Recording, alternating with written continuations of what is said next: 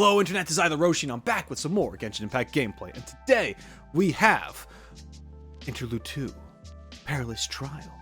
Ooh. That's right, in this quest we get to meet some new characters, see how they interact with each other, experience this crazy quest of a story, and have a good time. But instead of telling you about it, why not just get into it? Let's go. Whoa. Well, this place is just as creepy as Paimon remembers it. If it wasn't for our little investigation, Paimon wouldn't ever come anywhere near this place. Hey look! There's someone over there! Yeah, let's go talk to that person that's over there. Oh, it's Yanfei. What are you doing here, Yanfei? What's going on? Oh, Traveler and Paimon? I didn't expect to see you two here. Didn't expect to see you here. Yanfei? Shouldn't you be at work in Liyue Harbor? What are you doing out in the middle of nowhere? What she said. Well, to be perfectly honest, this case is a little out of the ordinary. In fact, this is the first time I've ever witnessed the bottom of the chasm. Oh, but before I forget, could you do me a favor, please? If anyone happens to ask about me or my present whereabouts, just tell them you haven't seen me. That sounds a little sketchy. Huh? What are you talking about? Yanfei, you didn't do something illegal, did you? No, it's not like that. Look, it's quite a long story. So if you could, please just cover for me. I'll see you later. How many did you kill? Don't tell me where you hid the bodies. I didn't hear a thing. Hey! And there she goes. What in Tibet was that all about? I'm starting to feel nervous all of a sudden. You know, when someone doesn't answer you, it's assumed to be a yes. Do you think she did something illegal and now she's gone into hiding here? Or maybe something super scary happened? Doubt it. Yanfei is a legal advisor after all. Don't be so naive! The world is complicated these days, you know. We should be prepared for the worst. If something really did happen, we might find ourselves becoming her accomplices. Maybe. Oh, what a dilemma. Should we really cover for her? Paimon, you are the one that's both naive and complicated. Oh, wow. Oh, hey, you over there! Yeah, you! Yeah, hi. Wasn't expecting Someone's coming! him. But that voice sounds pretty familiar. Ah, Kuki's here. it's you two. So, what are you two doing in a place like this, huh? Wait, don't tell me. You're on vacation. It's the one and only Itto. I must say, you two are looking pretty good. Things been going your way lately? 'Cause I have been doing amazing. Thanks, man. Appreciate it. Itto? Who's that behind you? So this would be our first time meeting her. Hey there, I'm with the Arataki gang. Kuki Shinobu. Nice to meet you. Hi. Oh, all right. I almost forgot she was back there. Let me introduce you to Shinobu, the pride and joy of the Arataki gang. Oh, another member of Itto's gang! Let me tell you, she's one of Hanamizaka's best and brightest, so of course she's in the gang. Shinobu takes care of practically everything in the Arataki gang. She can protect you guys too, you know? Hell yeah. A friend of the boss is a friend of mine. You must be the Traveler in Paimon. Yeah. Yep. Nice to meet you too, Shinobu. Nice to meet you, Shinobu. The pleasure's mine. I have a feeling that we'll be working together soon enough. Okay. So, Itto, if she's the one that takes care of everything in the gang, then doesn't that kind of make her the gang's real boss? Well, no, Paimon, because you see, when someone is usually running something, they get other people to do all the other work for them, and they kind of just direct that whole thing. Sometimes they're good at it, sometimes they're not, and they're lazy, and it's really like the vice person in charge doing everything. That might be the case here, but I think that's not because Arataki Itto is lazy, but more so because he just doesn't get some things. I'm just guessing that, though, but yeah. Are you kidding? Of course I'm the boss. To the four corners of Teyvat, there is only one boss of Hanamizaka's legendary Arataki gang, me. Okay. Paimon gets the dynamic now. A useless boss with an ultra-capable subordinate. Okay, yeah, she said it in a lot less words than I did. Hey, you know what? Forget it. The average person couldn't possibly understand the dynamics of the Arataki gang. As the leader, I can't let myself stoop down to your level. Anyway, have you seen a pink-haired legal, mage lady? Wears a goofy hat, knows everything, kind of short. Oh yeah, it's Yanfei. She was down here and she totally didn't kill anyone. Wait, I wasn't supposed to tell you that crap. Uh-oh. Her name's Yanfei. She's a legal advisor from Liyue. I thought perhaps you two would know her. Oh, no. We haven't seen her. We don't know this person at all. You let it slip the moment you said uh-oh. Aha! So you have seen her! No, what gave you that idea? Paimon didn't say anything. We haven't seen her. Aw, look at you getting all antsy. Seems I was able to get to the truth after all. Good for you, man. When someone is lying, their eyes often start wandering subconsciously. This is true. Anyway, don't worry. I assure you we don't have any ill intentions. So, you guys know Yanfei? Well, let me think about that. Because sometimes your eyes wander when you're just thinking. So you could just be thinking of what to say, but that is the case of, like, you are thinking of a lie to say as well. So really, it depends, and I guess. And I don't know if your eyes look in different directions between telling a truth and a lie. I'm not sure if that's a thing. I'm sure there's people out there that know a lot more about reading people and stuff. And anyway. Well, she, kind of saved my life, so yeah, you could say we've met. She saved your life? Wait, hold on. What are you two doing in the chasm anyway? Sorry. Sorry, Paimon can be a little slow. You know that the Sakoku decree has been lifted recently in Inazuma, right?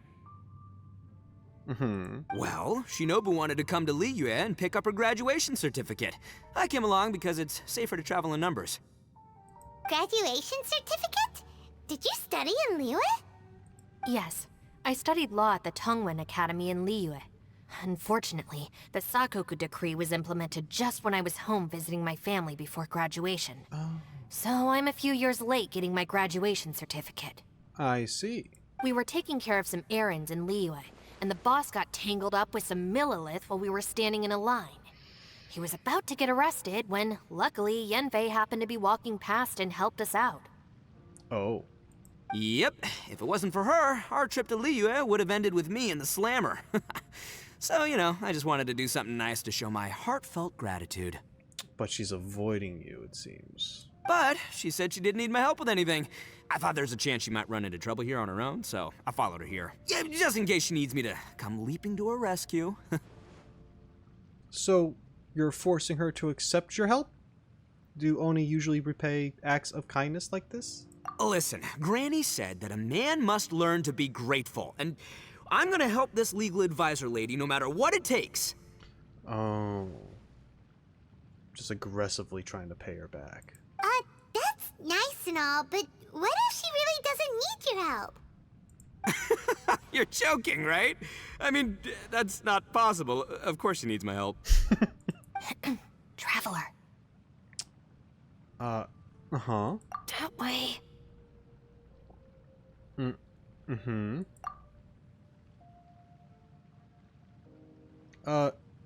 Yanfei went that way. Ah, great, thanks. I'll go after her. Shinobu, time to roll. Fear not, my savior. Itto's coming to your rescue. Appreciate the help. Until next time.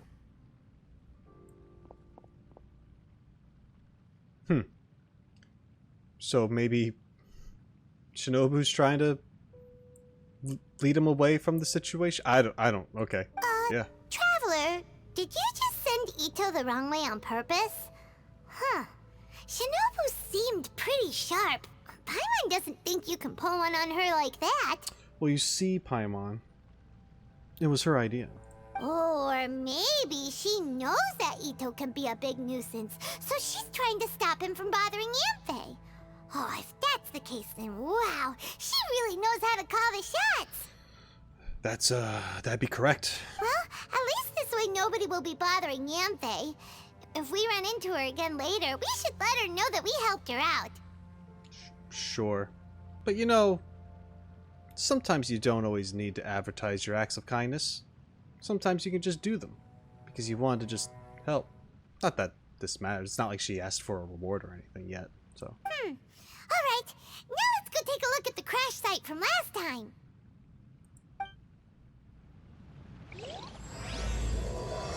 Perilous Trail. Alright. Let's go do the thing. We're gonna be on the mark today. We're gonna be doing it. We're gonna be getting things done. It's gonna be fine. It's gonna be great. It's gonna be pretty cool. Probably.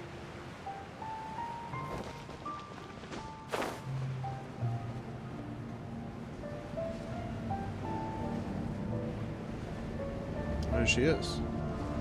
What you doing down here? Look, Yanfei is here too.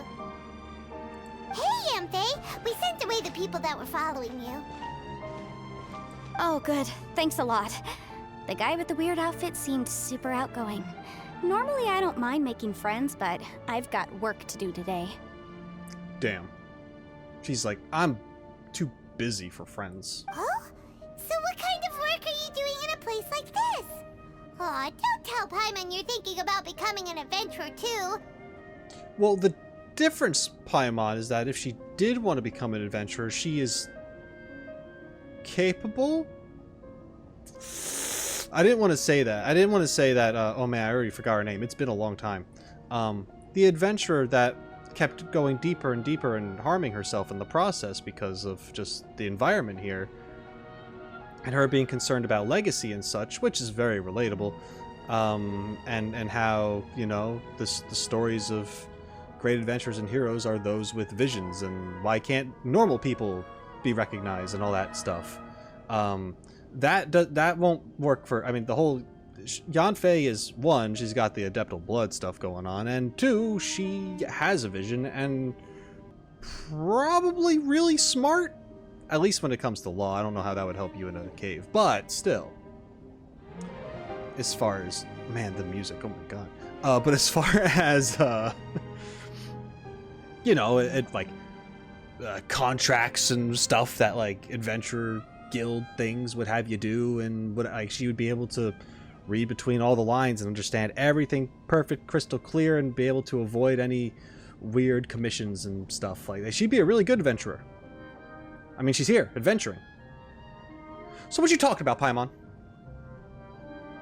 Well, as a legal advisor, sometimes I also have to travel in person. I came to the Chasm to deal with a will. A will? That's right.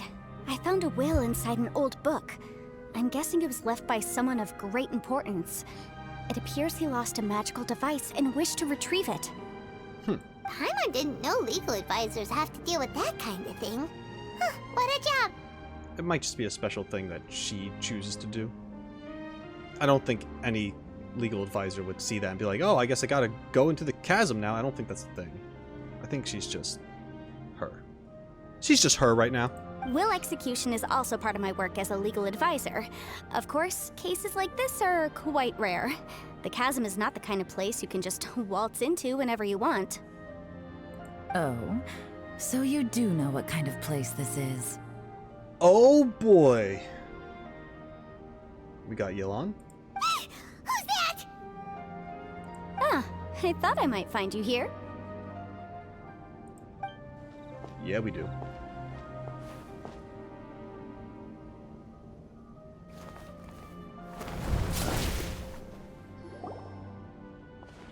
Whatever case you're working on in the Chasm, I'm sure Liyue's top legal consultant can handle it without my input.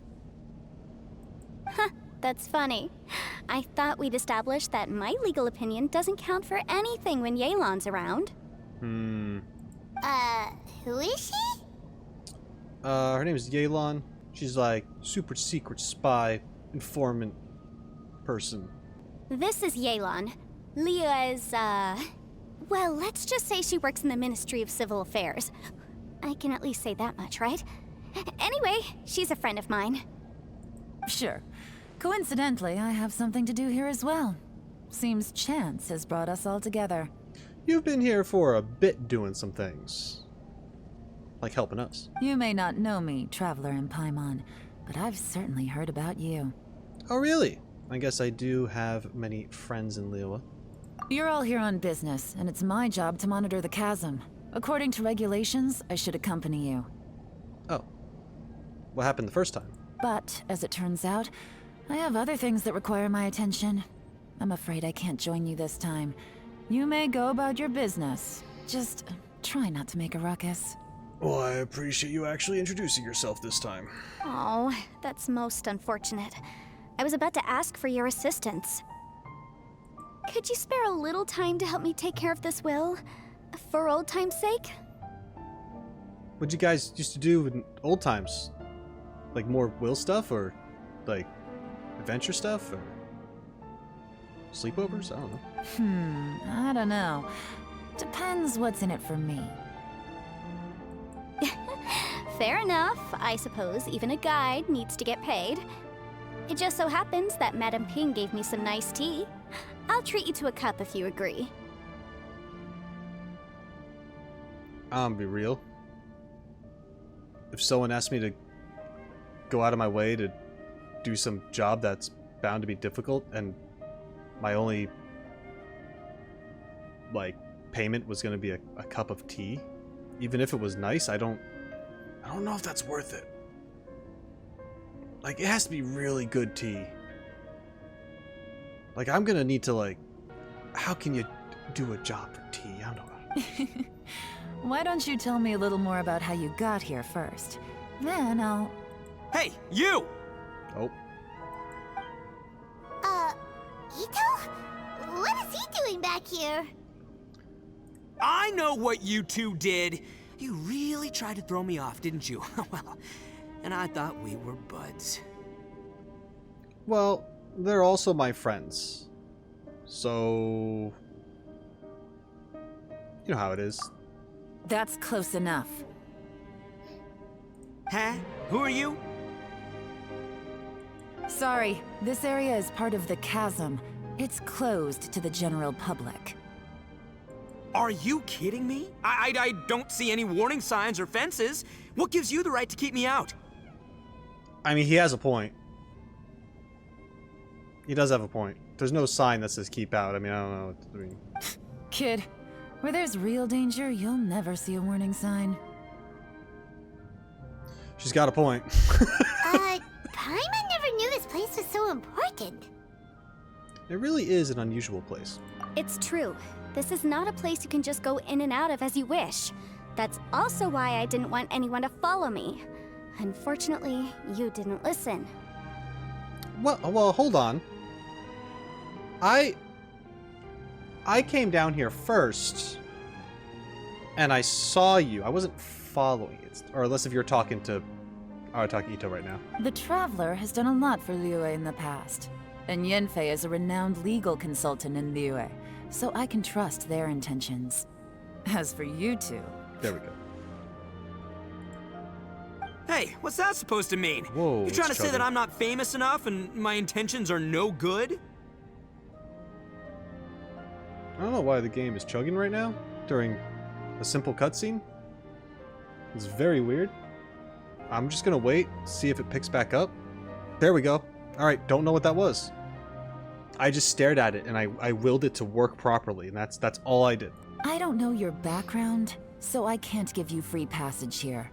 Besides, Yanfei doesn't seem to need your help, does she? Damn. Ha! How would you know what Yanfei needs? What, are you two joined at the hip or something? Right. Anyway, I don't need to be a mind reader to see that. In any case, as a visitor from Inazuma, I'd suggest you defer to a local when in doubt. Stick to the local rules and keep yourself out of trouble. Oh! Why, you? Please, try not to be so impulsive. She is right, you know. Uh-oh. Things are starting to get a little heated here. Oh, not good. He really shouldn't start butting heads with Yelan. No, he shouldn't. It's true that we don't know anything about the unique conditions of this place, so we'll heed your advice and leave immediately. But if this really is a dangerous area, seriously, you should put up a sign. She's not wrong. Thanks for the suggestion. I'll consider it. No, you won't. You're lying. Oh yeah? And what if we don't leave? Come on, man.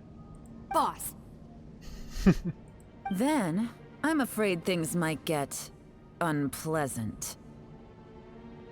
Is that so? You really think you can take the two of us? Wow. Gotta admit, I like your optimism. Meanwhile, Kuki's face, she's like, what are you doing? Although you're friends with the Traveler and Yanfei, I'd still suggest you heed my warning. Thanks for that, but too bad I'm not buying it. If you're so strong, then why don't you show me what you got?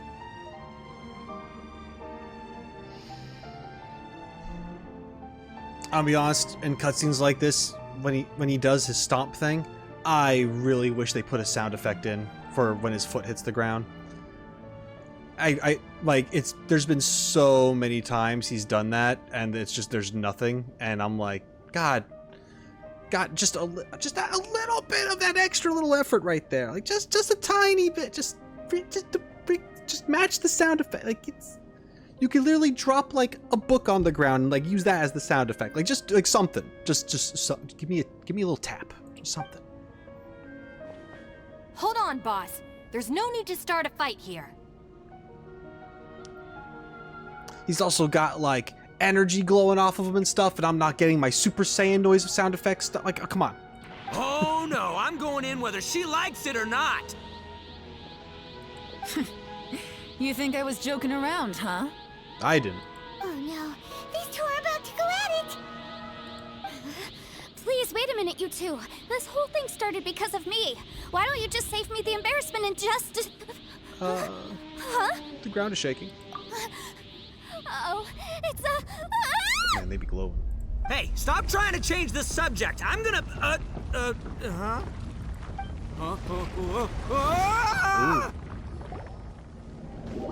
Well, that's a problem. Ouch. What happened? Oh, hey, are you alright? I'm fine. Ow. Putting my books under me to break the fall didn't help at all. No. This place. Yeah, that's what you said. Where are we?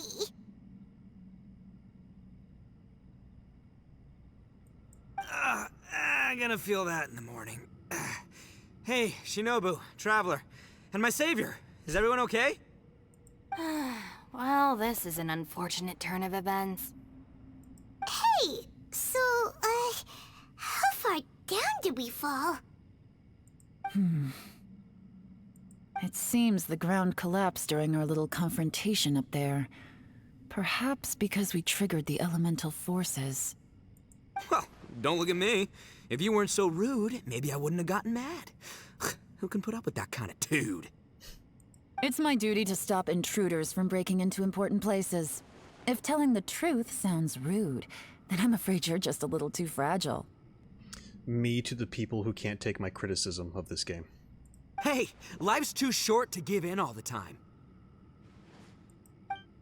Boss, I'm afraid you're not going to win this argument. I suggest we stop provoking her. Hey, whose side are you on here? I'm simply pointing out the facts. I understand how you feel, but you're making my life difficult by starting random fights with everyone. Looks like Itto can't argue against either Yelan or Shinobu. He's in a real tough spot now. So Itto and Shinobu are kind of like you and me. Hey! What do you mean? Don't you dare compare Paimon to Itto! You just did it yourself. What does that say? Whoa, whoa! What do you mean? You looking for a fight too? Do it. Paimon was just saying how it is! Everyone knows you're a bit of an idiot. Damn. I never thought that, I don't think.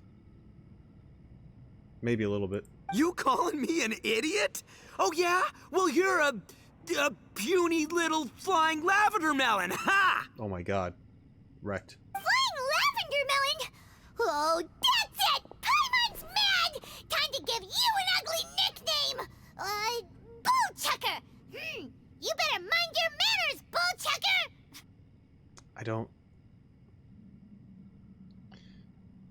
I mean, it's not... I mean, it could be better.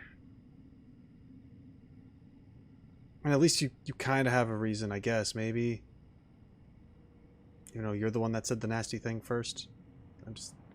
I don't know. It could be more creative. We seem to be a long way down from where we fell. It's impossible to see what's going on up above.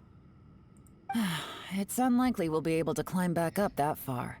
We'll need to find another way. I'm sorry to interrupt your lovely little chat here, but I think there's something you may need to know. The chasm is regarded as a mysterious area in Liyue. It was sealed off for years due to a mining accident. Whatever goes on down here, I suggest you remember this. You didn't see anything, you didn't hear anything, and you're not gonna ask any questions.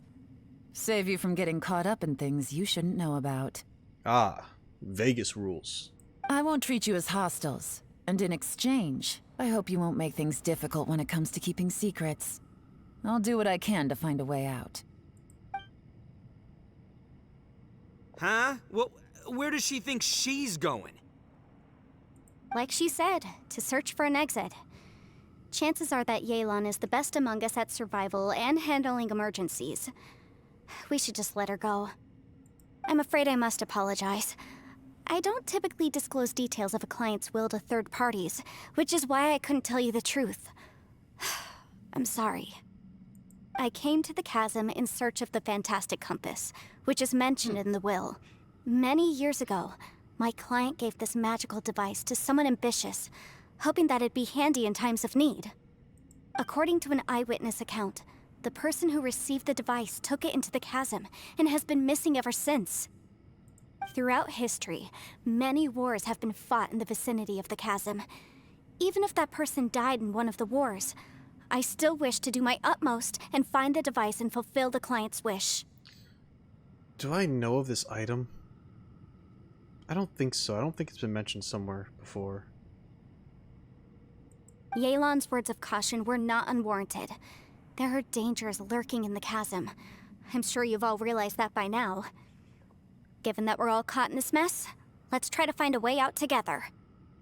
Whatever you say, my savior. I'll do whatever you ask. From now on, we're a team. All of us. And as for that big jerk, well... I guess that includes her too. You said Yelan works for the Ministry of Civil Affairs, huh? Paimon can tell she's tougher than most, but... wow. Her job sounds demanding. Well, that's what she tells outsiders. I can't disclose too much about her identity, but I'd say she's the only person who can handle this type of work. What kind of lame job would have someone go out to the middle of nowhere? Oh, Paimon knows! An adventurer. What the fuck? Hey, what's with the face? Oh, did Paimon say something wrong? That's literally what the two of us do, isn't it? I'm the adventurer, Paimon. Not you. I actually don't agree with that. She goes on the adventure with you. Does she do anything other than talk and eat?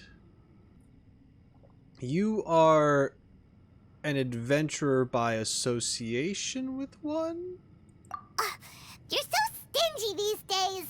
Oh, just let Paimon be an adventurer by association, okay? Gee, what? We're not the same! Is this why I hate myself? Yeah, she's got a point, Traveler. You're Paimon's boss. Take it from me. As a great leader, you should learn to be a little more generous. You know, let your sidekick share some of the glory. Damn. Ugh, you really don't understand anything about us. Paimon, don't take him too seriously. He's just joking. Ugh, for the sake of Shinobu, fine. Yes, let's respect Shinobu. I'm the boss, so I'll let it slide. Perhaps this was another sealed location, but an undocumented one. What could be in here? I've got some food and water on me. If anyone needs some, just let me know. Great! You know, Bullchecker, you may not be the sharpest tool in the shed, but your subordinate here seems super capable and reliable. I know. Isn't she the best? Hey, I am too a sharp tool. There seems to be an entrance up ahead, with a path inside. Wonder where it leads to. Well, let's go take a look.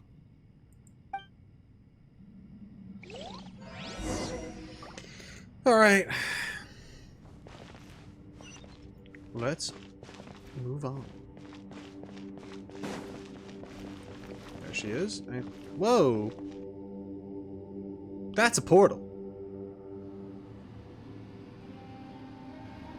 Who would have guessed we'd find a domain entrance in a place like this?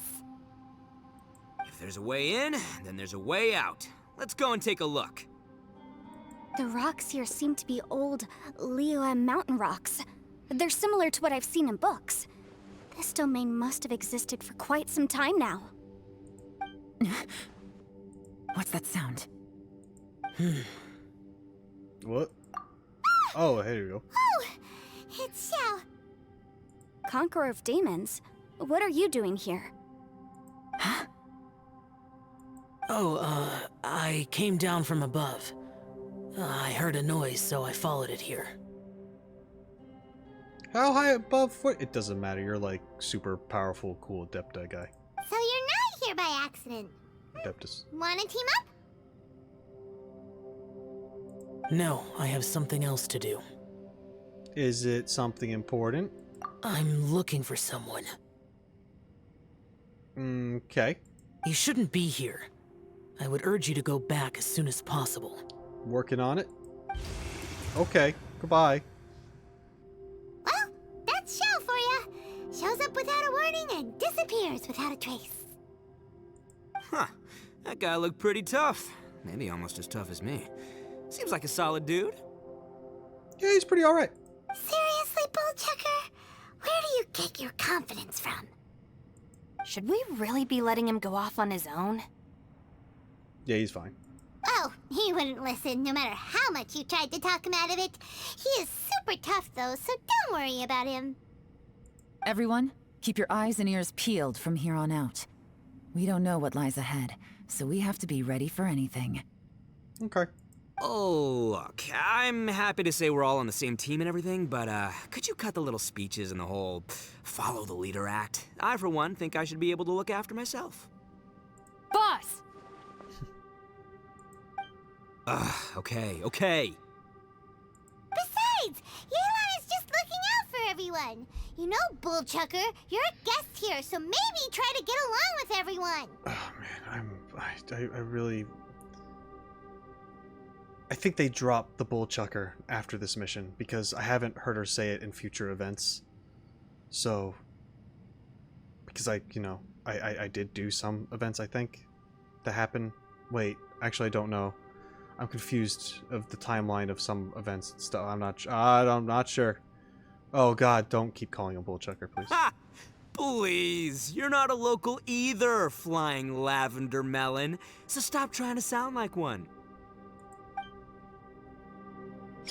All right, let's just go into this and hope that it's hell or something. That'll be better. All right, Chamber of Twisted Cranes. A domain you discovered for the first time while trapped within the chasm. It seems to have been sealed for a very long time indeed. Labyrinths like this are unique to Liyue. This place is actually pretty cool. If we weren't in such a hurry to get out, we could kick back and enjoy the scenery a little.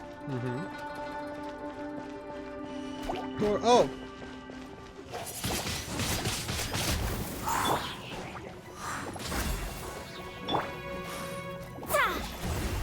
Written in the stars.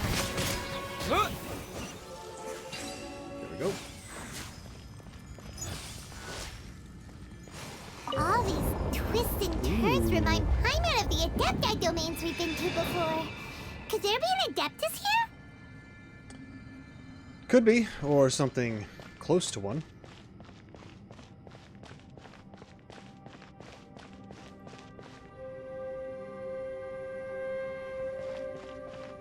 I am remembering some version trailer stuff, and if I'm thinking of the right thing, Xiao is going to be more involved, and might have something to do with more Yasha stuff, potentially, maybe?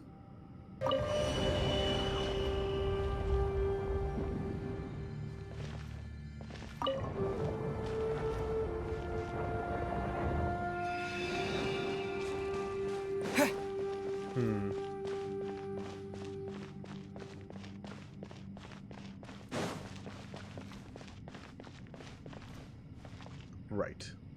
This is backtracking. What about this? Oh.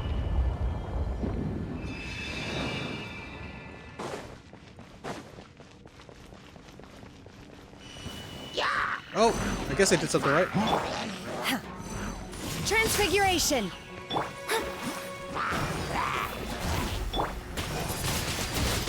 Windblade!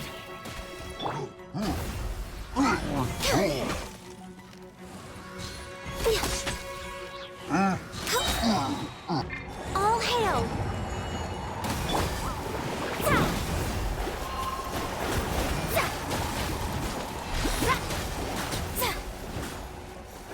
Nice.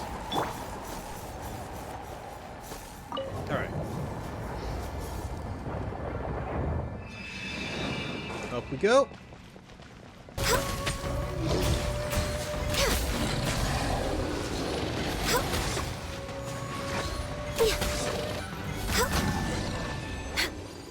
Hey, look over there! It looks like an exit. Okay. Huh? Wait, this ain't right. How did we end up back here? We just get spit out. So we've been here already? Yes, this is exactly where we started. Yeah. But we couldn't have taken a wrong turn. We were headed in the same direction the entire time. We never turned around. Yes, that's what I thought too. Traveler, we were going the right way, weren't we? Yeah, I thought we were heading in the right direction. How strange. Seems like there's just... There's a more to legend in Inazuma about a merchant who was tricked by a Danuki one evening and kept circling around the same place the whole night. Even by dawn, they still hadn't found a way out. Yeah, Paimon's heard that one before too. So we're all familiar with the story then? Good, because I'm pretty sure that's what's happening to us right now. But fear not, I happen to have a certain sidekick who can exercise yokai and spirits and whatnot. Let me summon him real quick. Okay. Unbelievable. And Oni who's friends with an exorcist? Huh. What an open-minded guy. For the boss, ignorance is a virtue. You're up, Ushi. Go get that spirit.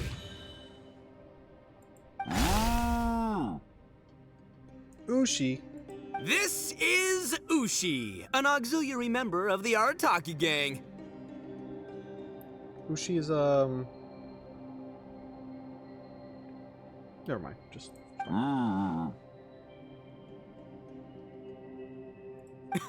Oh, Ushi says hello, everyone. You can just call him Ushi or Beefcake. Yeah, he's got a keen sense of direction, so I'll let him lead the way. beefcake, huh? I didn't know gangs could have auxiliary members. This does not have the trappings of something that's gonna work. You're telling me. All right, go, Ushi. Go find us a way out of here.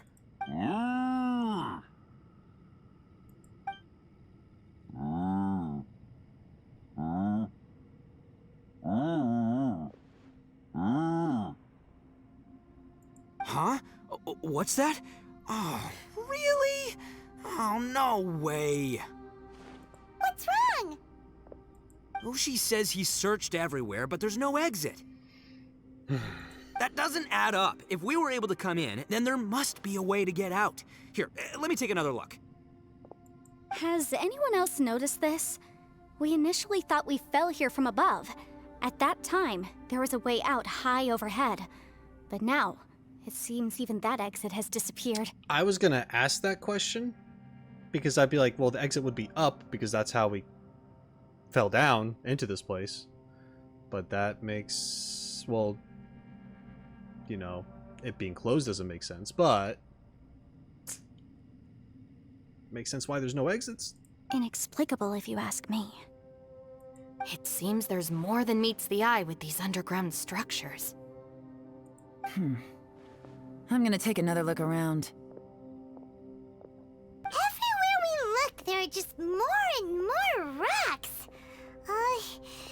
Maybe we've just misremembered. Maybe this isn't the place we started from. What? You scared now? No, Paimon's super brave. Oh, yeah? Well, Ushi also thinks you're scared. It's okay. Don't be scared to admit you're, scared. You've got us here to protect you. I'm here for you too, Paimon. We can't just sit here twiddling our thumbs. Let's keep looking for a way out. Shinobu, you stay here with my precious savior. I'll take the Traveler and Paimon with me. Damn, you're really into this whole, like, savior thing, like that, but sure. Got it. Be careful, everyone. Please, there's no need to keep calling me savior, just Yanfei is fine. Mr. Arataki, it seems that as the head of the Arataki gang, you possess a strong sense of leadership. Ah, too kind, too kind. And just call me Itto. Since we're a team now, we should have each other's backs. Paimon, if you feel scared again, I can cover your eyes for you. Great. Seems there's really no way out.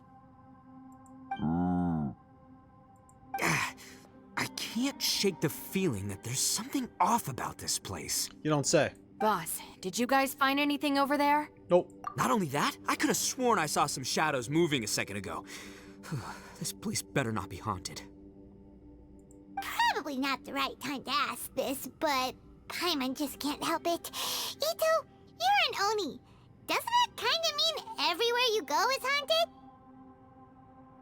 Huh. No, ignore the red horns, okay? I'm talking about spooky, floaty ghosts. Now you see them, now you don't kind of haunted. Itto, are you afraid of ghosts? Oh no, boss. You've been found out. What? Me? No way! What, are you kidding? Stop joking around. Seriously, though. Looking at you, Paimon suddenly doesn't feel scared anymore. Hey, Bullchucker, if you're scared, Paimon can cover your eyes for you. Damn, actually kind of get wrecked, Itto. Maybe I should make better use of my time. Yeah, sure.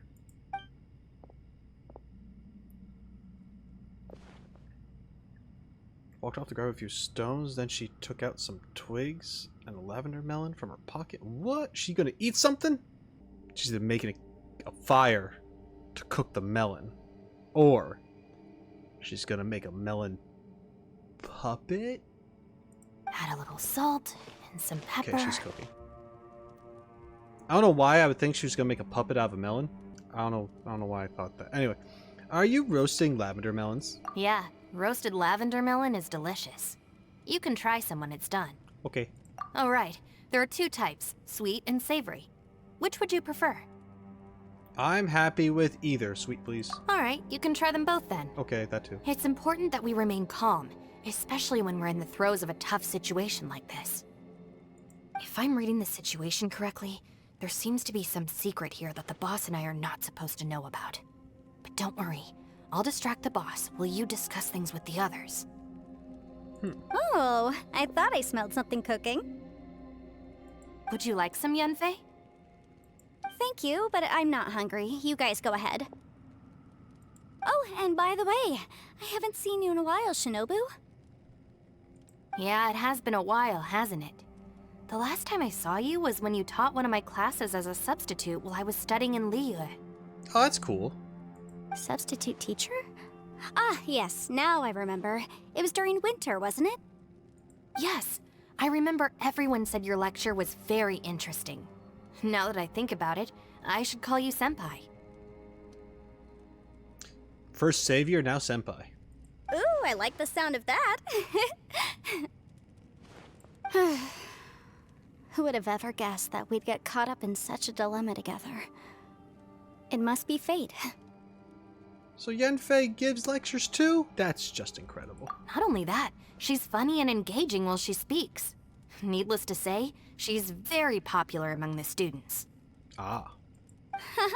Oh, I'm flattered. I see everyone is still here. Yeah. Yelan, we split into groups and searched the area, but there are no signs of any way out. How about you? Did you manage to find anything? No.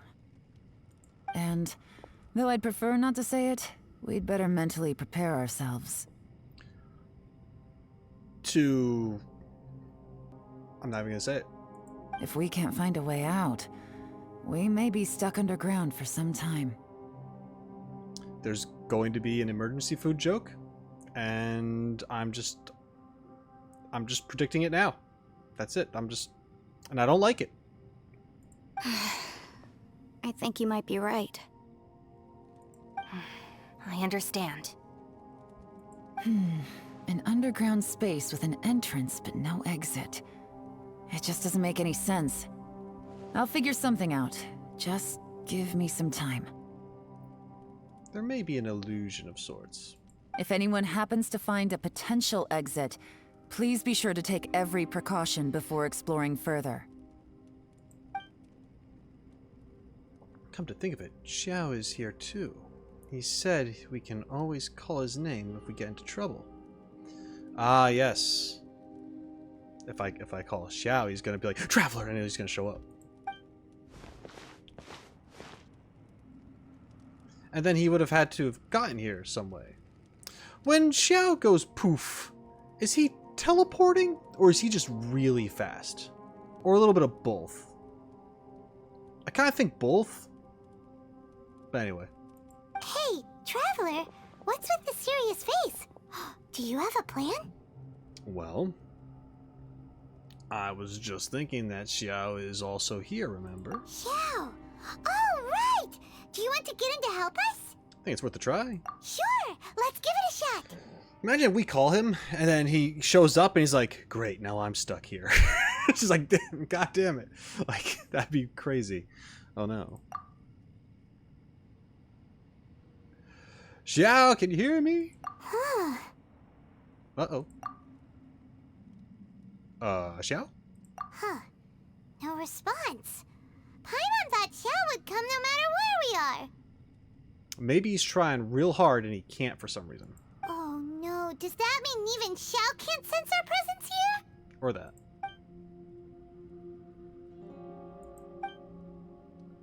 Wonder what that could mean. What's the deal with this place?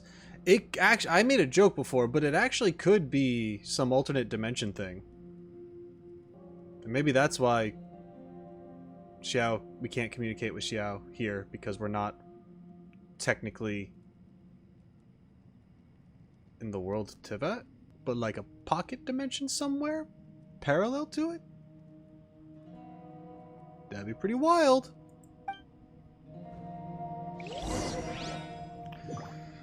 Okay. Chasmic Maze. Talk to everyone. Okay, we'll start with a. Where's Yelan? She's just further down. She's probably further down. We'll start with these guys. That's it. I want to take another look. And this time, I, Arataki, the one and only, will... Boss! Whoa, whoa. What's up, Sourpuss? Time for some roasted lavender melon. Huh?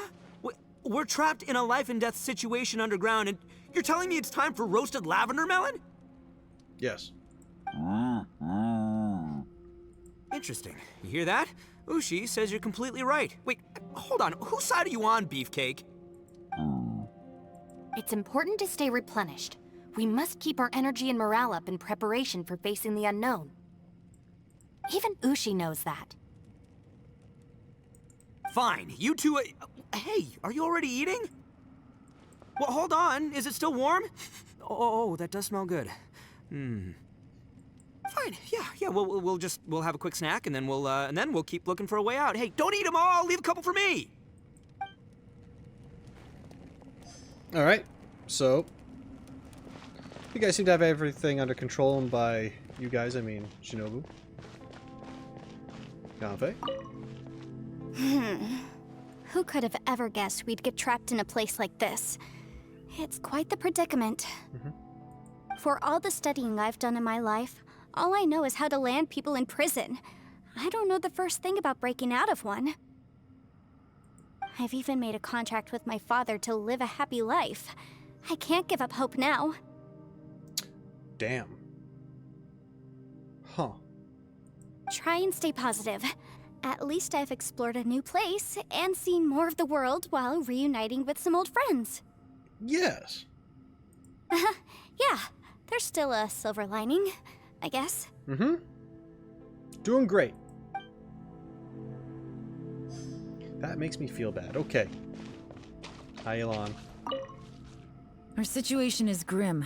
There doesn't appear to be a way out for now. We should be prepared to stay for a while. Fortunately, we don't seem to lack supplies, and even our motley crew has people who can keep their cool when the stakes are high. Just focus on taking care of yourselves. I'll figure out the rest. Well, that's quite the responsibility you put on yourself right there. Okay, danger all around. Wait till the next day. Cool, so we are just here for a day. More melons. There's nothing for Paimon to do here. So boring. You'll be okay. Oh, how Paimon longs to stretch her legs and run free in the world outside again. You mean fly? Alright, fly free then. Basically, Paimon just wants out of here. Just like that, a whole day has gone by. Just a day? No, it feels like we've been down here for months. Maybe not months, but at least like 20 days, surely. Yo! Thought I heard you chatting over here. Oh, hey, Bullchucker. Well, everyone, I just completed another survey of the surrounding area. Still nothing has changed today. Here, have some water and take a rest. Thank you, Shinobu. It's easy to forget to keep hydrated down here. Have you drank enough water today? Go and get yourself a glass of water if you haven't. I mean it, go do it. It's important. I'll wait. This is seltzer. It's close enough. Alright. Out! I want out! All I want is to cruise the streets and have beetle fights again. Boss, remember there's your image to consider. But it's so boring. Walking around this hole every day. If only I could slurp some ramen and See the beautiful flowers again. Ramen? Wait a minute. Speaking of ramen, Traveler, are you hungry? Not really. I'm not hungry either. But let me pose the question this way. Who is the biggest eater among us? Paimon. It's definitely not me. Well, Shinobu, you look like you weigh nothing. Hey, what's everybody looking at me for? Well, it's definitely not me. If anyone, it's this one right here. Huh? What are you looking at Paimon for?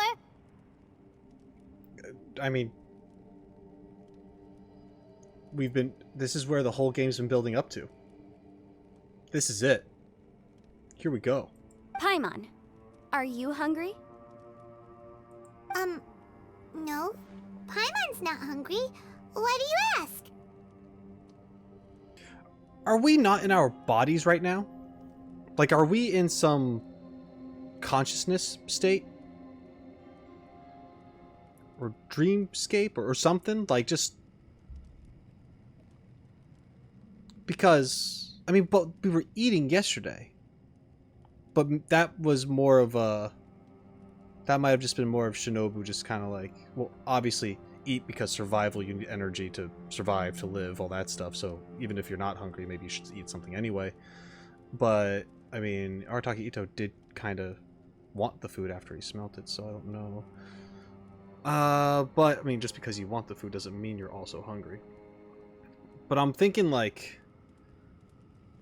There is some dimension thing, or maybe it's a state of consciousness that we're in, and it's not necessarily our physical selves.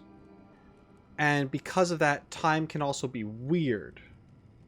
A day had gone by for us, and Paimon, she gets bored and whatever, but she was like, oh, it feels like a month or maybe 20 days or whatever, and she could just be saying that for like comedic effect and blah blah blah. But for her, maybe it was 20 days, or at least so it felt. Like, not saying it's necessarily connected, but I am thinking back to that whole Raiden Shogun story quest, the second one, where they're in that consciousness, and the puppet was seeing like the past or whatever, and A was seeing the future go by, or something like that, and then we show up again. She's like, why are you not older? Like, so much time has gone by. Like, there's that weird time wackiness going on. I'm not saying it's exactly the same here, but there's some kind of displacement, obviously, right? Because there's something wrong. The environment changed, for Christ's sake. Xiao was also unable to hear us. We're either in some weird pocket dimension thing. I keep saying pocket dimension, that's not the right word. But like we're either separated elsewhere from Teyvat and things just work differently there, or we're inside someone's consciousness and that's why things are different and weird and changing and also not changing. Are we in Xiao's consciousness? Because he himself physically cannot show up at the moment. It could be that too. Okay, let's see where this goes. If that's the case... Huh? What am I missing here? Paimon said she feels like it's been at least 20 days. Yeah, time's acting weird. Yes, I heard that too, as I was walking over. The question is, how can you not feel hungry, even after 20 days? And I feel like it's only been about 1 day. How does everyone else feel? That's also strange. Of course, everyone has different perceptions of the passage of time, but how could one person feel like it's only been 1 day and someone else 20 days? She's very antsy. Yeah, now that you mention it, I feel like we've been here 3, 4, 5 days, but I don't feel hungry or thirsty at all. Okay, now we're getting somewhere. Okay, there is some weird... Okay, yeah, alright. Although I cooked some food, it wasn't because I was hungry. I just wanted to keep our spirits up. Okay, yeah. I was planning on saving our rations so we could survive a few more days, but I haven't really felt hungry since. I'm just saying. Shinobu's over here cooking the lavender melon. I might have been cooking something of my own over here. I'm just... Now that I think about it, not only am I not hungry, but I don't feel any real signs of fatigue either. Whether I sleep or not doesn't seem to have any effect on how I feel. Yes, I concur. Resting doesn't make me feel more refreshed, and staying awake doesn't make me any more tired. Very peculiar. It's almost as if our physical state has been suspended. Okay, yeah. Although you were thirsty, or you thought you were thirsty, and maybe it didn't matter. Maybe you were only thirsty because she recommended water, and you're like, oh yeah, I should drink because I'm thirsty, or I should be thirsty. It's been a while, right? The more you say, the scarier it sounds. Paimon doesn't even want to think about it. I wonder if Xiao is experiencing the same phenomenon. Huh? What's wrong, Traveler? Did you think of something? I tell everyone I was unable to summon Xiao. That's pretty weird. Sounds like the little dude must be in danger. Damn, just can call him little like that? But he is an Adeptus. This kind of situation should be no trouble for him. I fear that this problem underground is bigger than we thought. I found something, everyone. Good. I just discovered a new path over there that seems to lead to an unknown area. Which would have just appeared considering you guys have searched this place up and down for a long time. You mean a way out? Oh, finally! Let's go have a look. Yay! You found something! Oh, please, please be the exit! It's the next part of the I Perilous still Trail. suspect things can't be that simple. We should all stay prepared for whatever comes. Huh? Paimon doesn't see anything out of the ordinary here. Appearances can be deceiving. As I was examining the wall just now, I noticed there was something unusual about this stone. Seems to me that it's been created using some illusory magic. Hidden behind it lies a passageway. Whoa! So there really is a path behind here! Gotta hand it to ya. That sure wasn't easy to find. But at least we can finally get out of here. Thanks, Yelan. Miss Yelan's determination and eye for detail are certainly impressive. Not to mention, you've hardly had any rest the whole time we've been trapped here. It doesn't matter. I'm not tired. There you go. Well, given we're already here, we might as well go in and explore. Right behind ya! Paimon can't wait to get out of this place! And that just goes to show that Yelan is the kind of person where it's like, if she can keep going to do something, she's just going to keep going and to do that thing. Because, I mean, some people might be like, oh yeah, I worked a lot today, I'm just gonna stop. You know, just because I don't want to overdo it or whatever. But she'll just keep going. Just non-stop searching. And who knows how many days it actually felt like for her, so... Maybe she was looking for like 2 months. Or maybe it was... You know, 12 hours. No idea. Okay.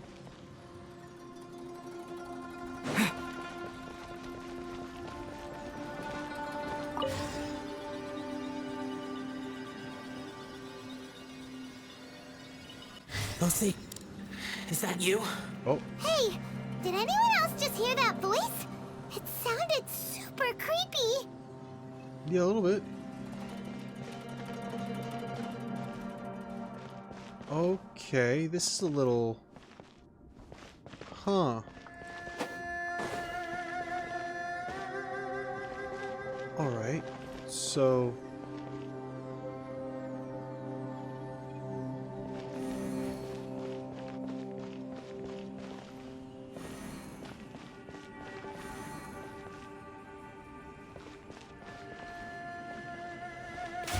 Ow?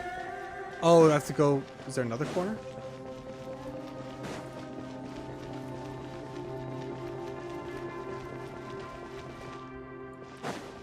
I don't know what you want from me. Oh, there's more over here. Could be this one. Okay, that was good. Proper speed. Time to clean up.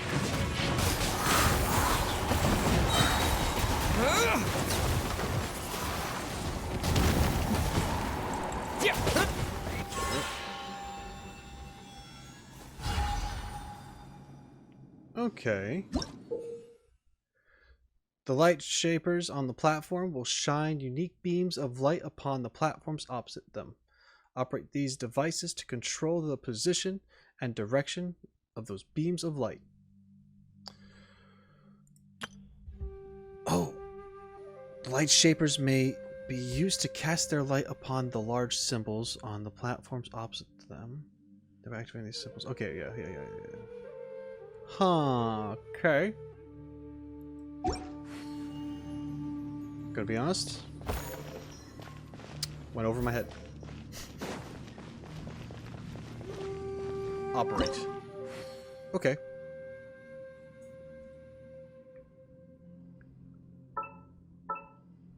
I see.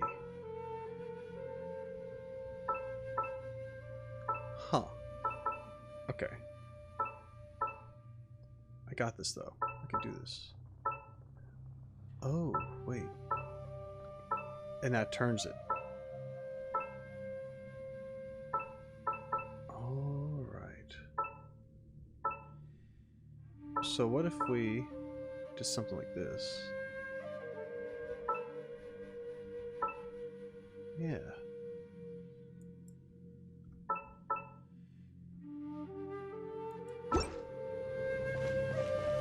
And then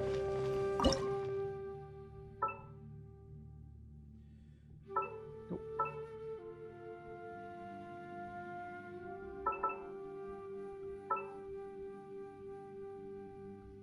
Nope.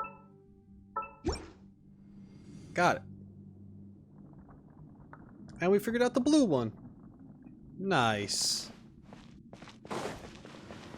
That's fun. I like that.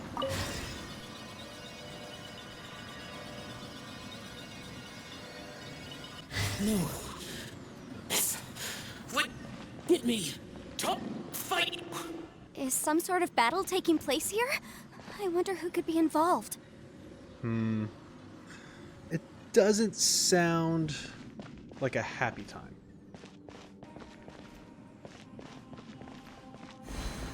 Got it. Oh. Leave it all to me. Access denied. Written in the stars.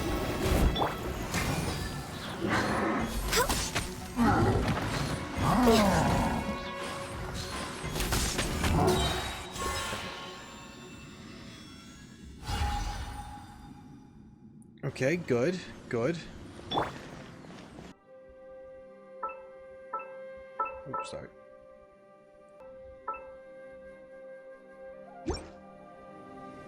Huzzah!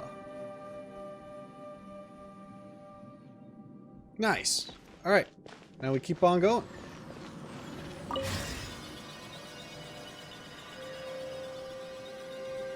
No. It's still alive. Why would you become like this? I won't attack you. That sounds like Xiao. Yeah, it does. Could he be in trouble?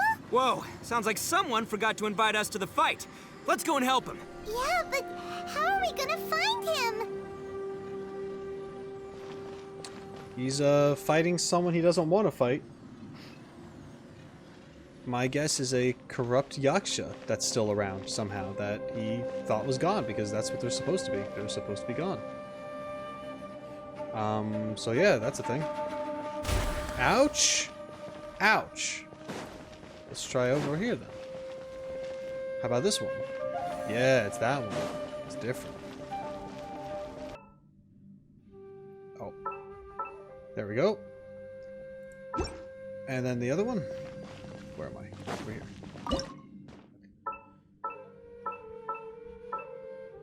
That. Bam.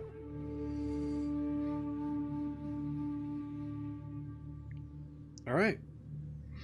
We just have yellow left, right?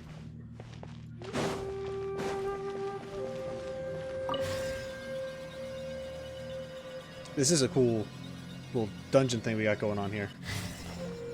I am enjoying it. Alright, now what's the symbol we haven't touched? It's the A's, right? It's this one. Yes. Yes. Okay, it's these two. Like that. That should do it. Good.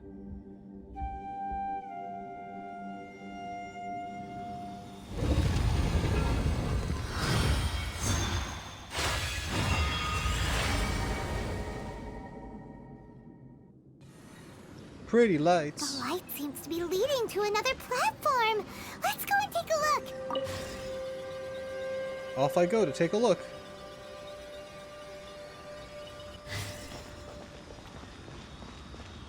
Beam me up. Do the thing. Ha! Nothing. So I guess I just have to go there. That's fine. I can do that.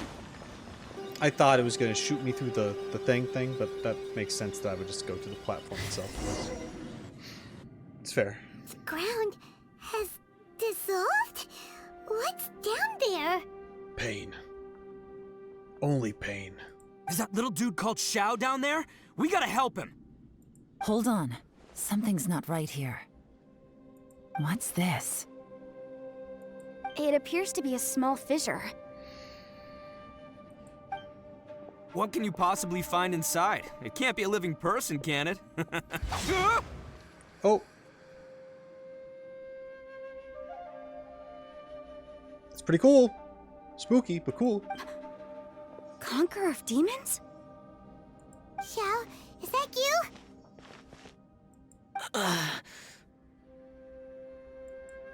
Quit trying to scare us, okay? Huh? Wait, is this some kind of illusion?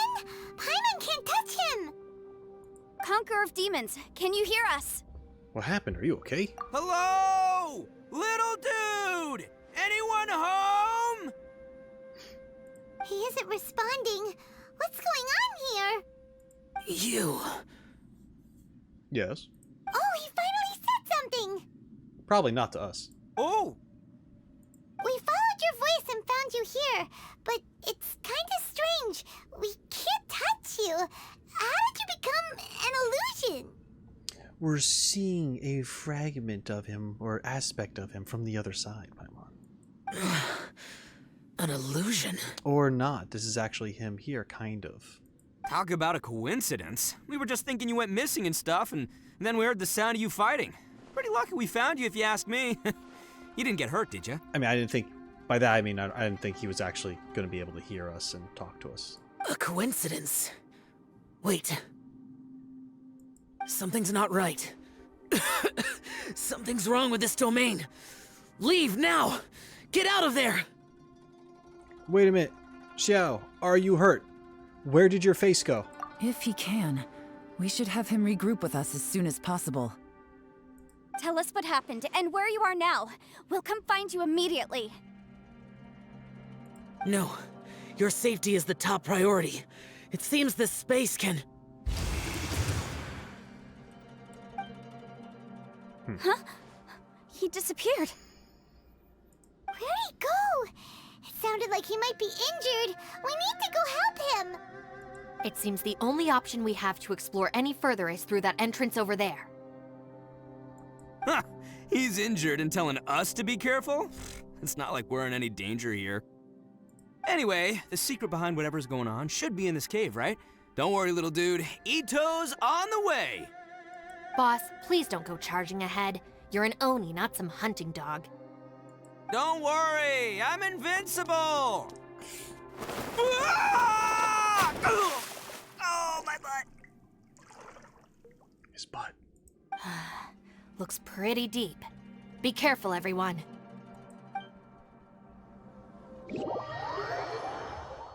Ah! My butt! Oh, okay, no. I'm alright.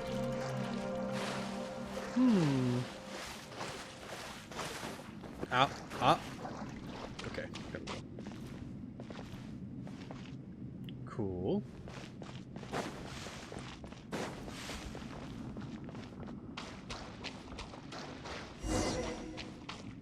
Danger all around. Examine the mysterious door in front of you. Well, Bullchucker, how's your ear? It's fine! Ugh. My butt is tough! He's got a tough butt. Go ahead, you can cry if it hurts. I promise I'll try not to laugh. Damn, Kuki. What do you mean try not to laugh. You should be feeling some serious sympathy for me right now. But wouldn't feeling sorry for you be a violation of your dignity? Besides, it's harder not to laugh when I'm not the one in pain.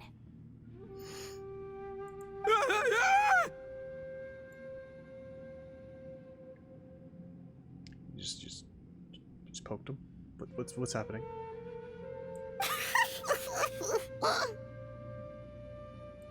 Paimon, don't laugh.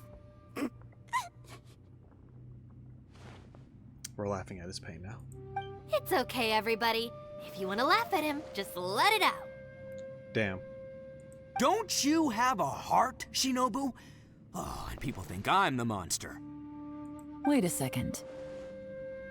Xiao's not here, but... Is that a door? Seems a little out of place here, don't you think? Maybe it's some sort of, I don't know, an emergency shelter? There was a picture book I read once that said nice people sometimes build cabins in dangerous places so that anyone in trouble can take shelter inside. Our little dude must be inside then. That's a string of logic, you said. Yeah! I wouldn't be too sure about that. Any person with a normal sense of danger wouldn't be so optimistic. Wow, Bull Chucker! Looks like your subordinate is telling you what's what.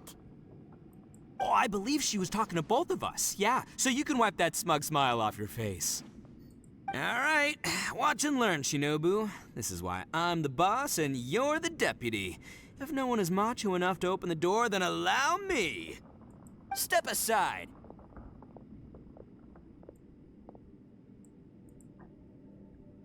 Once this door's open, we are out of here.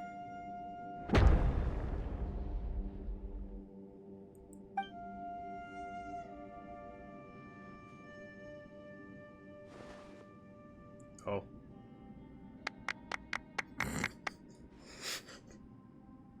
Oh, man.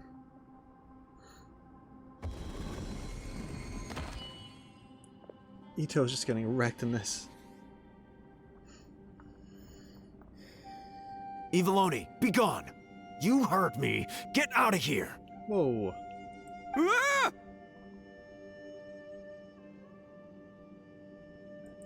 Am I seeing things? Or was there someone behind the door? Oh, damn, that closed real quick. Nah, can't be. You're just saying things. Why don't we just open the door again and see? Who? Me? Oh, all right, I'll open it again.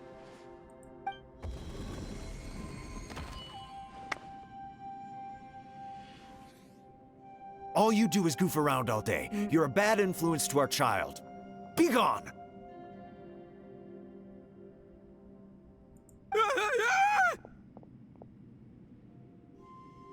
Those people are carrying bowls. Bowls full of beans. What's that all about?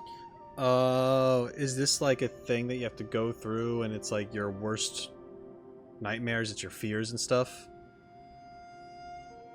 So when Itto walks in, it's people disliking him because he's an Oni and trying to ward him away with beans because he hates beans and he's allergic to them and all that's like, oh man. Oh boy, okay. People throw beans to drive out Oni. Boss is an Oni, so they throw beans at him to get rid of him. Gave me the fright of my life. What are people from Inazuma doing in a place like this anyway? Calm down now. You're a person from Inazuma too, you know. Hey, let's get one thing straight, all right? I'm not a person, I'm an Oni! Right, but that's not the point. The question is, does this door lead to Inazuma? Huh? How could that be possible? Ugh, this place is so weird. Paimon's starting to think it really is haunted. Open the door again and see if anything else changes. You guys go right ahead. I'm not opening it again. So, who's up? Oh, how about Paimon? Why don't you open it? No way! Somebody else do it. Paimon's scared. I feel like if the Traveler opens it, there might not be anything that happens. It might just be normal. But that also depends, like, on how much ley lines are affecting this and all that. Like, if this is actually connected to Teyvat itself or something else. Because if it's connected to Teyvat, then yeah, maybe it won't work on him. But if it is something else, then it could. Or maybe it could just work on him regardless because it's not necessarily have to do with anything with the ley lines. I just imagined it would because we're in that spot with the big pillar thing and then we fell through and like that's pretty close to how it started. I got it. All right, I'll try. All right, let's see. Are we going to see your fears or is it going to be something completely different? That's our Shinobu. Now, don't let whoever's behind that door push you around, okay? All right, let's see what's behind the door this time.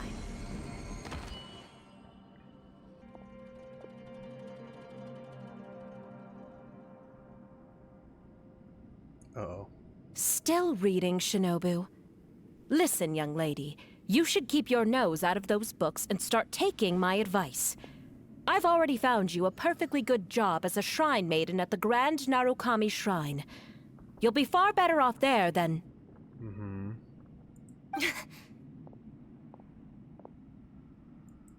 Shinobu? Who is that? No way! Was that who I think it was? Your mom? Oh, this is embarrassing. That voice was my mother. This is one place I wasn't counting on having to hear that speech again. Your mother wanted you to become a shrine maiden? The whole reason I came to study in Liyue was because I didn't want to become a shrine maiden. My family never approved of my studies, so they wanted me to work in the Grand Narukami Shrine after I returned to Inazuma. From what we know about Lady Guji, it seems being a shrine maiden is a pretty cushy job. She doesn't want that. Think of it this way. Some cats can be domesticated and kept in the house, while other cats are meant to survive in the wild. As for me, I need complete freedom and space. Although I do admit that being a shrine maiden is a decent job, it's just not for me. I get you. That's right, your calling is with the gang. I mean, just look at you. You rock. You're totally hardcore.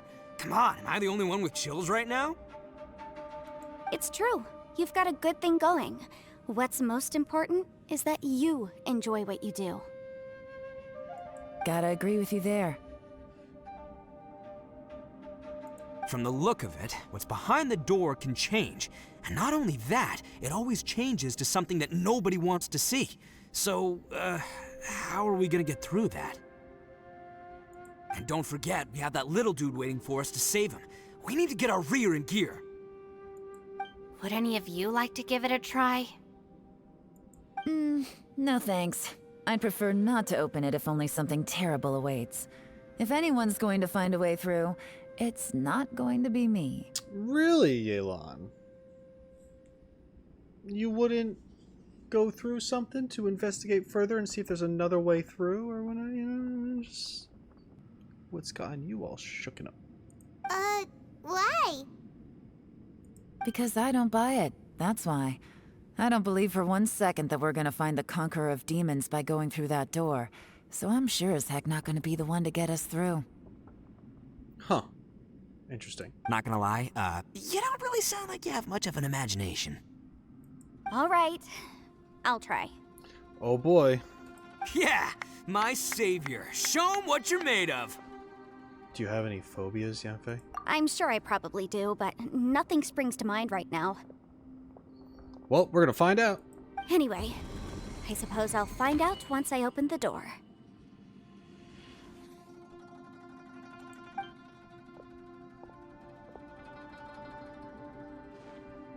You old geezer. Out of 8 pounds of salt, today you gave away 3 for free, sold 2, and exchanged 3 for booze. How much money did you actually make in the end? Oh boy. Huh? But didn't you tell me to sell things as I pleased? Why can't I give the customers something for free? You fool! You told the old man next door to come and fetch the salt. Well, he broke his leg on the way over, and now his son is asking for compensation. Seriously.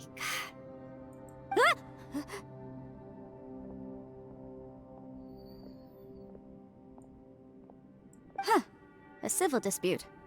Didn't see that coming. Who were they? No one in particular, but it is a prime example of the many difficult civil cases that I've had trouble handling before. So difficult work stuff? So you mean you don't like handling disputes over petty matters? Not exactly. What I mean is that I don't like working with people who cannot let go of trivial grievances, especially of the kind you saw just now. They start with good intentions, but end up making a big fuss. It's not long before those good intentions plunge into injury and accidents. It's always a shame. It's my desire to solve problems for people. That's why I became a legal advisor. It just seems that I still can't fully comprehend the complicated minds of some people. Yeah. Some people be dumb and petty and stuff. I understand what you mean. The human mind is probably both the most complicated and tragic of things. I suppose there's no need to discuss this any further. Does anyone else want to try the door? Don't look at me. I told you, I'm not taking a chance with that thing. Come on, Yelan. We're a team here. If you're not gonna try, then at least give us a convincing reason why. Because she's scared. In that case, let me be perfectly clear. I serve Ningguang, the Tianxuan of the Qixing. The scope of my work includes some of Liyue's biggest secrets. This is fair. Actually, this is very fair. This is... Yeah... She could potentially, like, put her job in jeopardy. And other people in jeopardy, depending on what it shows. The chances are, if I open this door, there can be no witnesses left alive. Is that a sufficient reason for you? Yeah. Oh, Right. It's not so much she gets herself into trouble. It's what she has to do in order to make sure that the information doesn't get out. That's kinda... You know? I wasn't expecting Yelan to get that intense about it. But I kinda like that. Just like how extreme she's willing to go because that's what she's supposed to do. That's like crazy, but it's a very interesting character thing. Like, for example, she's a decent enough friends with Yanfei, right? But if Yanfei was going to be one of the people who sees what happens if Yelan were to walk into that door, Yanfei is gone after that. I don't think she gets an excuse just because, like, oh, yeah, we were on friendly terms. Like, no, you just saw something you weren't supposed to, and now you gotta go because I have to 100% make sure that the information is not leaked from you in any way or taken from you in some way. Like, you just can't, you're just not allowed to exist. Can't risk that. That's crazy. Oh, yeah, sounds impressive. Hey, Shinobu, who's Ningguang? Kind of a big deal. She's someone who won't let you walk out of the chasm alive if she finds out that you're prying into her secrets. Boss, you really do need to work on learning who's who in the world these days. Yeah, I mean, same. Look, I knows what I needs to knows. It's called being a free Oni. That's called ignorance is bliss. And the unamused face. Oh, now Paimon gets it. Yelan works for Ningguang. Okay. Paimon? Alright. Man, okay. Yes, which is precisely why I was trying to keep her secret. We should avoid letting Yelan open this door. What about you, Traveler? Would you like to try? Yeah. Show me my sister gonna pop up and be like, I'm not going to leave with you. So that's what I think would happen. Yeah, go for it, Traveler. Besides, you never know who could be behind that door. Maybe it could even be Xiao. But that would mean I'm afraid of him. I don't think that's gonna happen. I say give it a shot. Who knows? Maybe little dude is waiting for us on the other side. Find who we're looking for. Maybe. I'm always looking for someone. Yeah. Give me the pain. So, wait. What's Paimon looking at?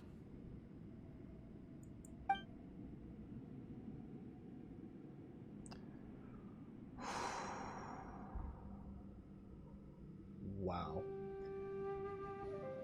Is this the abyss?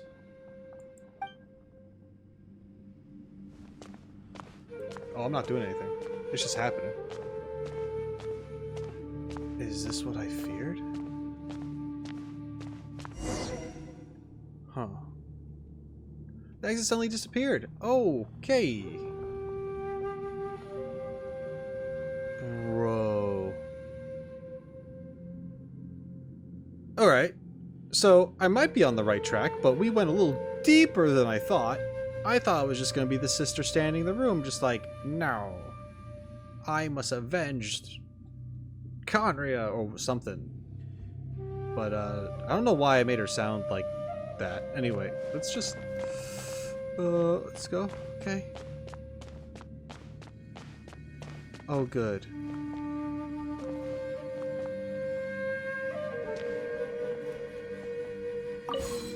Oh, okay.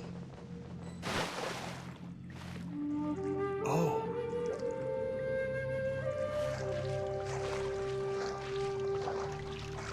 Uh-huh. I guess I'm gonna be going in again.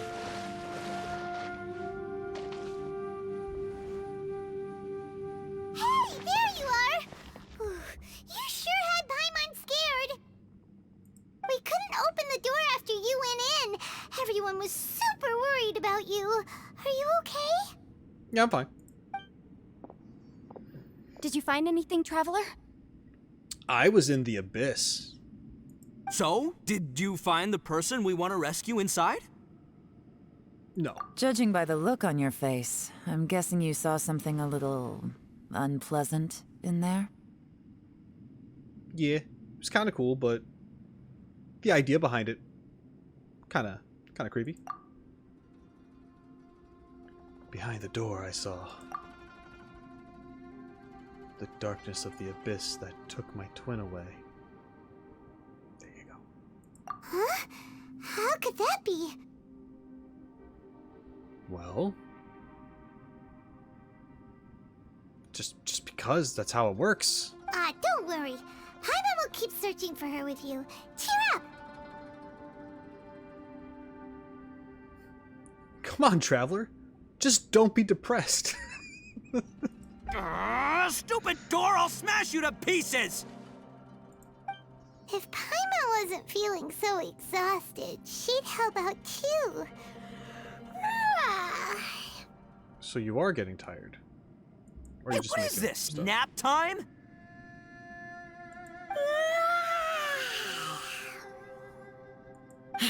So let me get this straight. Not only did we not find Xiao through that door, we saw all the things that we wish to avoid. Mm-hmm. I'm starting to have a very ominous feeling about this domain. It's constantly changing, and its changes seem to be targeted at us. Yes. Huh? What do you mean? I feel the same way. We need to watch our every step. There is definitely more to this place than meets the eye. I concur. We came here following the Conqueror of Demons, but we ended up only finding a strange door. The things we've encountered on the other side of that door are equally strange. It shows us whatever we fear the most. We're in a space that defies common logic.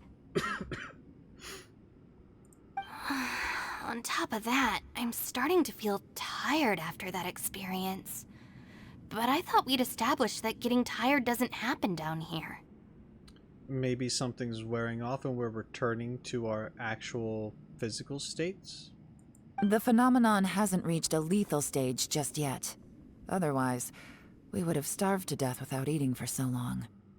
I'm starting to worry that we're being affected by the changes in this space.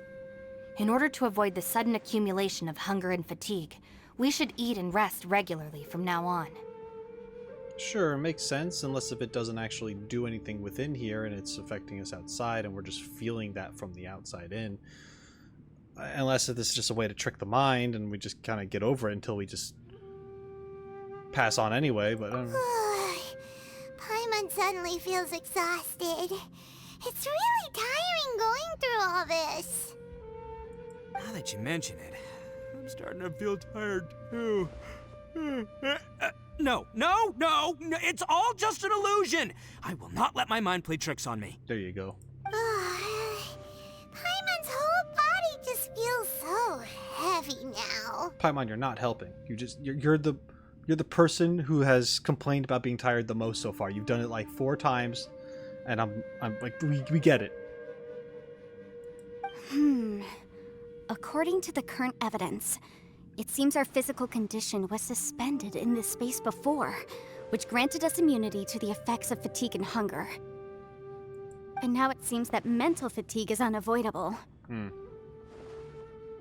Though we have yet to locate the Conqueror of Demons, I suggest we go back and get some rest. It'll be difficult to rescue anyone if we're on the verge of collapse ourselves. She's right. Hey, Lavender Melon, you okay? Want me to carry you?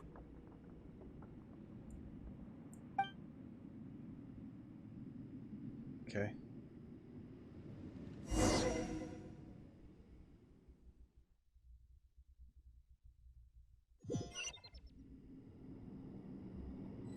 Now we're talking to everybody again.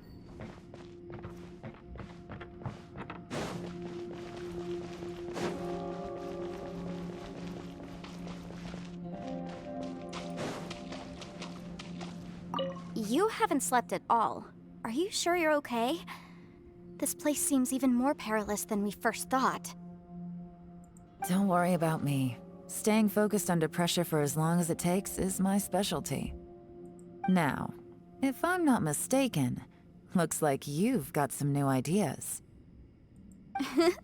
How could you tell?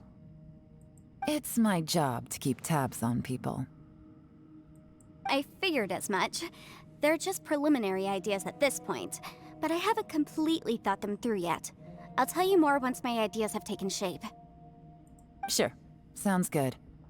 I also have some ideas of my own. I'll fill you in after I've confirmed some things. Seems like a productive conversation. You think so? Yeah. As they say, 2 heads are always better than 1. Yeah, but we got Itto and Paimon here, and that's like -4. It's pretty rough. I mean, it's... we're back at 0 as far as I'm concerned. Anyway. Hi, Shinobu. It's hard to believe what we've encountered.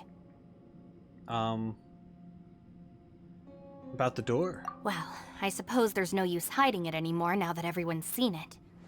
What you all saw really was my biggest fear. I never want to become a shrine maiden. Who could tolerate such a boring life? Damn. After these last few years with the Arataki gang, I suppose you could say I've seen it all. It's taken every skill in my arsenal to constantly clean up the messes they make. Though the list of annoying things to deal with is practically endless, I am totally free in the Arataki gang. Strolling around the streets, roasting lavender melons with friends in the open country. I know it sounds pretty silly, but that's the life that I want. Just don't laugh at me, okay? Otherwise, you might find yourself on the receiving end of a good beating. I wasn't gonna laugh. I get it. I get it, man. You're doing great. Don't hit me. I'm fragile. Also, is there anything else? It's hard to believe what we've encountered. What do we do from here? You don't look very well. At least not like when we just arrived. Thanks. Are you troubled by what you saw behind the door? Yes. Listen to me. The most important thing is always the choices you have in front of you. I don't know about that. This game is awfully linear. Get some rest before you gather the courage to take your next step. Alright. Once you've chosen the path to take, don't hesitate. You must believe in your decision. Cool, thanks. And I think the last one was I don't want to bother you, so I'm just going to leave it. Okay. I'll go. I'll just... Maybe there is something. It's hard to believe what we've encountered. I won't disturb you. Alright, you should get some rest too. Okay. I just had to see. I'd be like, what do you mean? You're not bothering me. Let me tell you a story that'll last 20 minutes. Like, you know, you just never know.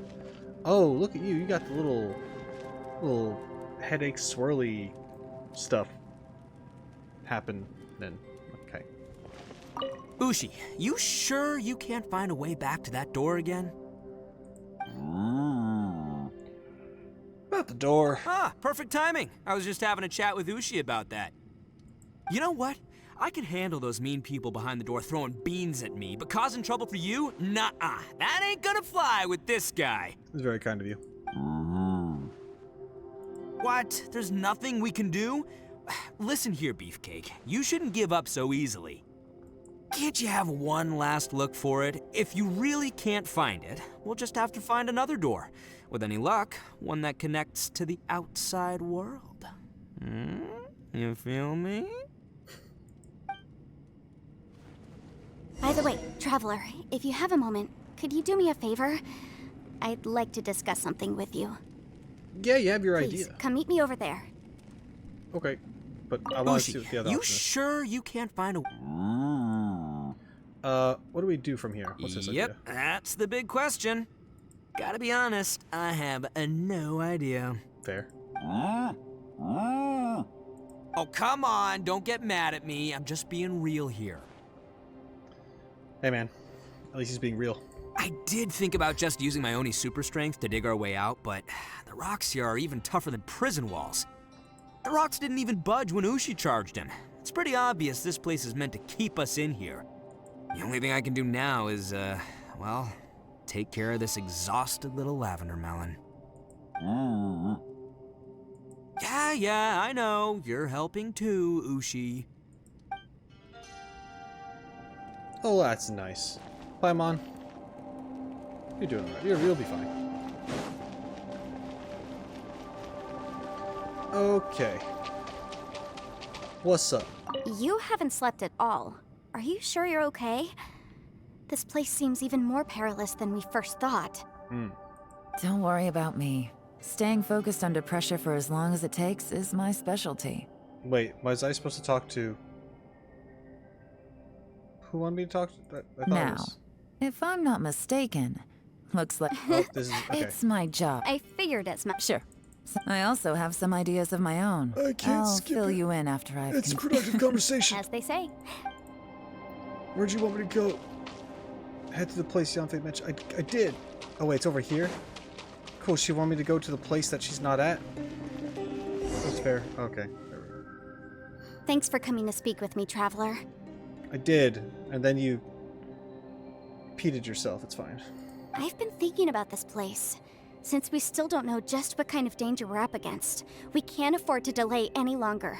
We have to find the Conqueror of Demons as soon as possible. That's just what I was thinking. And it was also kind of the plan before we started to rest. Don't you think it's a strange coincidence that as soon as you told us about the Conqueror of Demons, we heard his voice in that place? It's probably our fault. It almost seems deliberate. As if something was trying to convince us that the Conqueror of Demons was there in order to lure us into the unknown. I have a theory, but I can't tell the others just yet. I don't want anyone to panic. Cool, I'll panic instead. Judging from the Conqueror of Demons' reactions, I think that he was somewhere else, but his voice and image were projected to our location. Is it possible that we've entered into a chaotic space? Chaotic, what do you mean? We're seeing things in people that shouldn't be here, even ghosts. And we don't feel hungry because the state of our bodies is suspended. It's as if time itself has stopped for us. If that's true, it means we've entered into a place where normal logic doesn't apply. When you put it all together, everything points towards one possibility. Yes. This is a place where time and space are thrown into chaos. So when we saw him at the domain entrance, he didn't really go the same way as us. Also, time and space. Yeah, time and space being thrown into chaos, huh? You know, time just stops working and Paimon's acting weird. And yet, if it's truly chaotic, how did we find our friend's voice even when we had no idea where he was? It doesn't make any sense. Unless this space wanted us to hear it. Which brings me to my next point. I also have a theory about our encounter with the Conqueror of Demons earlier. I submit that we didn't actually see the Conqueror of Demons. He was somewhere else. But his status was transmitted to us through some kind of mind-bending spatial alteration. Traveler, you said you saw the abyss in that room, didn't you? At first glance, that door may seem like a prank. It shows you whatever you're afraid of, but if it manages to lure you inside, there's no way of knowing what might be in there. One minute, it's playing a joke to get you to lower your guard. The next, the danger is real, and it's trapped you. Well, it pretty much spat me out, so I don't know about that, but I get what you're trying to say. This space is a powerful opponent. It wants to use our minds against us. But I'm not gonna sit here and do nothing. Do you remember that small spatial rift next to the dissolving ground? So that was a space, it's a thing. It felt like spatial magic, but it seemed much more powerful than usual. When we saw that illusion of the Conqueror of Demons, it seemed like he wasn't expecting our spaces to intersect at all, and was even more surprised that we could hear and see him. I think that this space purposefully transmitted the Conqueror of Demons' voice to lure us into a trap. But I also think it didn't count on that spatial rift happening. In other words, the fact that we saw and spoke with the Conqueror of Demons was never part of its plan. That's why we were interrupted? Yes. Also, I had a good look around after coming back. I have a feeling that these chaotic spaces are constantly intersecting with each other, meaning that anything is possible. I think this gives us an opportunity. If the space creates phenomena meant to deceive us based on our imaginations, then we have to keep imagining, Traveler. Gotta let it's just imagination, you know? Just gotta be there in that mindset. We just gotta make things happen by believing. If we try to stay calm and listen carefully, maybe, just maybe, we'll hear the Conqueror of Demons' voice again. Can you feel that? Let me see. I think it's here. Door? And break! Door. I secretly learned Yelan's illusion-breaking method without her knowing. Really didn't expect that to work. Yeah, that's, like...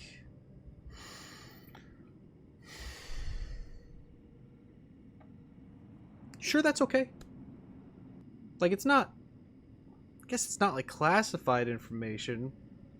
It's fine. It's fine. You know legal stuff. You would be able to talk your way out of it even if it wasn't good. The sound came from behind this illusion. Let's go in and take a look. Alright. Try to make contact with Xiao. Oh, Yanfei, do you have to say anything else? You're following me now. This is rare. If we try to stay calm and listen carefully, maybe, just maybe, we'll hear the Conqueror of Demons' voice again. Yes. Be very quiet. I'm hunting Xiao.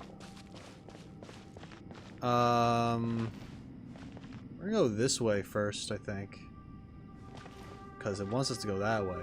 But I want to look over here.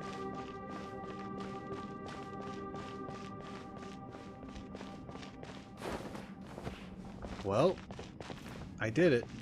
I looked over here. Now let's go where we're supposed to. It's getting clearer. No. Oh. This is the chasm. What did British go through here?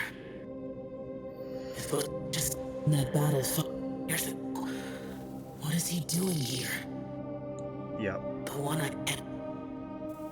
Is that the Prime Yasha? Yup. I think I might have guessed it. He doesn't know why he's seeing some other Yasha stuff going on. Whether or not it's whether or not this Yasha is actually alive is a whole nother thing, but you know.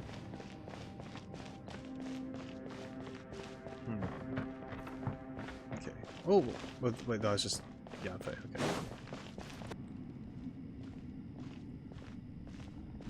The voice is much clearer now. We're close. Oh, it's a spatial rift. Conqueror of demons, can you hear me? It's Yanfei. The Traveler and I are trying to find you. Xiao, are you there? Traveler?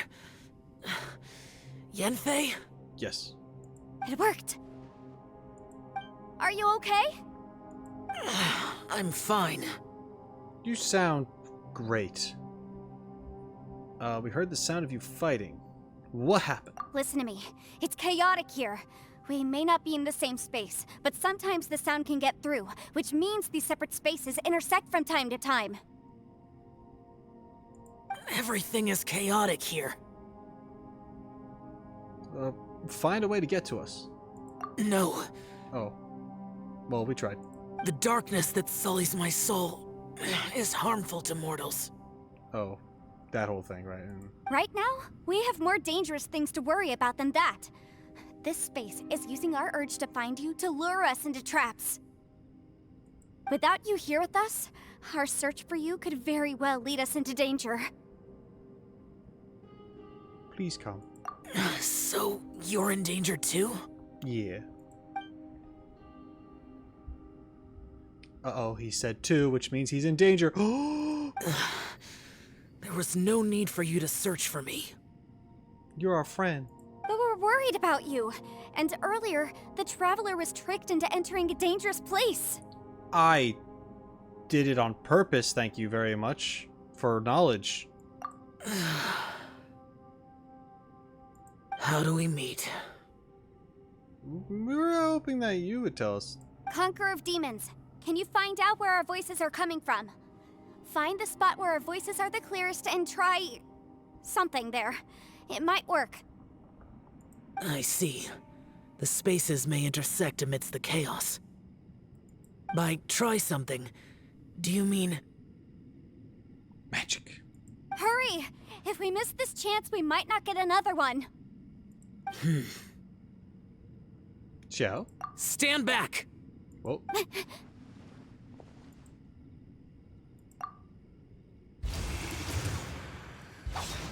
Oh. There he is.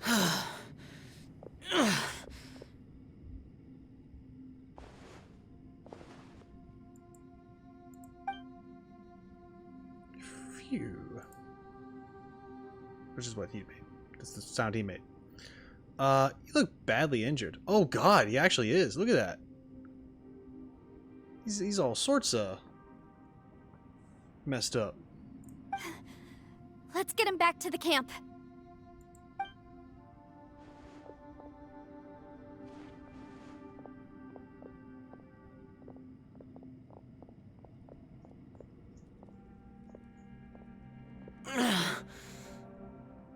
Now we can avoid getting split up. Yeah. Oh, even the side of his face. Oh. Thank you. A lot's happened here, but this wasn't just for our own safety. You're injured. We can't just leave you alone. It's just a flesh wound. I am fine. I shouldn't let myself be a burden to you. You're not a burden. Don't think that for 1 second. We need you, all of us. For our sake, please, stay here, please. Fine. As you wish. You're injured. Get some rest. Everything else can wait. Yeah, wait until you get better. Don't worry about anything else. All right.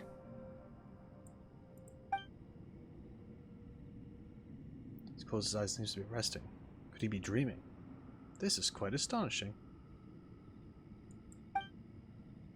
Is a Yasha who never lowers his guard capable of having dreams?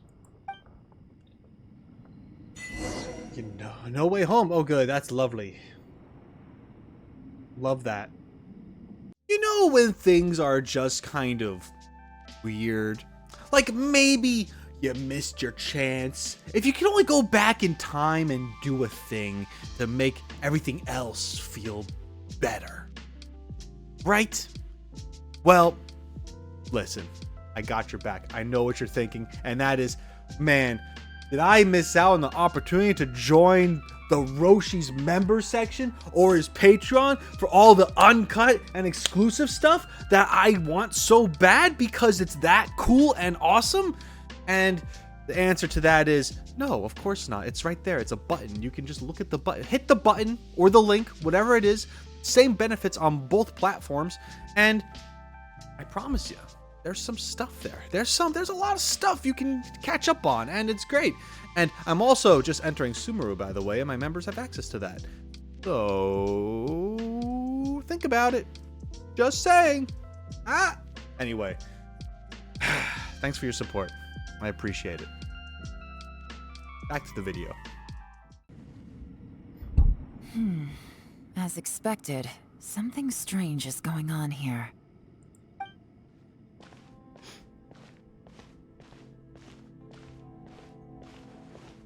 Oh, Traveler? Yeah. You're both here. Great. I want to talk to you. Okay. I also felt that the space was targeting us, but Yanfei managed to exploit its weakness. Leave it to Yanfei to find a loophole. Based on what just happened, we can now confirm our suspicions that space and time function chaotically here. In addition, we must stay vigilant to avoid the traps set for us by this place.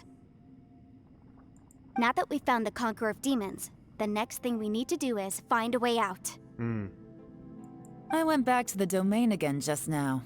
Although I couldn't find a new route, it wasn't a completely fruitless trip. My clan has practiced magic for generations, and has created some catalysts that only we know how to use.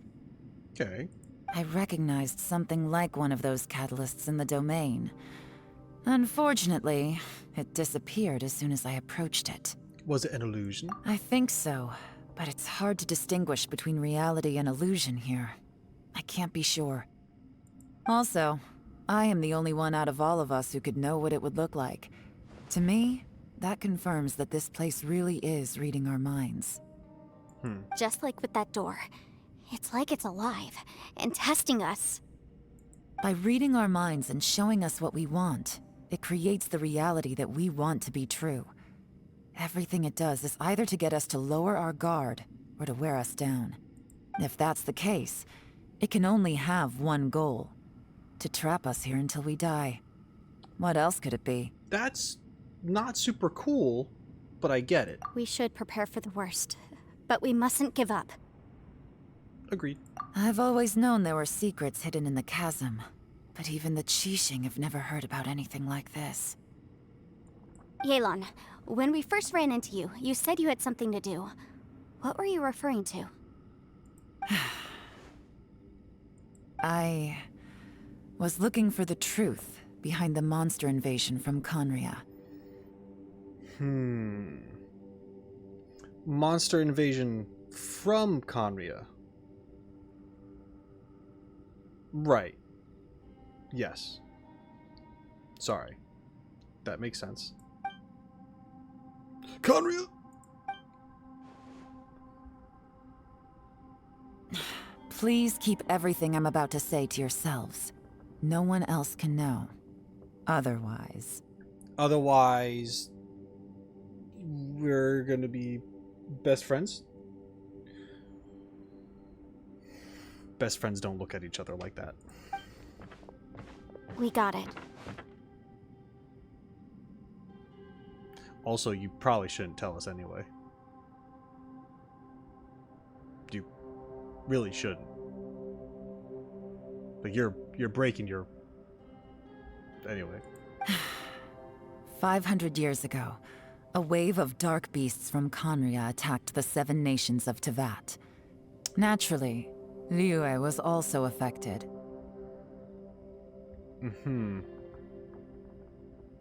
Under Rex Lapis's command, the Millelith fought hard to hold the front line near the chasm. But these were vicious beasts, and this was the most desperate battle Liyue had ever faced. At a critical moment, someone distracted the monsters and led them away. Just when all hope seemed lost, the tide turned. The Liyue army eventually won the war, but there were many who never returned. 2 of my ancestors took part in that war, and the one who made it back went insane. Everything about it was strange. The current generation of Qixing knows very little about these events, and very few came back from the chasm alive. Finding out the truth has been a waiting game. The day the chasm was unsealed, I put in a request to be transferred here, so I could finally learn the truth of what happened back then. But this place we've ended up in, and the possibilities we're facing, it's all far more terrifying than I'd imagined.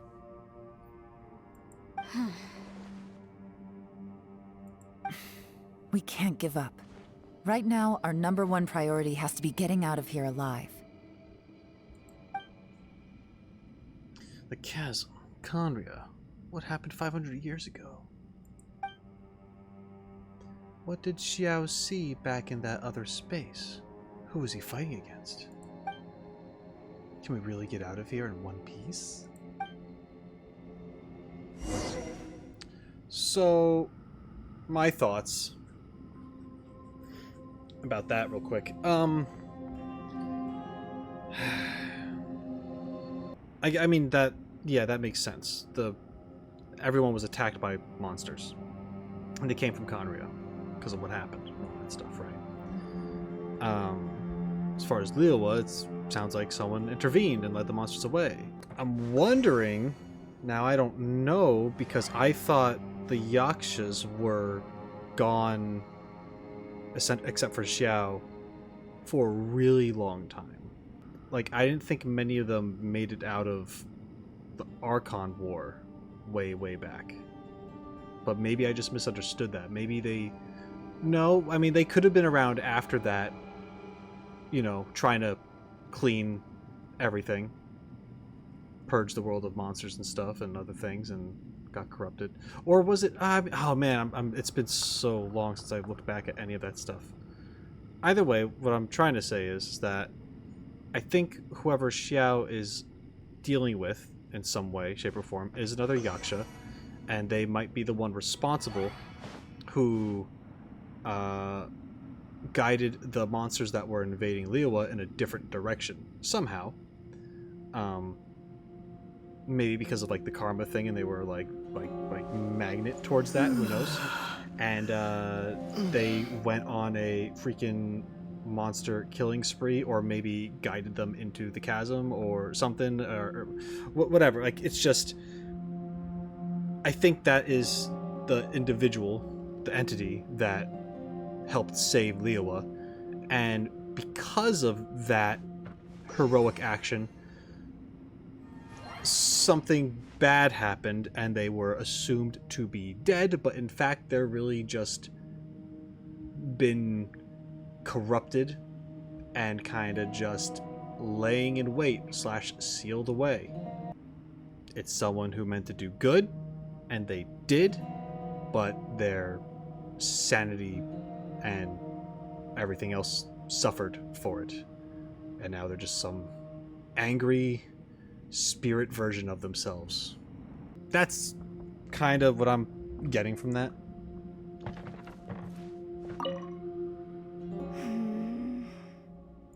Are you all right? You've suddenly gone quiet. It's not like you at all. Shh, we'll talk later. I'm just processing all the existing clues we have. Maybe the key to our escape is hidden in some detail I've overlooked. I have to go over everything again. All right, well...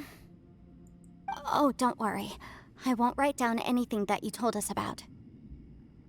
No, I meant if you're going to analyze the facts, count me in. Okay. You don't look well. I guess things still haven't improved. It's okay. You don't have to go into all the details. Sometimes I really envy the boss.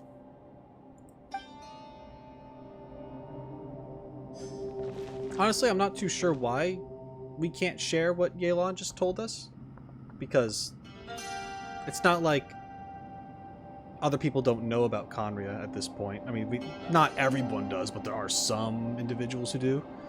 And there's histories of a cataclysm and monsters attacking everywhere and stuff like that's a thing.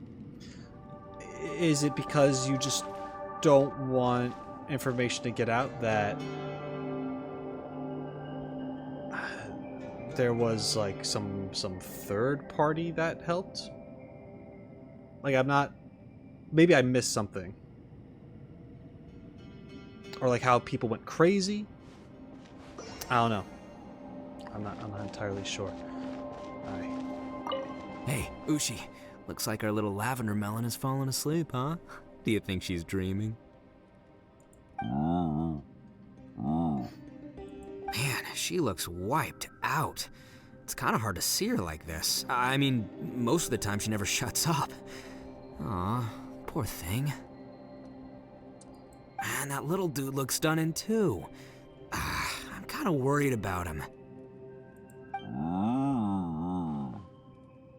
I sleep like this when I'm in jail. Good one.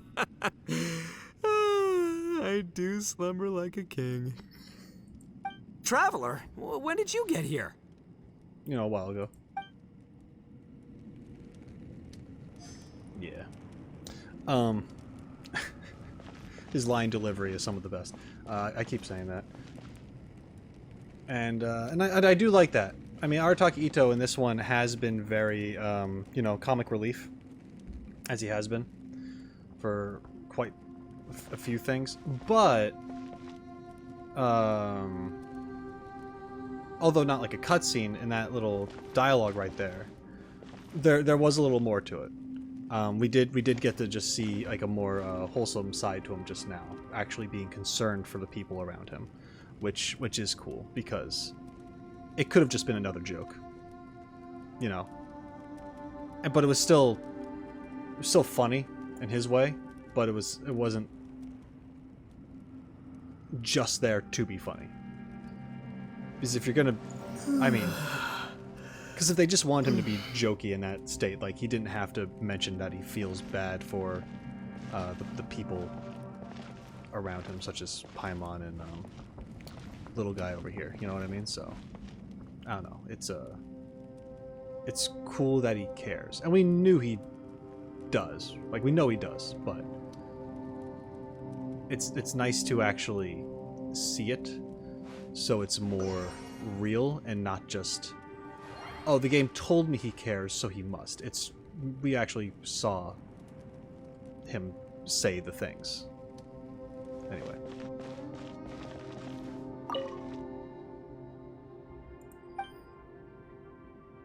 Xiao's eyes are tightly shut, and he's not making a sound. No one has the heart to interrupt him. He's regenerating.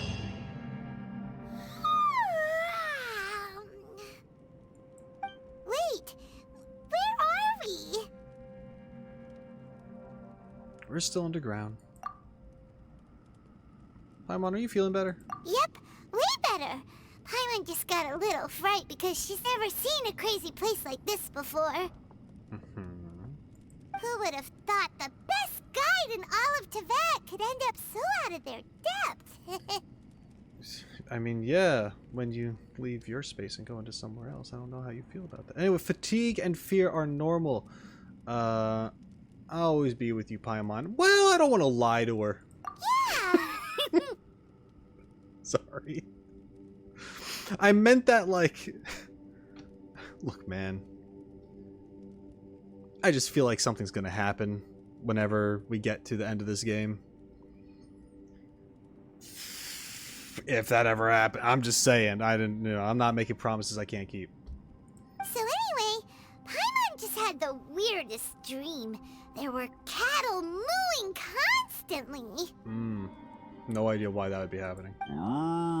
Never mind. Yeah, just like that.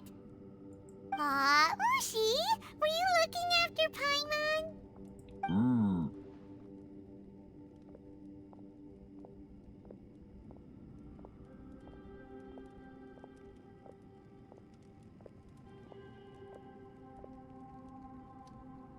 Wake up! No, okay.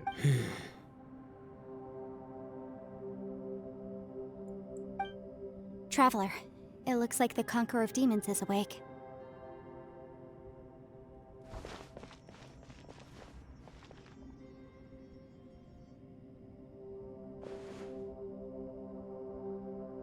How do you feel? I'm fine. Don't worry.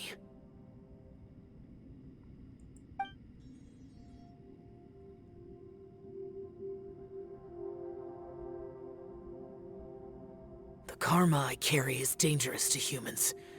Keep your distance. I'm special. Well, I have Adepti blood in me, so I wouldn't worry too much. Yeah, and that. Even so. What happened while Paimon was sleeping? How did Xiao get here? Oh yeah, you weren't around for that. With a little help, I was able to find my way here. All thanks to Yanfei.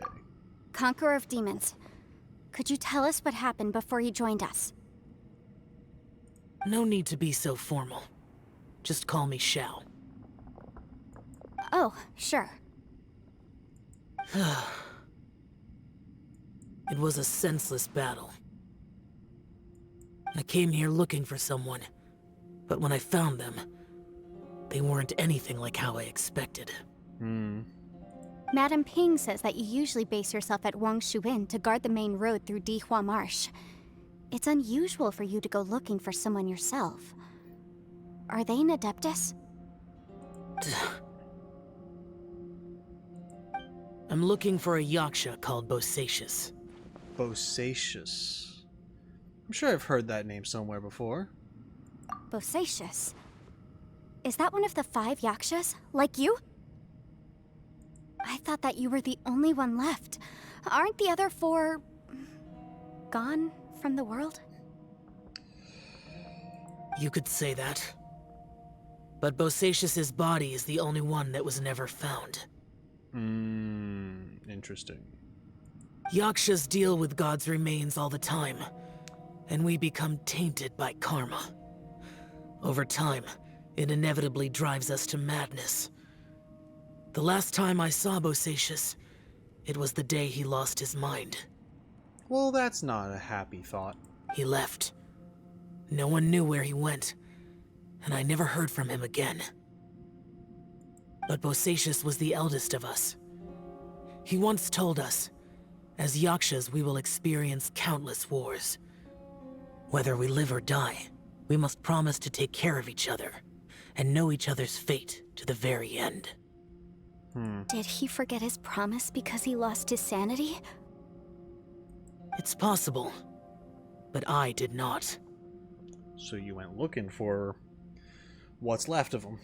I am the sole survivor, so it is my duty to find out the fates of the others.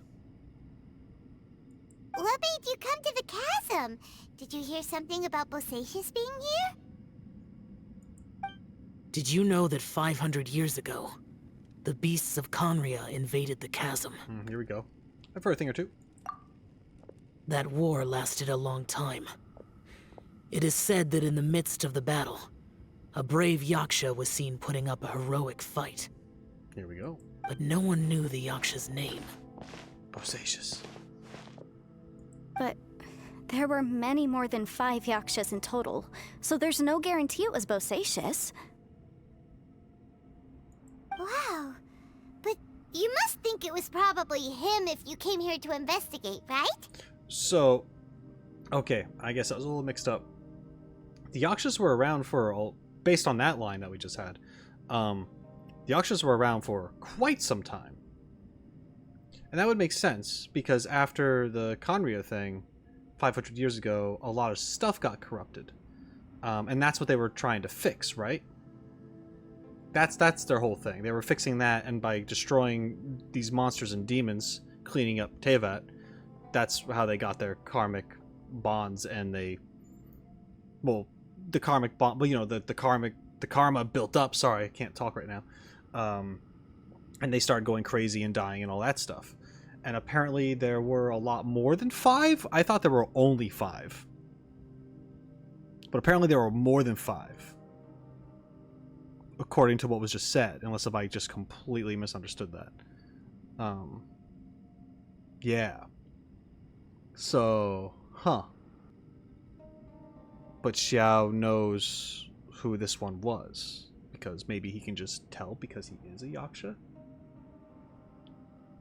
I am by no means certain, and I didn't have any other clues except for this one. But Bosacius was proud. If he had taken part in that war, he would have announced his name. So at first, I thought the nameless Yaksha couldn't be him. You found Bosacius? Wait, so it was Bosacius you were fighting with? Did he injure you? Yes. Yeah, I mean, he looks like he's got some injuries. No way! The invasion of monsters from Conria, the battle in the chasm, and Yelan's ancestor. I have a feeling that somehow these are all connected. Most certainly. Oh, wait a minute. Oh no. Life is full of coincidences, but this is too much of a coincidence. Could this all be related to the fantastic compass mentioned in the will, too? I forgot all about that. I forgot all about the compass. Is Yelan's ancestor this Bosacius? This Yaksha? That'd be pretty cool. Do you have to be an Adeptus to be a Yaksha? Because the question before was asked, like... Wasn't it asked, like, isn't he an Adeptus like you? And then he didn't really answer. So, maybe. What will? Oh, right. I came here because of a will. Maybe it's not something you've come across much before, but both mortals and Adepti sometimes write out their final wishes so somebody else will carry them out after they've passed. It's known as a last will and testament. And this can be done at any time? Whoa, whoa! You wanna write a will? Now? It was no accident that you saw my illusion that day. This place used your desire to find me to create a trap that you would willingly walk into. Pure deception is easy to spot, but the truth laced with lies can be a fatal combination. What you heard were really things that I said. It made sure you heard my real voice to create panic. This one-way communication was the bait. If we hadn't managed to get in touch through the spatial rift, we may well have lost someone by now. Rather than murdering in cold blood, this space seems more intent on consuming souls. How is this even possible? Our opponent is very clever. It is not safe to stay here. Everyone, whether I accomplish what I came here to do or not, I must find a way to get you out safely. That'd be cool. Yeah, I saw you. I rejoined to warn you that it's extremely dangerous here. If you stay here too long, this space may well devour you. But how do you know? What happens if we get devoured? I don't think that's a... I mean... We could guess what happens. You might become a shadow of your former self.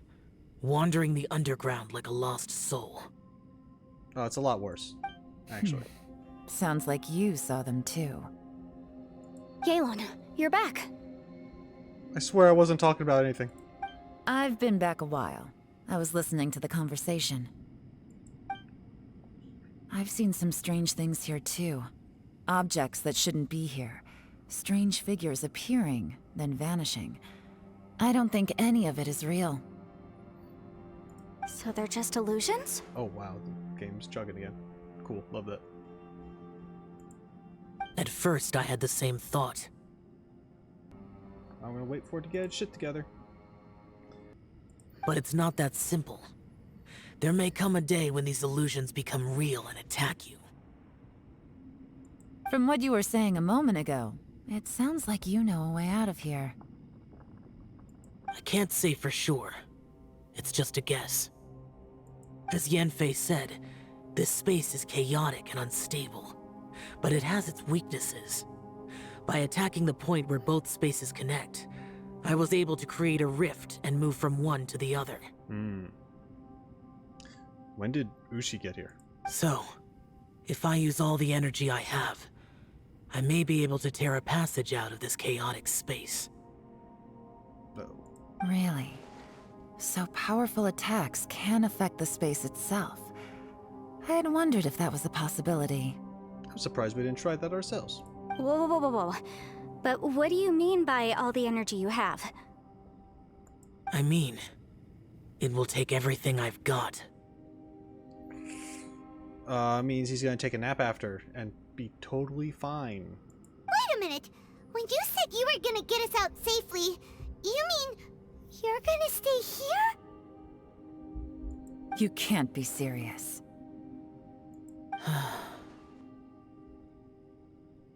I saw Bosacius underground. That's when I realized the horror of this place. A single blast can only create a very small opening. To send you back to the outside world, I may need to continuously channel power in order to keep the tunnel open. I know how to fight to the bitter end. I can do this. But if this takes all the energy you have, you'll... No. No way. Even if what you're saying is true, I can't agree to this. I'm not neither. It's not much of an escape plan if we gotta leave someone behind. We should leave together. It's only a good or bad plan if there are other options to compare it to. But that's not the situation we're in right now. I doubt you'd still be stuck here if anyone had a better idea. But can you be certain that your plan will work? I cannot. What is wrong with you? You can't bet your life on something if you don't even know it's gonna work. It's not worth it. Well, here's the thing, Paimon. Xiao's a little bit of a martyr.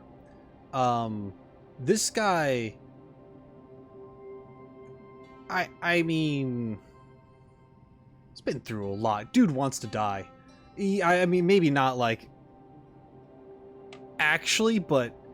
I shouldn't say he wants. He is willing to. He's kind of... I mean, we're all gonna go someday, but, you know... He's got a lot of stuff going on. He's been through a bit.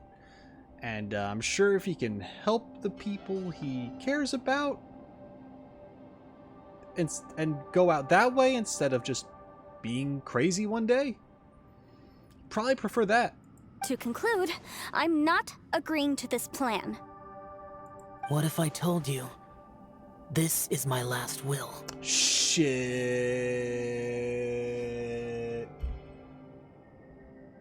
Oh, man. Did you write it down? Did you sign it? Was it notarized or however that worked? I don't know. Contracts in Leowood can be verbal. Damn it! But are you actually in Leowood right now? You don't know that. You don't know that. Could be different.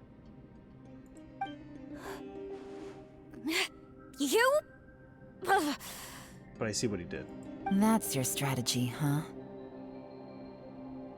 No offense, But we have no guarantee this plan of yours will succeed, or even that it's safe. You said it yourself. Yakshas pose a danger to humans. You really expect us to accept your self-righteous plan just because you say so? The battlefield is a treacherous place. Every opportunity you take, you put everything on the line for.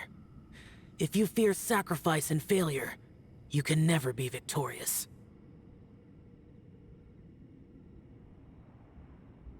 Not wrong.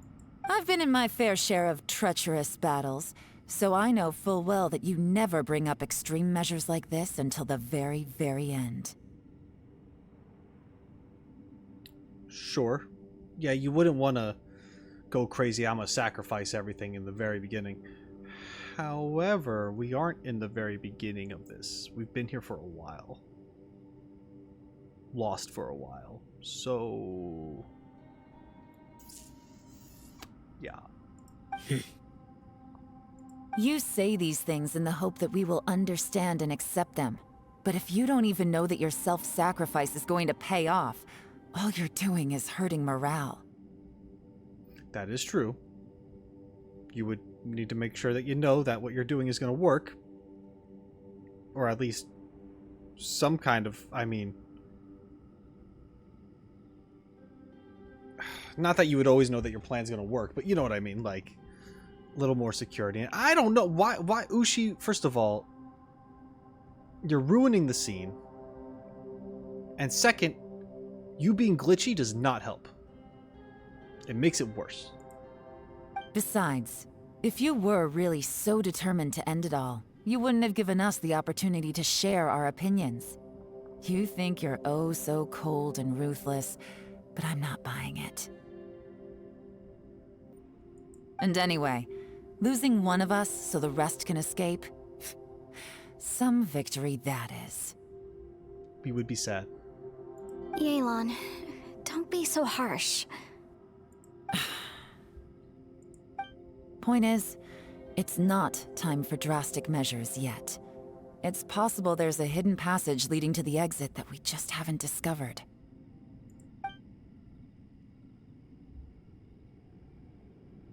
Are you gonna tell him everything? What if there isn't? Or if we don't find it? And in the end, I'm so weak that I don't have the strength left to sacrifice myself.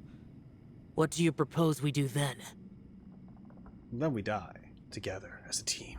As things stand, there's no difference between sacrificing you and trying to find another way out, in terms of the likelihood of success.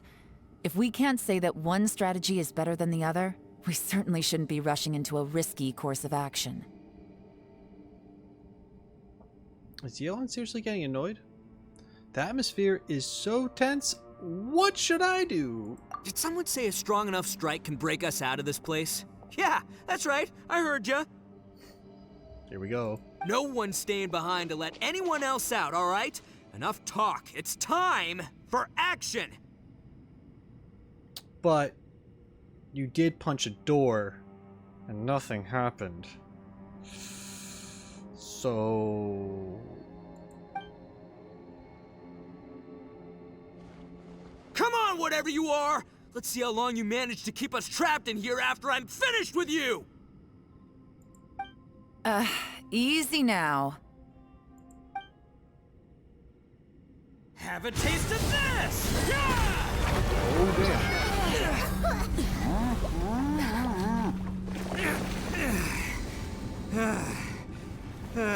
Whew. Damn. Okay, so I didn't tear the whole place down. But check it out, new path.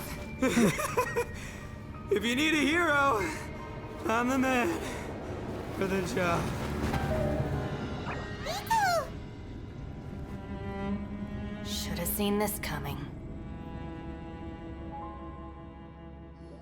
Damn. Well, he did it. He made a hole. Why do you always have to do things like this? Shinobu, What happened to Itto? Did he pass out? The boss used up all his strength in one punch. Maybe that's the reason he managed to tear open a passage. Let me see if there's any way I can stabilize it. He did this because he heard us arguing, right? The thing with Boss is, he just can't stand conflict between teammates. I don't know about that, because he was kind of causing some conflict between teammates before. Whenever Both we him get and into other an people. argument in the Arataki gang, he always goes and does something shocking to calm everyone down. Today, he's done it again. He may not have known you for very long, but when he said he sees everyone as part of the same team, he truly means that. I'm guessing, it doesn't really count if he's arguing. It's when other people argue amongst themselves. Another thing with Boss is, he hates it when other people sacrifice themselves, but he always seems to end up doing it himself. That said, there's a slight distinction to be made with him. When he does things like this, he doesn't really think he's sacrificing himself, because he genuinely believes that he's strong enough to defeat any obstacle he's facing. Giant eagle alert! And wasn't he just doing the same thing Xiao suggested? So stupid. Why don't you try to stop him? The boss is hardly open to persuasion. Besides, he always acts without thinking. There's no doubt that he really thought he was about to solve everything in one hit. It's not just him either. The other guys in the Arataki gang are more or less the same. That's why they need someone like me to clean up after them. I couldn't stop him if I tried, so I might as well just let him do his thing. Besides, often his harebrained intuition is surprisingly on point. We might punch our way out of here yet. Itto, please tell Paimon you're okay. I'm sorry. Don't be. You have nothing to apologize for. Both you and Yelan made some very good points. Still, if this was an Arataki gang issue and you were one of our members, I have to say I'd side with Yelan on this one. The boss definitely wasn't sacrificing himself. He firmly believed that we'd be able to find a way out through the passage he opened up, and he's certainly not expecting to be left behind. There you go. Everyone's important. We have to support each other if we're going to get out of here. Your survival is of huge importance to some people. No, to a whole lot of people. Yeah. Aw, Shinobu. Everyone, let's all do our best to try and find a way out. There's still a chance. I'm sure we can escape. Leave the boss to me. Don't worry.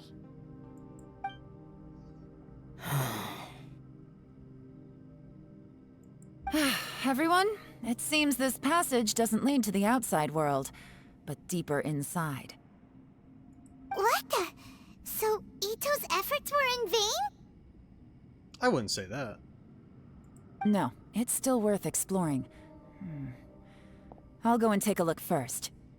Aha, I see. I'm with you. What? So far, I still haven't found the thing I came looking for. That magical device, remember?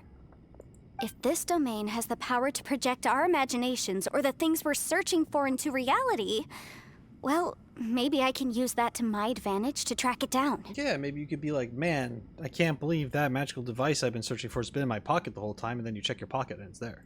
Oh, right! No wonder she keeps telling us to keep going.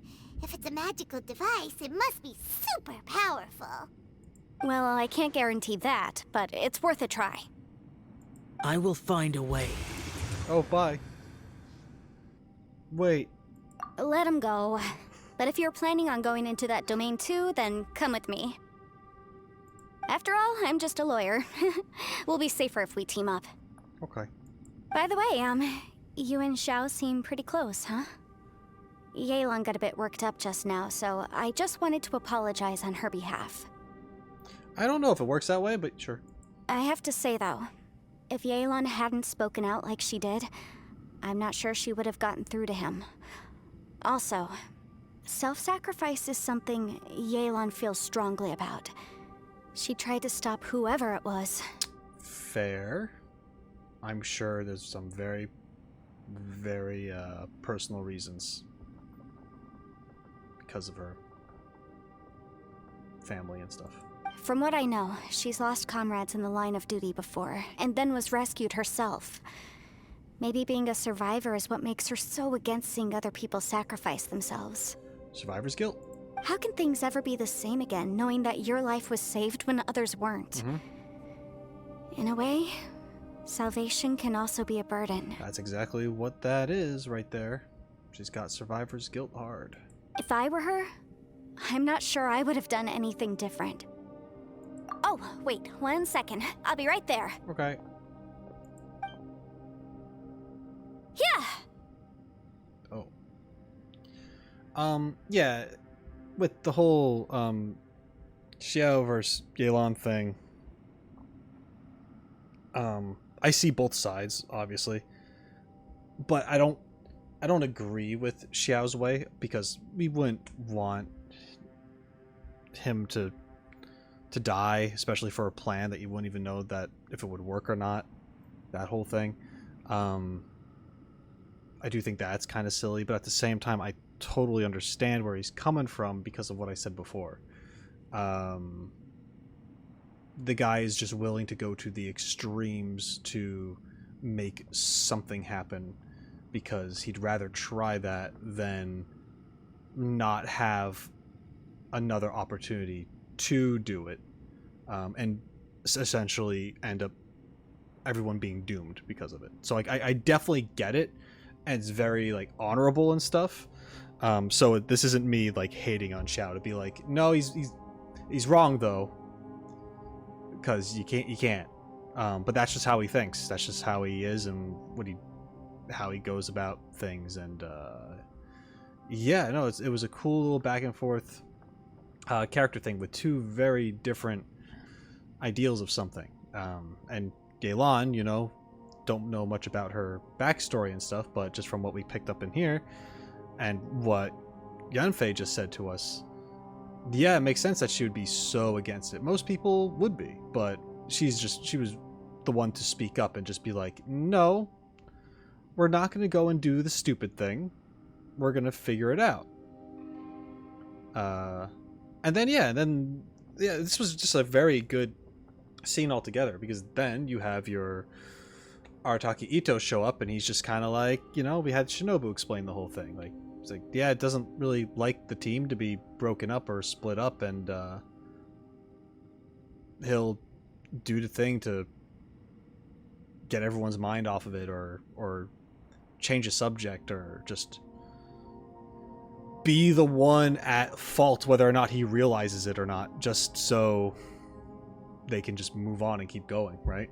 So it was cool. Everyone kind of shined a little bit in that little, like, you really saw their all these different mentalities just, you know, ricocheting off of each other. Right, that's much safer. Since Itto can't fight right now, I've cast a spell to protect you guys. Thank you, Senpai. Please, be careful. We will. Same to you. All right, Traveler, let's go. Let's go. All right. End of the line.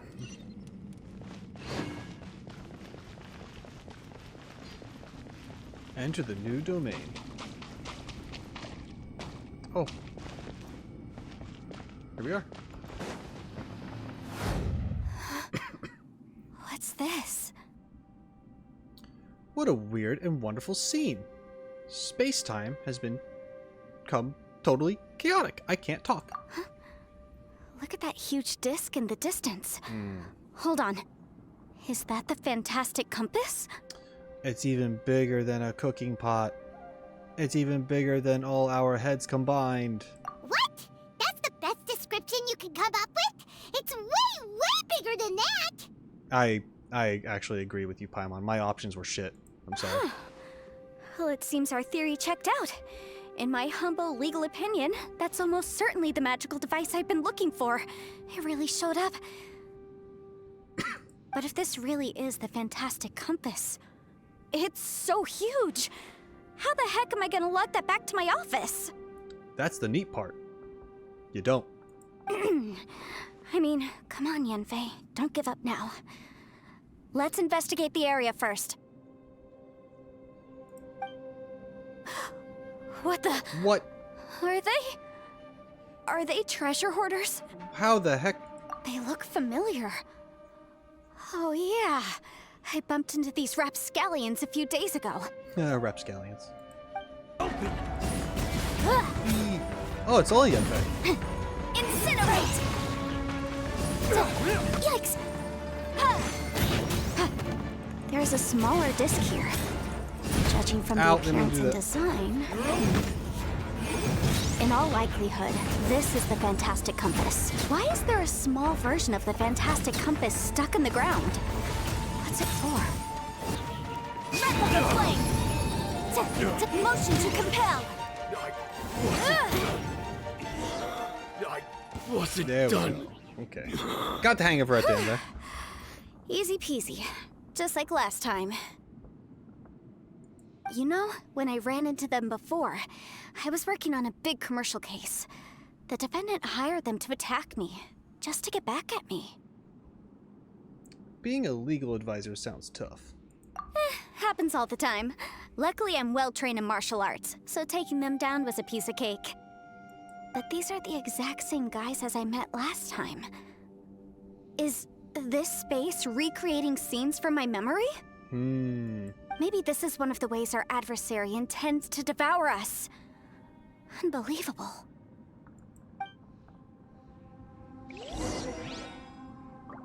Okay. Gotta find more clues. Oh, here we go.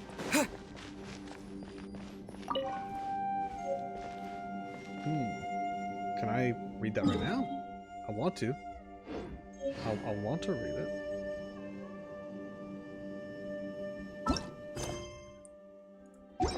Sorry, I am all over the place. Oh damn, I forgot I had that. Shit.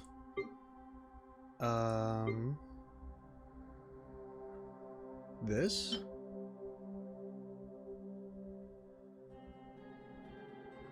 Was that it? No, it's this. I was gonna say, why would it be that? You found this note in the mysterious space. Its content seems similar to that of a journal. Read. Letter 1. I asked Master Boyang or Boyang. Boyang? I would say Boyang. If I could borrow pen and paper to write home. But now that I have them, I have no clue what to write. You know what? I hope everyone back home is doing fine. And I miss my daughter. Oh. Okay. I feel like I'm gonna get sad. Oh. Huh? A new entrance. Great! I did a thing. New entrance where? Through the door? Through this thing right here? Can I do that? I guess so. Whoa. Whoa. Is this a tunnel? Oh, Jesus. This is weird. It feels like it's connecting to another world. Or maybe another time. That is pretty trippy.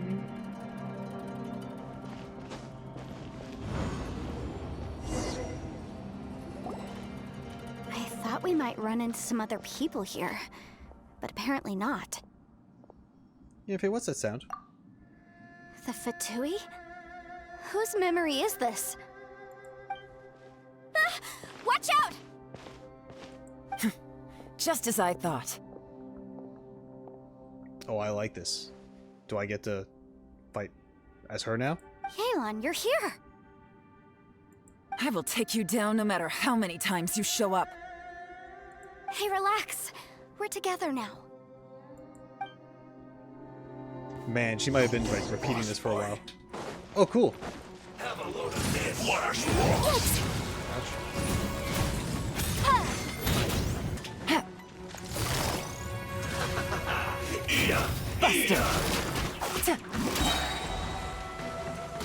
This one's Oh god, you like ducked. Gotcha. Game's up. Fun's over. Oh wow. That's kind of crazy. Busted. That was more now.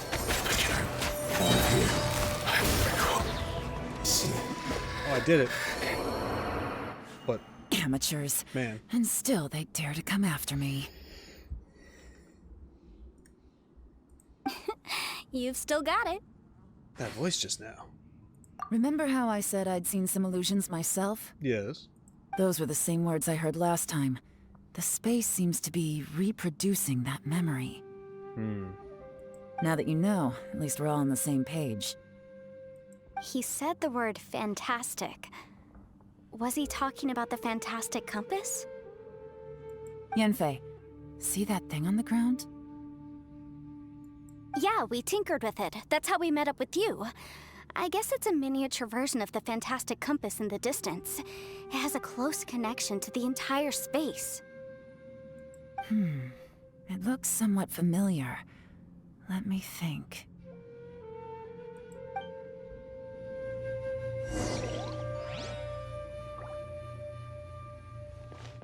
Okay.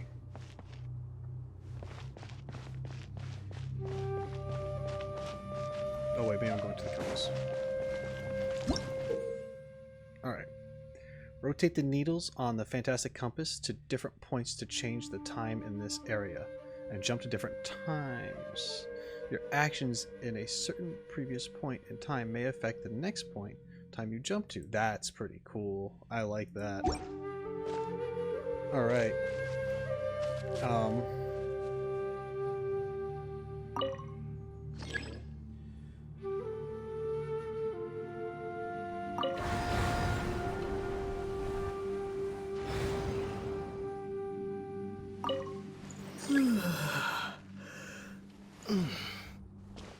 Wait, what did it say?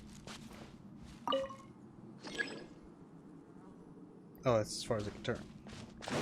Alright, well then, there were only two options then, so I'm going to do this one.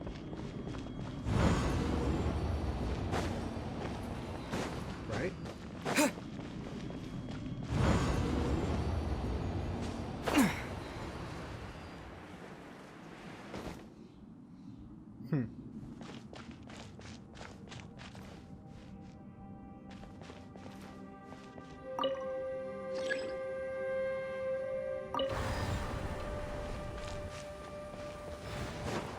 Just keep going back.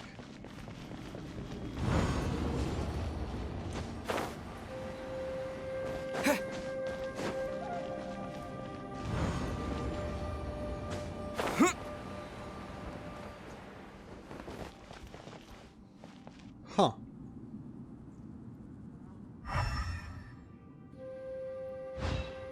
Oh, wait.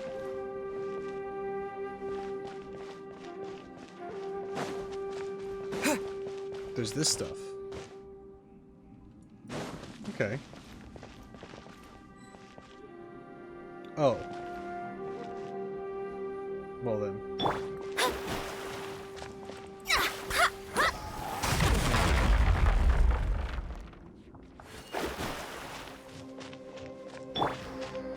So, if I destroyed that there, that means I can go forward and see what appears there now, I guess? That would make sense, right? Let's see how that changed things.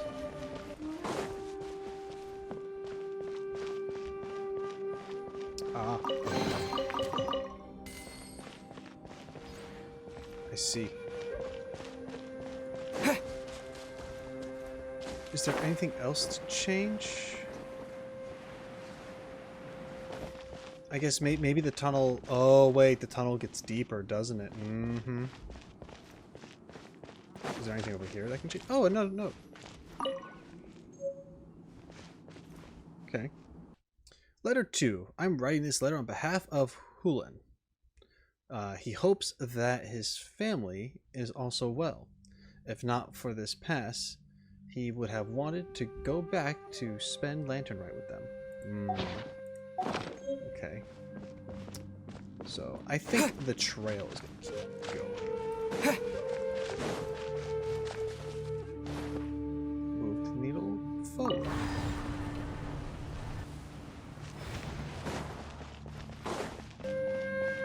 I wish I... Oh, wait.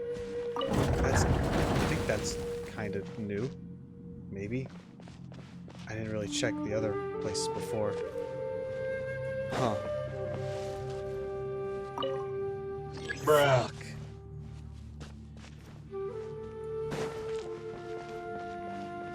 What if I could go through?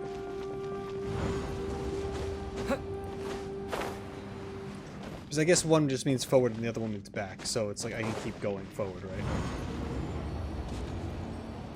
Right. Theoretically. Here's the problem.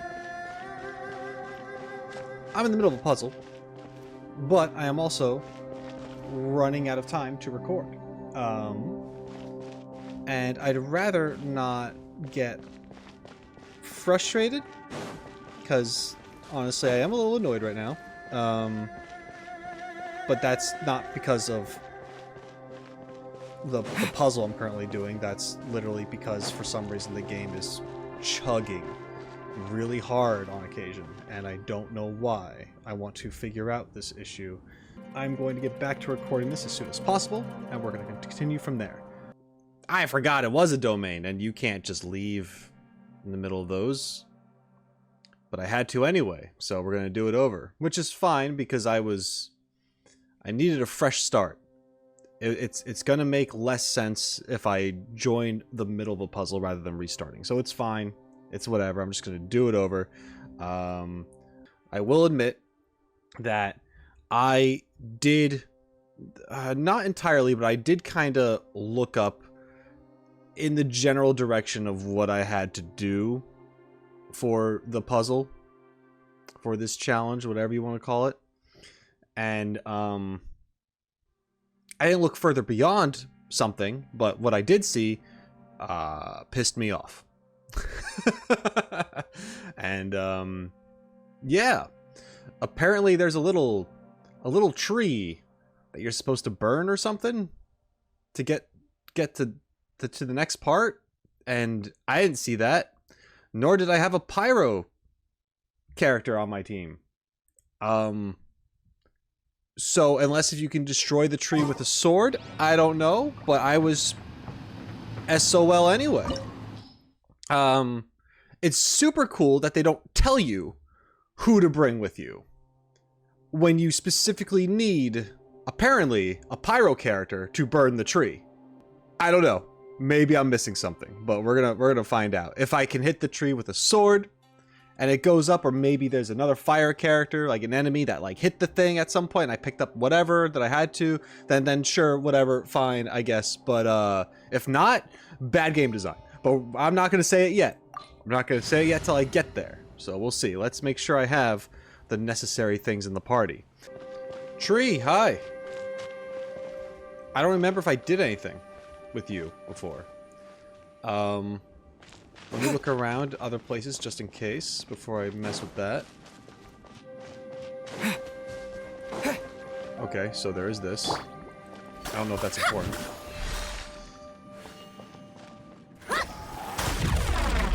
I'm gonna do it anyway.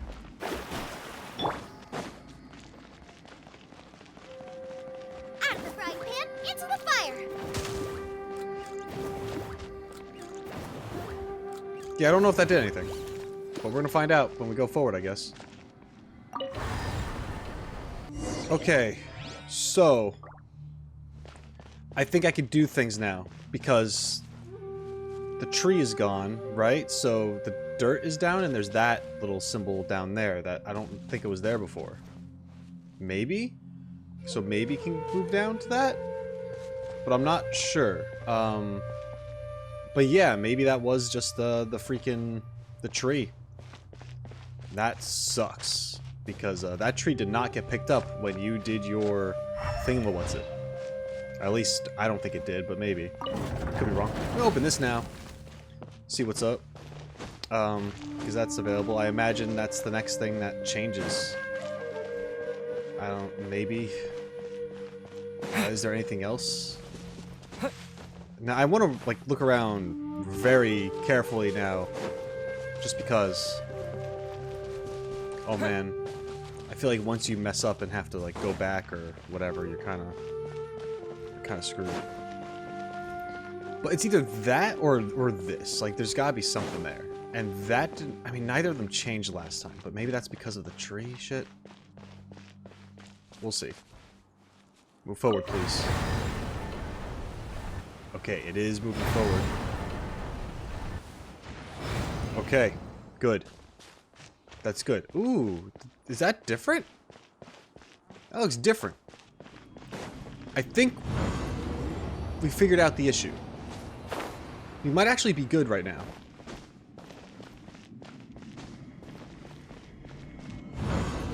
Okay. Wow, it really was just that little tree. Another new space. If everywhere within this space follows the same rules, there must be another small fantastic compass somewhere around here. Bosacious. I can't believe someone like you would end up as a lost soul underground. Xiao! No enemies. Hold on. Wait, is the enemy hiding itself? Oh no, we should go help him. Stay back! This is my fight. Do not come near me. Do it alone. Filthy monsters! Oh. So many people have died at your hands! I lured you here to this underground space because I found your weakness. Hiding and ambushing from the dark is Bosacious's signature tactic. Die here with me! Huh? Ugh. How did a valiant warrior like you die here?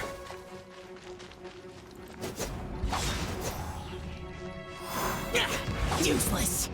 I'm not sure what you want me to do. Uh-oh. Ow! This is not going well for Xiao. Yeah, how do No you... matter. I know how this ends. It's just a void?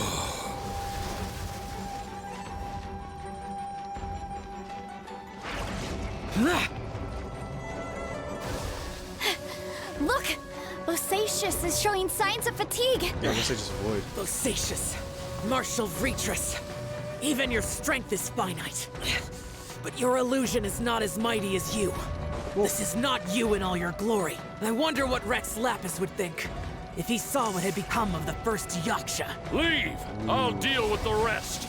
We can't let the monsters get to the surface. Everyone, remember, we must hold the line at 60 miles outside the chasm at all costs. Yeah. That makes sense. This music is awesome.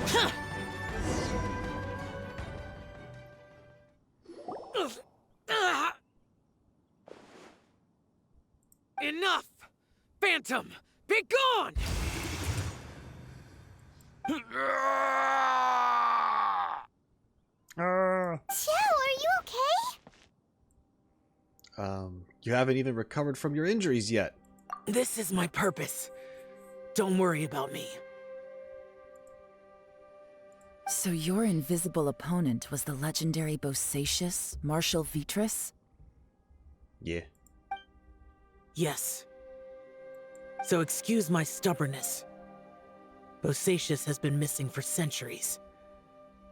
This may have been the last time I will ever see him. He was saying something about holding the line at all costs. Yeah. I think he was the guy that lured the monsters away. He fought here. The nameless Yasha from the legends. It was him. But didn't you say he'd always announce his name? How could his name be lost to time? What happened? I don't know. Maybe he forgot who he was. Getting all corrupted and stuff? Because the karma you spoke of drove him to madness? Yeah. Bosacious had already gone mad before he disappeared. There was no way of knowing if his memories were intact. Damn. He still took part in the Battle of the Chasm despite having gone mad? We Yakshas are not a race that thrive in peacetime. It's likely that he was drawn by the scent of bloody war. Slaughter is what we do best. Maybe it's the only thing we know. I got ellipses for days. This battle confirmed my suspicions. As we had speculated, this space reflects information from people's minds. Mm-hmm. In other words, despite going mad, Bosacious came here. The illusion we saw just now is the impression he left behind. This space recreated him as he was during the battle. The way he fought was so self-destructive. He couldn't possibly have survived. He fought the monsters. Bosacious's illusion said he'd discovered the monster's weakness and lured them underground. What kind of place could this be? Defeating Conria's monsters is no small feat, that's for sure. Guys, it could just be me, but I think I'm suddenly feeling more tired than I was. Uh-oh. This space is really starting to affect us. I believe Bosacius stayed here underground. But now he is gone, and only his illusion remains. If we don't leave, we may meet the same fate. Let's go. Time to move on. Okay. You fought well, Bosacius. Goodbye. I was expecting something else. Maybe there will be. We'll see, I guess. End of the line. Okay. Oh.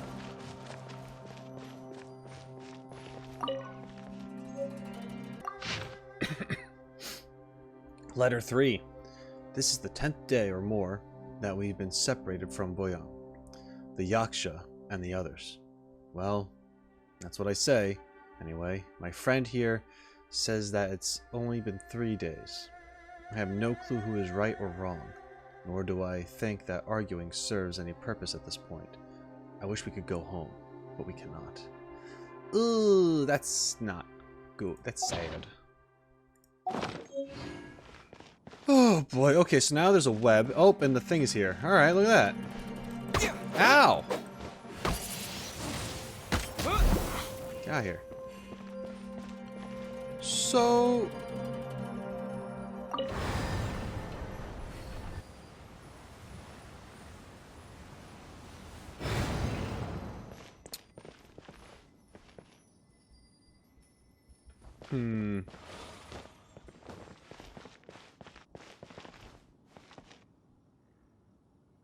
I don't know if can I even do it more? I don't think it will turn, but because isn't that the one that I was already? Is this what I'm on already? I thought, but why was it that? Unless if it's tilted a certain way. Hold on. No, it's not. That just confused me a little bit, but I'm gonna see. Well, I can't go to. Can I go to this one? Hold on. No, I can't. Alright. Well, hopefully I don't mess things up, because I'm about to go through, and hopefully something happened, or worked, or whatever. Did anything change over here? No. Unless they want me to go backwards. Do you guys want me to go backwards?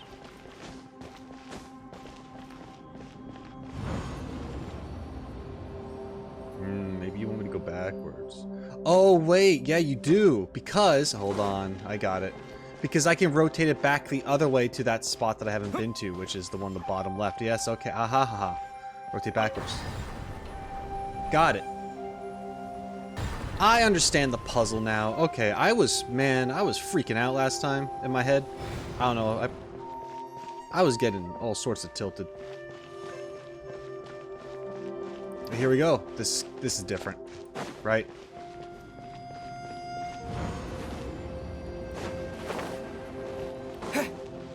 And if this isn't it, then it'll probably lead to the next thing. Something will be here that I can change or whatever. Oh, here we go. Looks like there's some information here. Shall we take a look? Yeah. Okay, let's see. Oh, letter 4. We have no idea how long it's been since we came out with our comrades on patrol.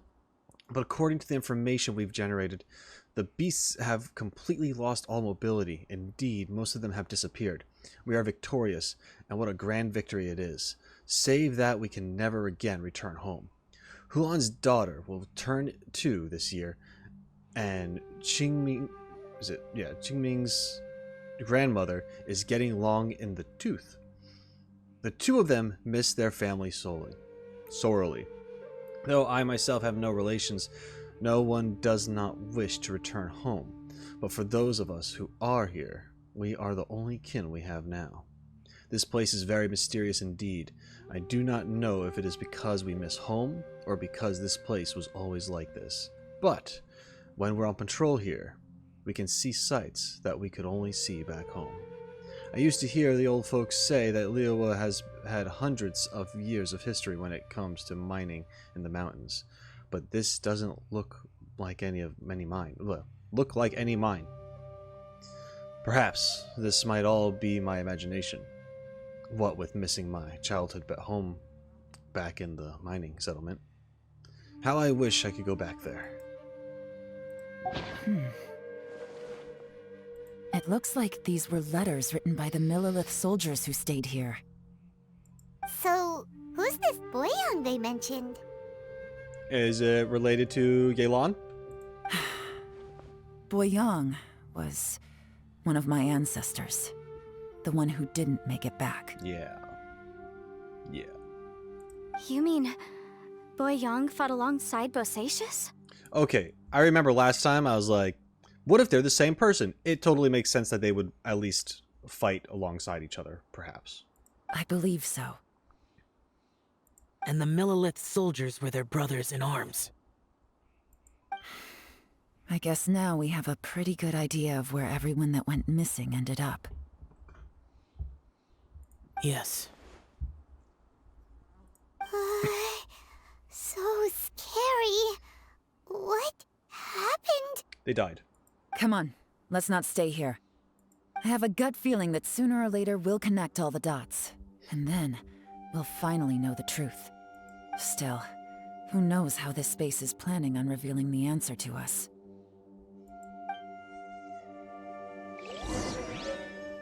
We have to get to that bottom right one, right?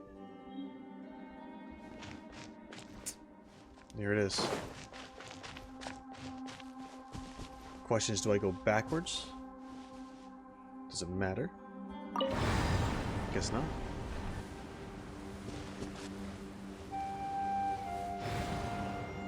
Okay. Well. I'm just gonna look around real quick.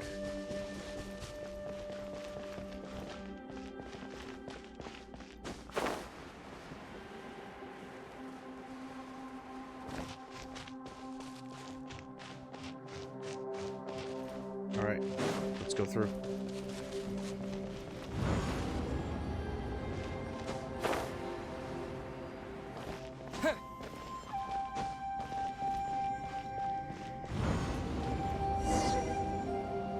There's nothing here at all. Oh. What a creepy space. It has the feel of the abyss. Right. But where are the opponents? I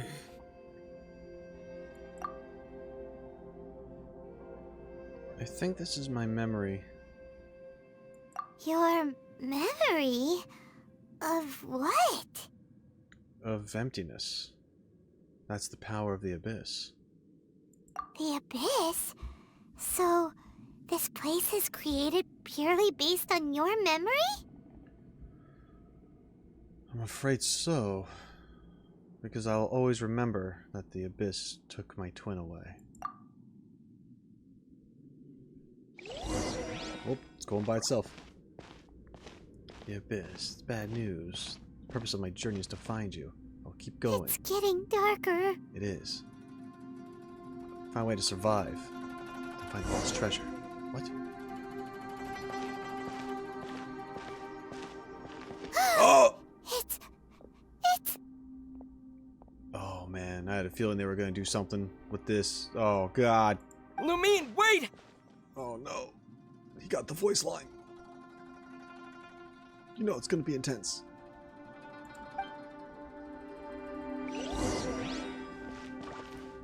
Hi, Lumine. Hi.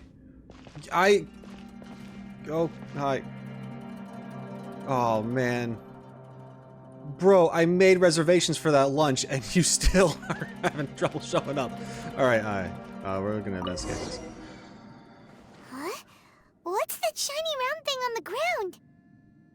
It looks like the compass that we've been interacting with for the last hour. The fantastic compass! Yeah. In the other spaces, the fantastic compass was always partially buried in the ground. But this one is lying flat, intact, as if somebody left it here. Oh, she was just a figment of your imagination?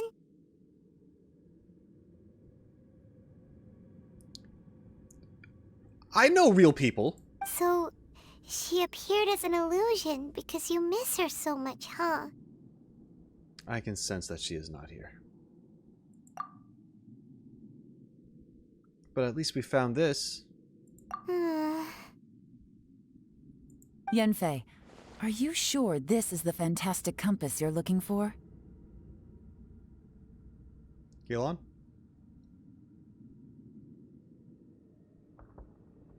I don't want to say that there's anything, because, like... I mean... Never mind. I think so. There were no pictures in the will, but based on the description, it seems to check out. Yelan? What is it?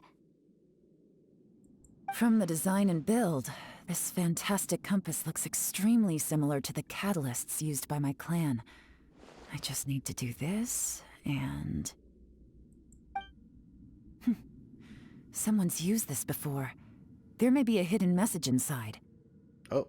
Let's get out of here and find somewhere safer. Okay. Guess we did the thing. All right. Oh. Here we'll be fine. Take a moment to catch your breath while I try to unlock the fantastic compass. I don't want to be in this place anymore. I don't want to be here anymore. Yelan, tell me a thing. Within yin and yang, among the 5 regions, water, fire, wind, and thunder cycle like the seasons. Grasp the 7 heavens from the ground. Open wide the 3 gates. All the world within reach. Interesting. 5 regions, huh? Not 7. Now that I've found the fantastic compass, my work here is done. But if the bosacious we saw was just an illusion, will we really be able to take anything we find here back to the outside world? You know, I've dealt with that issue before. It's kind of up in the air. Considering you found the real one, it'll probably be fine. Hey, Xiao, how's it going? Bosacious was the leader of the 5 Yakshas under Rex Lapis's command. Oh. He could control electro energy. I see. Unlike me, he was both a formidable warrior and a talented commander. What do you mean, unlike you? You're a warrior. You try to give direction in a weird self-sacrificing way. You try. Alright. Guess that wasn't helpful. I'm gonna go. So, talk about 5 regions. 5 Yakshas. But then there's 7 heavens. But then there's 3 gates. Do the 3 gates stand for the Abyss, Tevat, and Celestia? And then we have the 5 regions symbolizing the Yakshas, because there were 5 of them, of different elements. And then yin and yang, as in, like, you know, the balance, good and evil within those Yakshas.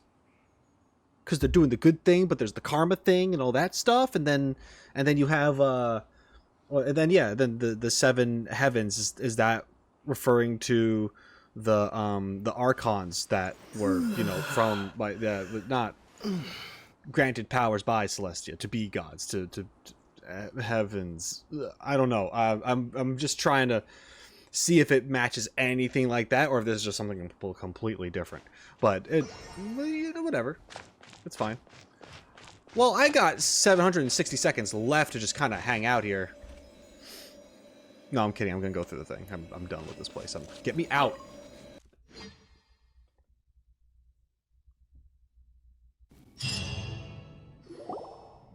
Well, well. This is not what I was expecting. Oh, seems like you've made a new discovery.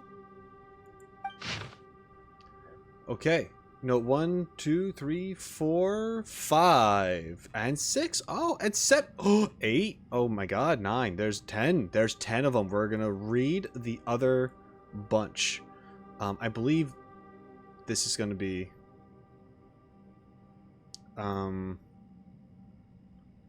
Yeah.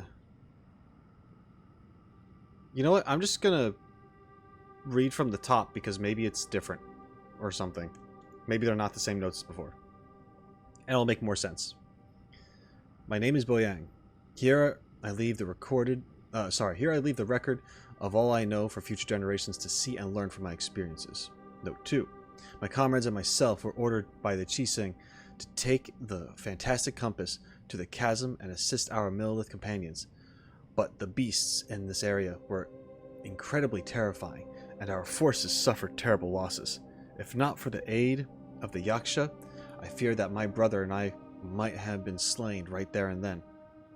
Note 3. This Yasha has 4 hands and behaves in a maddened fashion, even being unable to remember his own name. When in a crazed state, he refers to others around him as Alatus and Menogius. He has mastery over the thunder, and his form is awe-inspiring, one that is destined to be remembered throughout history. We followed him into battle against the wicked beasts for 10 odd days, finally breaking out. Note 4. A snake has its weakness 7 inches below the head, and these monsters naturally have their weaknesses as well. Having discovered this, the Yasha has decided on a battle plan to target that weakness. In our previous battle, the surface of the chasm was damaged, revealing a great and enigmatic underground palace in the bowels of the earth. We know about that. We observed that the monsters would grow weak when approaching this domain, and so we guessed that there is some power there that greatly suppresses these beasts of Conria. We have suffered too many losses. We must end this quickly. Rongzhao and I agreed that I would take the fantastic compass and lead a group of Millilith to follow the Yasha down into the underground palace. We will lure the beasts away and herd them into the depths of the palace. The seal must be completed by myself and the Yasha within that place. With Rongzhao aiding us from the outside. That way, we can ensure that the seal will hold. If this works, the chasm front will be secured. However, this means that I, the Yasha, and the Millilith with us will be left behind within the underground palace. Yet, the benefits are too great. We have to try this out. The warriors have observed day and night and have confirmed that the beasts are heavily limited once they enter the underground palace, almost as if some power is eating away at them. Some of our wounded have sacrificed themselves, and others have split off from the main party in their confusion, never to return. Will the monsters really be vanquished this way? The unmatched strangeness of the underground palace is something I fear only I and the Yasha still live to witness. I do not know how much time has passed. The Yasha is gravely wounded and maddened. I fear he will not live long. As for me, though I remain clear-headed, I can feel fey moods setting in. I do not know how long I have been here. The Yasha urges me to depart, forgetting that staying here was the fate we chose. The underground palace is almost like a living being. When a breach first appeared in the ground, we leapt down below and gave battle. But even then, I noticed that the breach was quietly closing. I'm not sure if that was the only tactic we could have chosen. And even when we attacked the rifts, the rent open spaces slowly regenerate. Well, they only regenerate slowly sometimes. Other times they can be swift. It is hard to say. Does this mean that when we damaged the ground in the fighting, we damaged the outer shell of this place? Have we accidentally entered the belly of some mighty leviathan, only to be slowly devoured by it? I believe that this should be the end of those wicked beasts. We have outlasted them all. I have tried many paths. There is no way out. The Yasha has fallen. Only I remain. I see my family, my wife, my children. They approach me. And then they pass through. I must be going mad. How else could I be seeing my family, who are in Liyue Harbor? And I wish I could go home. But can I? Wrong Xiao. Sometimes I curse the fact that it was not you who had to undergo this torture. But Wrong Xiao, as your elder brother, I am glad that you survived. So tired. I can't think straight. Ooh, that's tough, man. That's tough. That's a sacrifice right there. That's a sacrifice and a half. It's a few sacrifices and a half. That's crazy. What I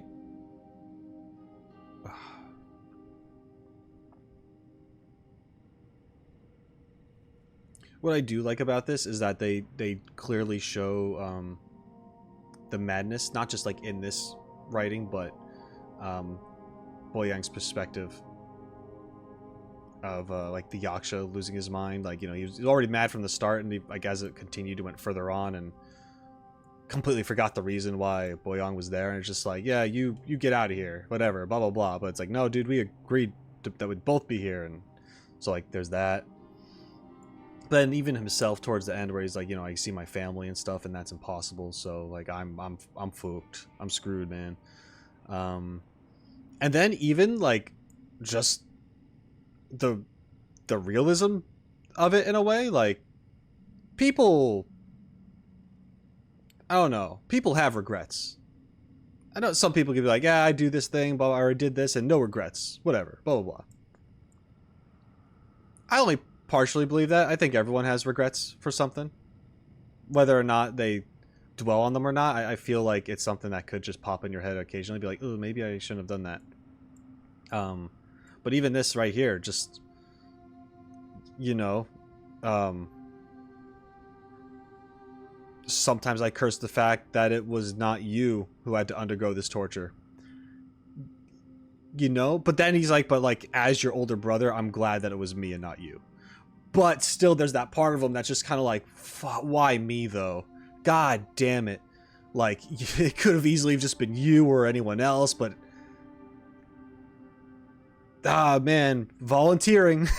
I don't know. There's just something very real about that.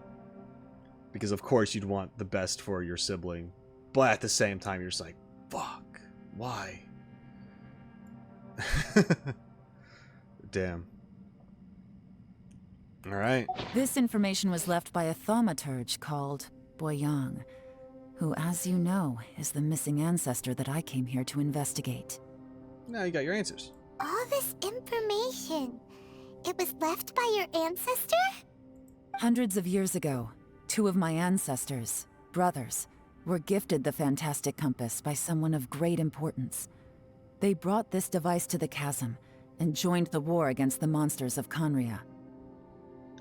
Oh, and by the way, I said, like, they kept saying palace. I'm like, oh, I know that place. And I was thinking of, like, the upside down place that I was there with, like, Dainsliff and stuff. That might not be the same thing, because we're obviously talking about this place that we're in right now. This place just didn't really look like a palace to me. But of course, things change over time. So, I don't know. They set out together, but only one of them made it back. Minus his sanity. So, Rongzhong, whatever his name was, Rongzhong, I can't remember. He did make it back, but he still lost some of his sanity anyway. Karma. Oh, the karma. Yeah. Correct. One possibility is that when they fought alongside Bosacius, they were tainted by his karma. Neither of them had visions, so they wouldn't have been able to resist its effects for very long. I see. Yeah, so he got messed up regardless. All right. From reading through this, it sounds like Boyang... ended up staying here for good too. Yeah. Well, this is just wonderful. So, that's it? There's no way out? What do we do? Are we gonna die here? But Paimon doesn't wanna die! I have a feeling that you can't that easily, but anyway. Paimon's had enough of this place! Let me out! Oh, good.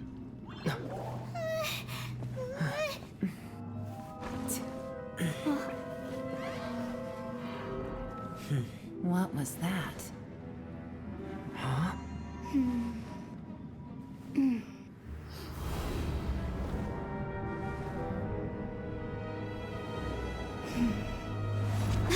I got it! I just had a thought. Give me a second, I just need to double check.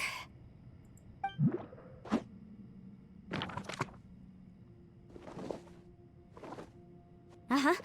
Mm-hmm. Okay. Traveler, I just realized something. Okay, so on my way here, I was studying the will the whole time.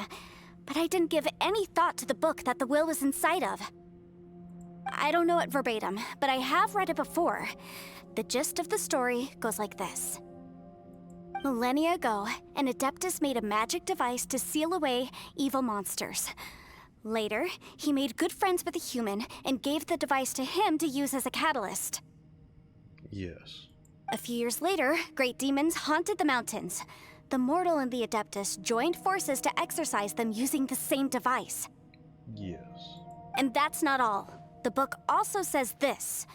When mortal and Adepti powers are combined, one can move the heavens and shake the earth. This contraption is proof that mortals and Adepti may coexist, that there is unity between heaven and humanity. Okay. Sure. I have both Adepti and human lineage. Maybe my power can work. Oh, you're the savior. Oh, look at that. Arataki Itto knew the whole time.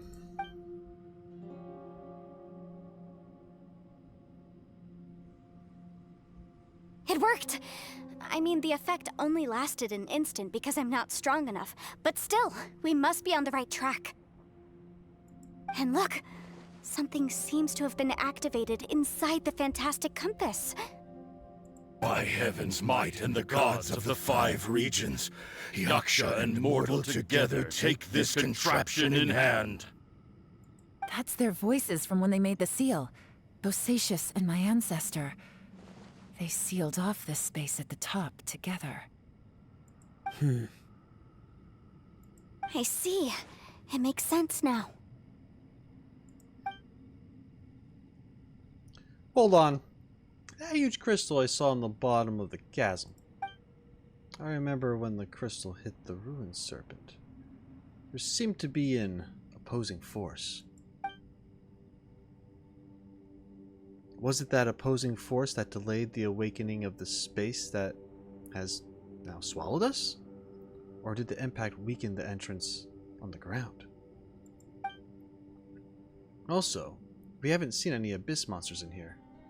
Could this all be connected? Everyone, let's go back and meet up with Itto and Shinobu. I have a suggestion to make. Alright. Paimon can barely move anymore. Oh, why can't we get out of here? Paimon doesn't want to die. Paimon wants to stay with you. Paimon, we're working on it. But you gotta move if you want to get out of here, so let's use logic. Paimon, just hang in there, okay? Trust me, there's still hope. Let's go. Okay.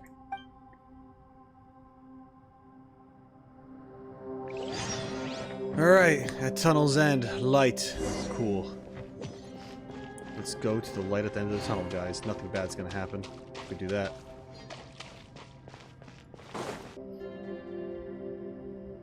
Shinobu, Itto, we're back! How's Itto doing? He must be exhausted, because he still hasn't woken up yet. But he's not in any serious danger, so don't worry. What about you guys? You found something, didn't you?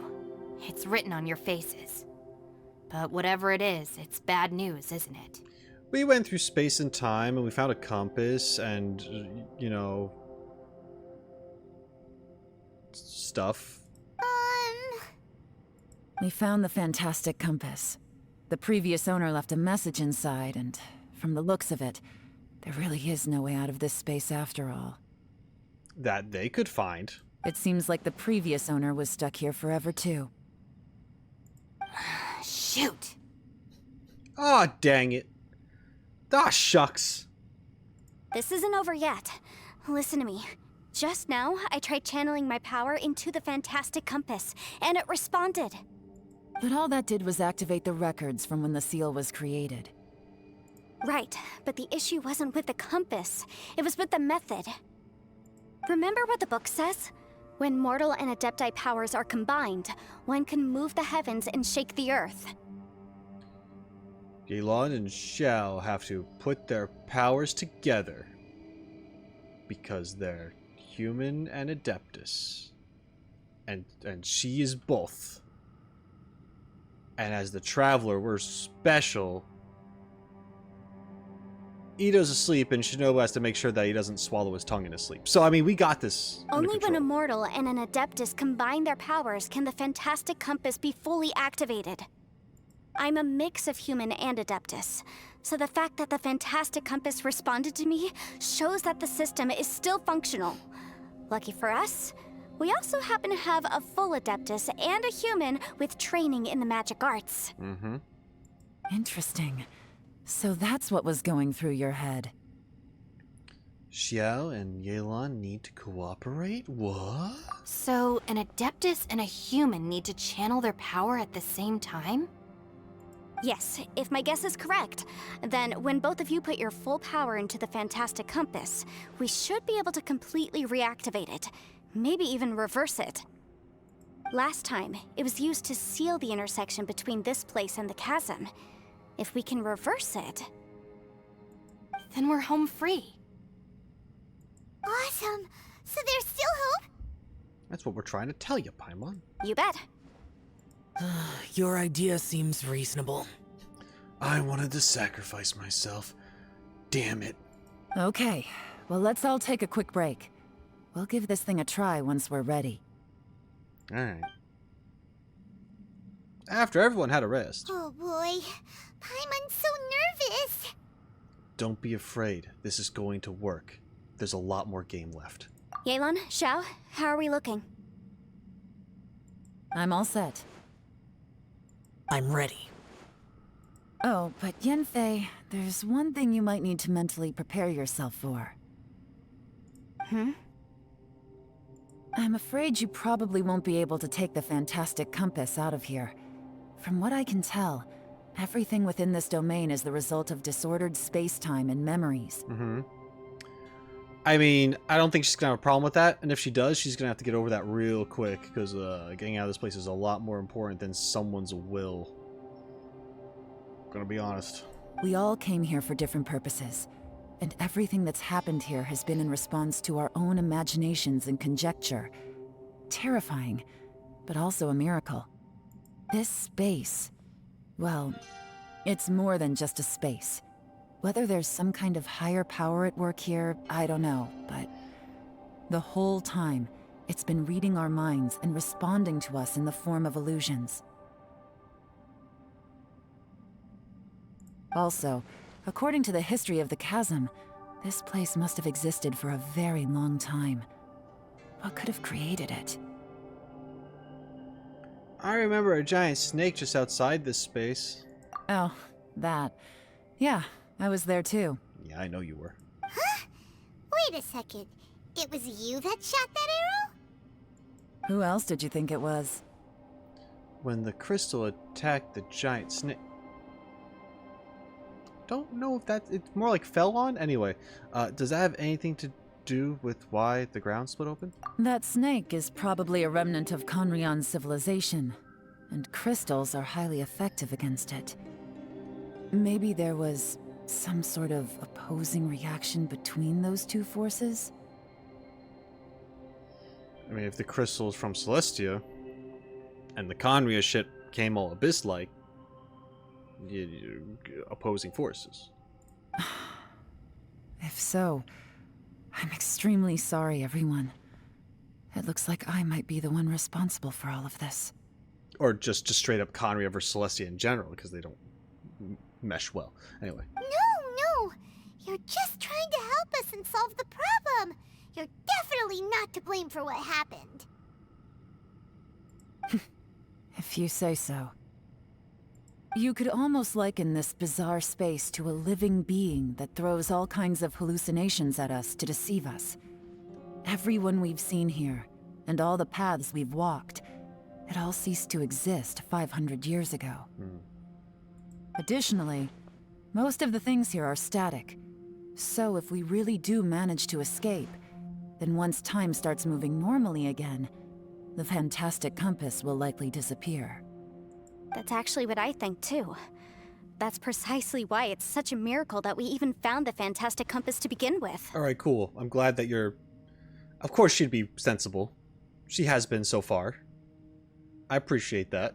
This whole thing feels like we're breaking free from our shackles using a spear that by rights should not exist. Yeah. We can say it poetically like that. This is a long shot, but it may be our last chance. So, whose wish was it that summoned this device? Perhaps it was all of us? Perhaps it was. But maybe there's another reason. Your incredibly strong commitment to your search. It's a shame that we couldn't find your family. But if they were here, I'm sure they'd want nothing more than to see you being rescued from this place. Well... She kind of doesn't want me in the way, and this is a good way of keeping me out of the way. We don't know if I would actually die here. If the Traveler would actually, like... I don't know. Maybe they would. It's mostly been Paimon complaining. I don't think we've complained too much, but I don't know.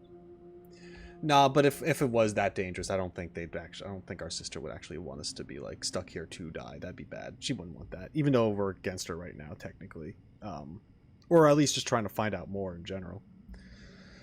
Yeah. I gotta say, it does intrigue me the way we all ended up here together.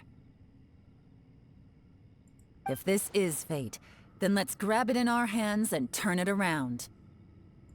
Leave the boss to Ushi and me. We're ready. Traveler, take care of Paimon. Yanfei, you might need to come closer to me when the time comes. Sure. Alright.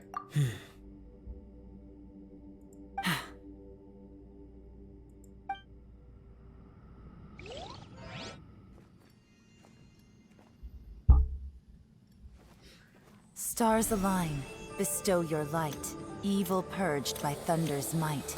Spirit curbed, pneuma surge, by dictum divine, heed these words. Do as I command! Aha! The fantastic compass is an amplifier. Maintain this energy level, and we may stand a chance. I will maintain the energy flow. Understood. Everyone, stand back.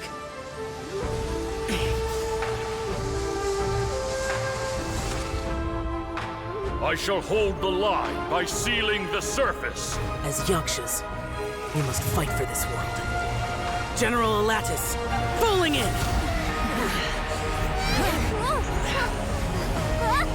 There you go.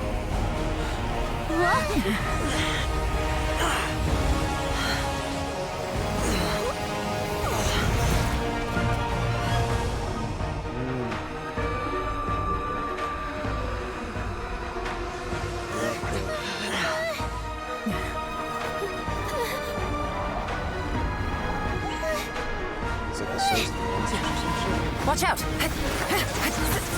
Oh, damn.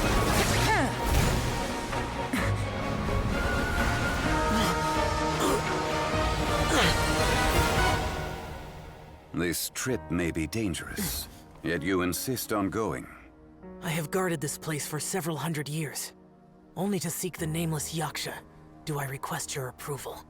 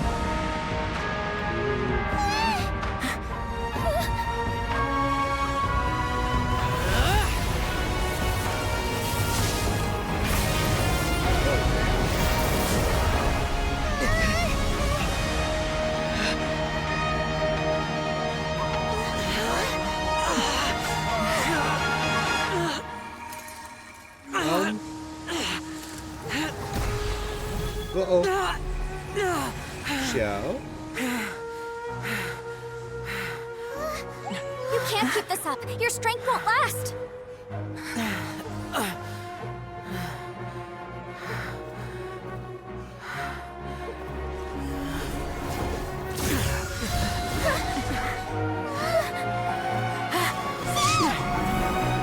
Oh no.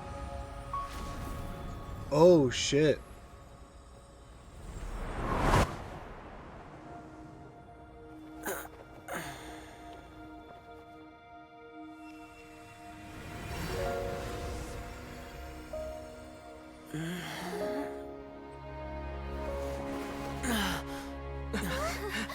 Okay, I see what they did there.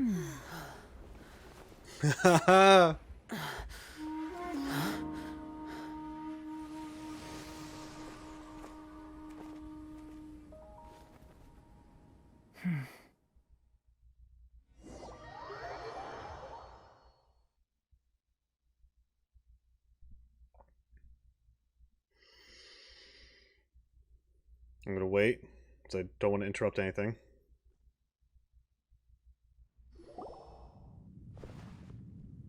That was close. I thought you were gonna get left behind.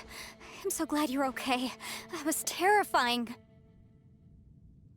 Okay. Great cutscene. That was awesome. I was like... I was wondering... Because throughout that whole cutscene, like, you're seeing Xiao struggle to maintain that.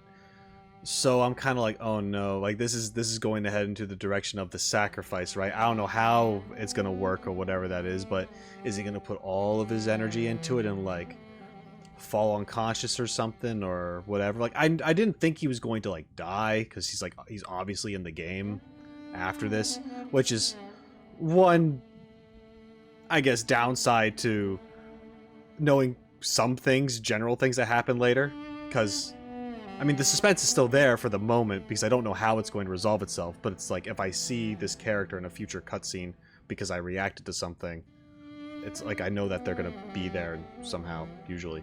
Anyway, doesn't matter. I still thought that was a great scene. Very intense.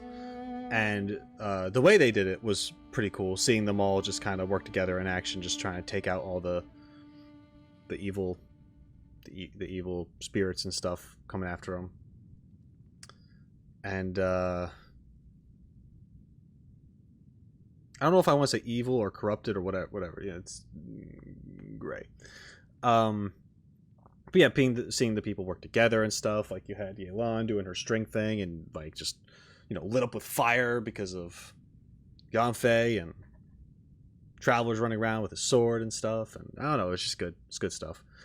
Yeah, and then Xiao just straight up teleports everybody as a last-ditch effort because he was like running out of the energy in order to maintain the thing, and was like probably thinking to himself like, I don't have enough to make it. Came down to that thing where it's like what he was saying earlier, how he's like, if I use all my energy now, I can open up a way out of here and you guys can get through, probably. But it's going to take everything I have to probably guarantee that to be a thing. But then there was that, like that little bit later, where, you know, Yelan's like, well, why don't we wait and try other things, because we shouldn't be trying to sacrifice herself as like the first option. And Xiao's whole point was just kind of like, well, I don't know if I'm going to have that energy to save everyone if my plan becomes plan B. Now we're risking it.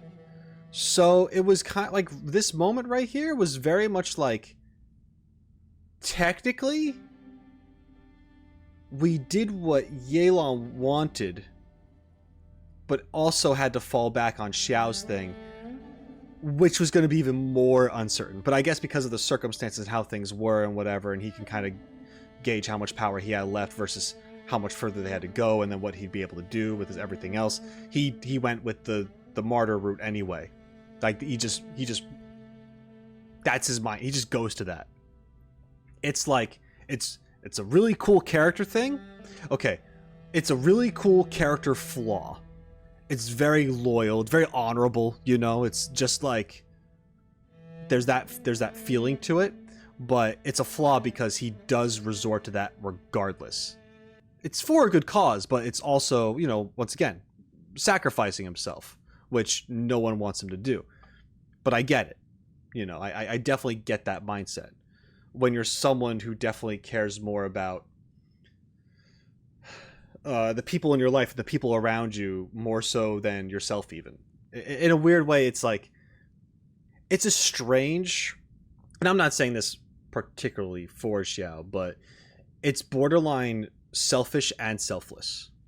It's selfless because you are giving up yourself in the process to help everyone else around you because maybe that's what you care about.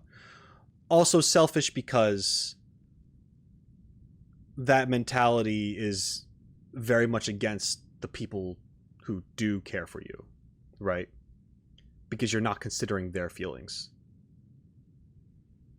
It you know, two sides to the coin right there. It's very interesting, and I'm glad that Xiao has that to work with within his character. That's kind of like that's his thing, sort of, or one of his things, I should say. But yeah, for a half second there, I thought they were going to do something like, oh, Bosacius somehow saved me, but it's really Zhongli.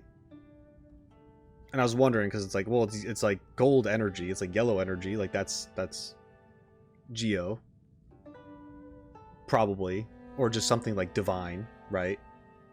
Bosacius was thunder. That's usually associated with purple. So I didn't think it was, like, I wasn't sure, but I don't know.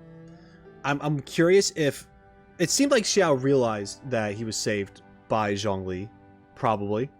But there's a chance that maybe he's going to think Bosacius did it. And there's a chance that Zhongli might just be like, oh yeah, Bosacius saved you. Sure, yeah. Because that would make Xiao happy, right? But I do think it's cool that Zhongli was actually kind of like waiting, being who he is, and just kind of like monitoring the situation, at least at the end there, right? Somehow, in his way. Yeah, no, that was a really cool scene. I really enjoyed that. Let's continue here. I know what you were thinking, but... Mm-hmm. Never mind. I know I can't talk you out of a mindset that's been built up over a lifetime. Exactly. My comments about Xiao are in no way trying to insult him. It's literally just an observation on that's just who he is, and I don't think that can really be argued against. He's just the person who is going to sacrifice himself. It's like his purpose to do so for the betterment of everyone else around him. It's kind of crazy. I don't think we were ever going to reach an agreement over the final strategy. But in the end, it was thanks to you that we managed to escape. So, thank you for saving us all.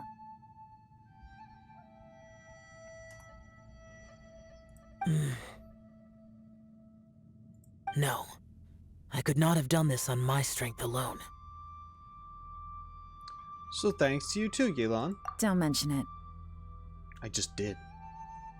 Or is that like you're gonna kill me? Oh shit.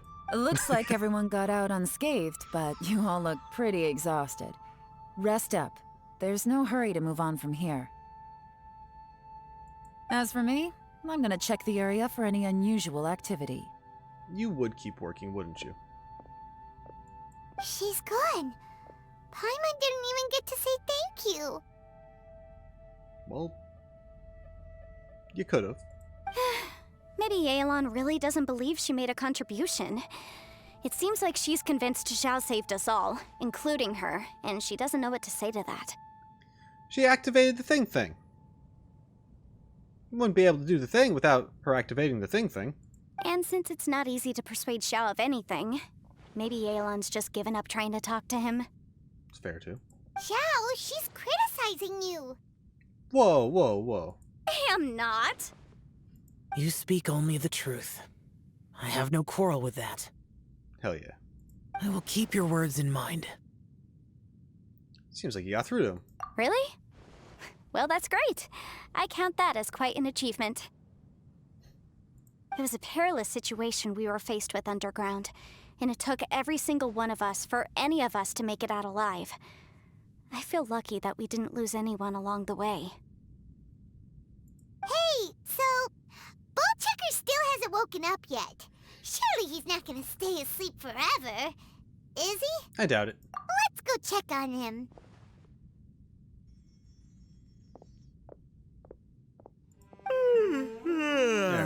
I slept like a rock. Good times. Huh? What you doing? What's going on? Why are you looking at me like that? Are you in any pain?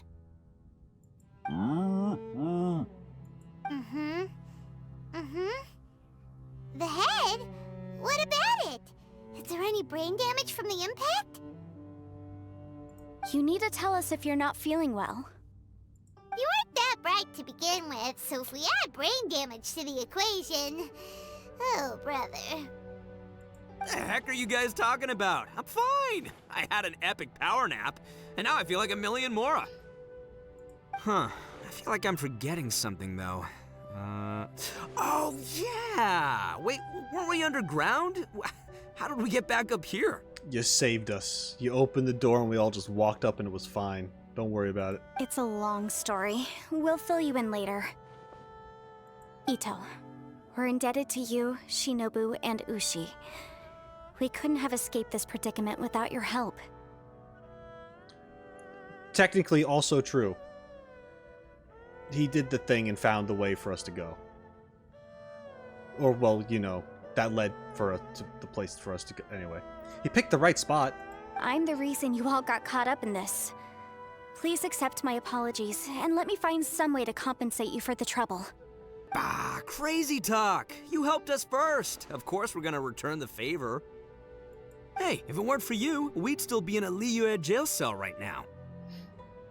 That's not quite correct. You'd be in jail, not me. Facts. Good point. Well, okay then. How about this? To celebrate our newfound friendships, how about you let me take you to Liyue Harbor for some sightseeing and a proper meal? I like the sound of that. Now that you mention it, whew, I am famished. Oh, I can barely walk here. I'm hungry too, Senpai. Why don't we head straight over? Paimon too! Paimon wants to come too! Paimon, we have other things to do. Fine! Alright, well, I promise I'll take good care of your friends from Inazuma. Take it easy, okay? What we just went through was a lot. Yeah, this has been tough on everyone. Have fun, guys! Oh, wait! Yelan left already. I was gonna treat her to some tea. But I'll take this to mean we're square.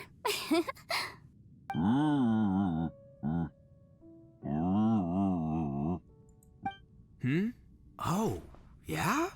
Is that right? Wow. Okay, I'll let him know.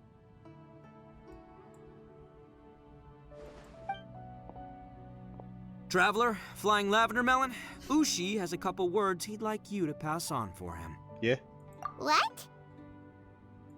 Oh, I want to hear this. Me too. Count me in. It's gonna sound like the most eloquent, educated thing we've ever heard in this game. Good idea! Let's do that! I have no idea what was said. Paimon never would have guessed that Ushi was so gentle and thoughtful. Never judge a bull by its cover, huh? I might not have been too far off, though. Sometimes the profoundest truths can also be the simplest. I think Ushi's words may well come in handy. What'd he say? You betcha! Just leave it to us! Okay. Alright, Itto, Shinobu, Ushi, let's go. Oh yeah! Grub time! See you next time. Okay, bye. Xiao. Finished taking care of business? Yeah. Oh, there seriousness, we were just saying goodbye to our friends. Yeah. You're still here. Huh, you came back. I saw the two Inazumans leave with Yanfei, heading towards Liyue Harbor. Aren't you going with them? Oh, no. We still had some stuff we wanted to say to Xiao. Yeah. I figured as much. What is this Sealy doing there? Oh, I haven't really been in this area too much. Never mind, that's fair. I've checked the area. Nothing strikes me as out of the ordinary. Looks like this chapter has come to a close. Now, I just need to take care of the confidentiality issues. Let's hope our friends from overseas can keep their mouths shut. For their own sakes. Okay. We got it! We got it! We'll make sure they don't say anything. Please don't hurt them. Oh. You've got a mean streak, Yelan. You figured me out, huh? All right, I'll quit pulling your leg. Everyone really rose to the occasion this time. I won't ever forget what we went through. Where could that strange space have come from? And how has it existed down there undetected for so many years? I have to investigate this further. I have a feeling that whatever lies behind all this runs deep. Maybe so deep that no one can be allowed to know. Also, I think someone helped us out at the last minute. They did a good deed, of course, but somehow I couldn't tell anything about them. It must have been someone of great importance. I have an idea.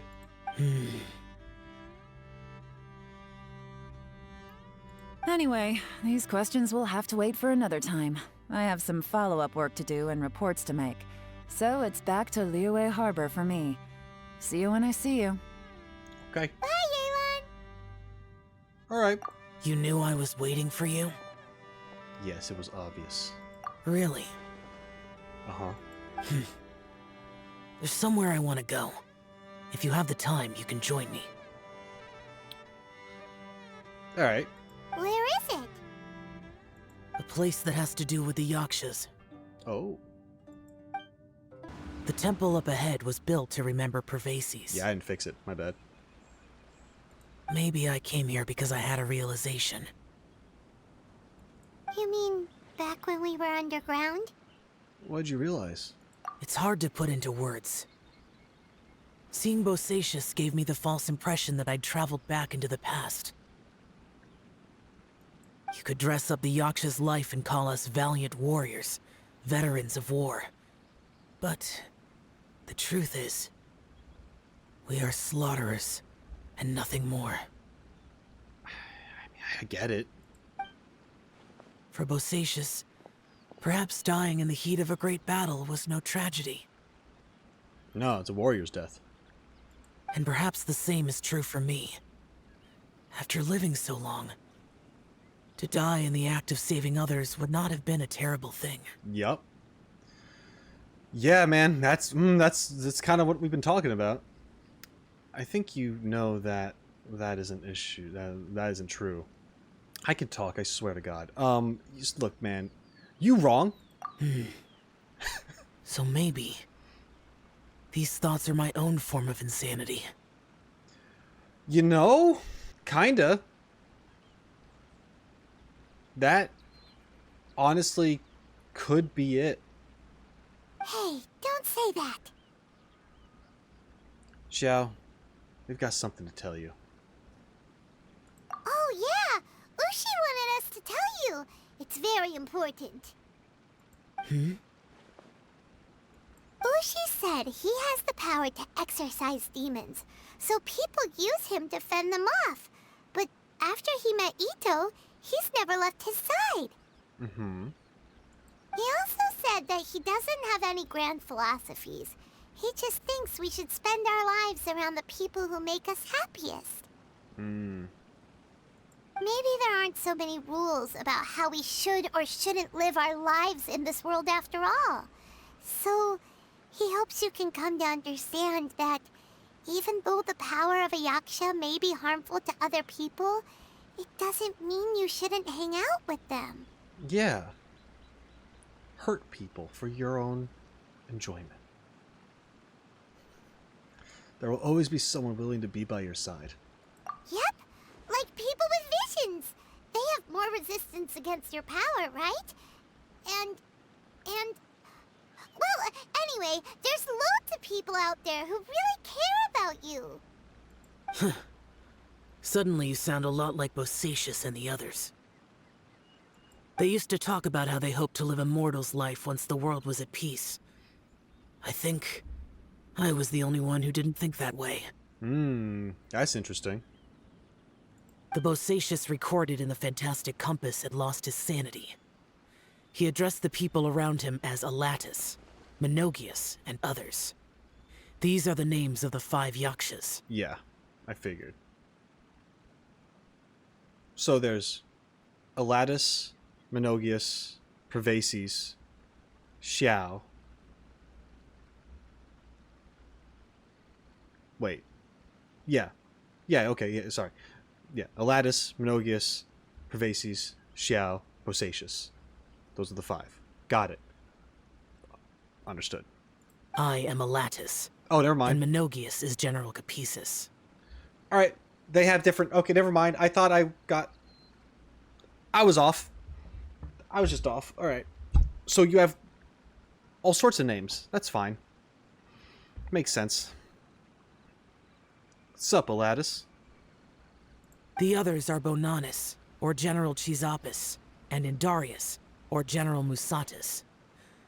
I heard that people call the 5 of us Yakshas, the Guardian Adepti. Right. Bosacius and Yelan's ancestors stayed underground to the end. So that space must have read their minds in their last moments as they approached death.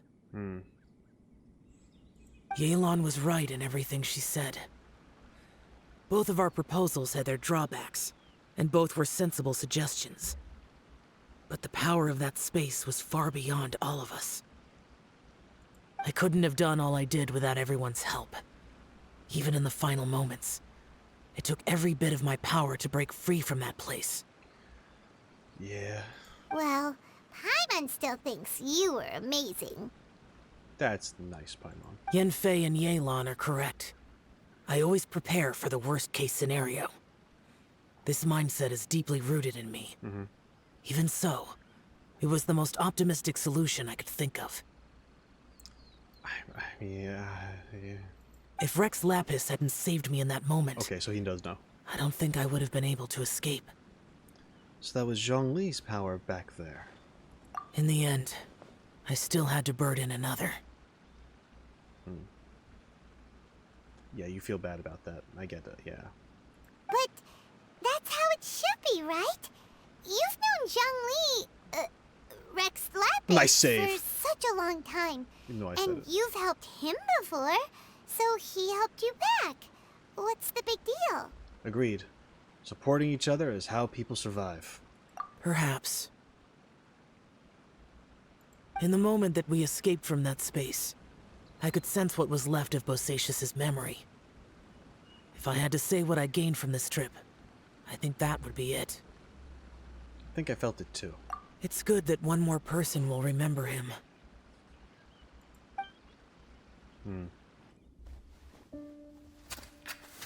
Oh? Menogius, where have you been? Brother Yaksha, you're confused again. I've told you countless times, I am Boyoung, a thaumaturge who fought with you in the chasm. Boyoung? Boyoung?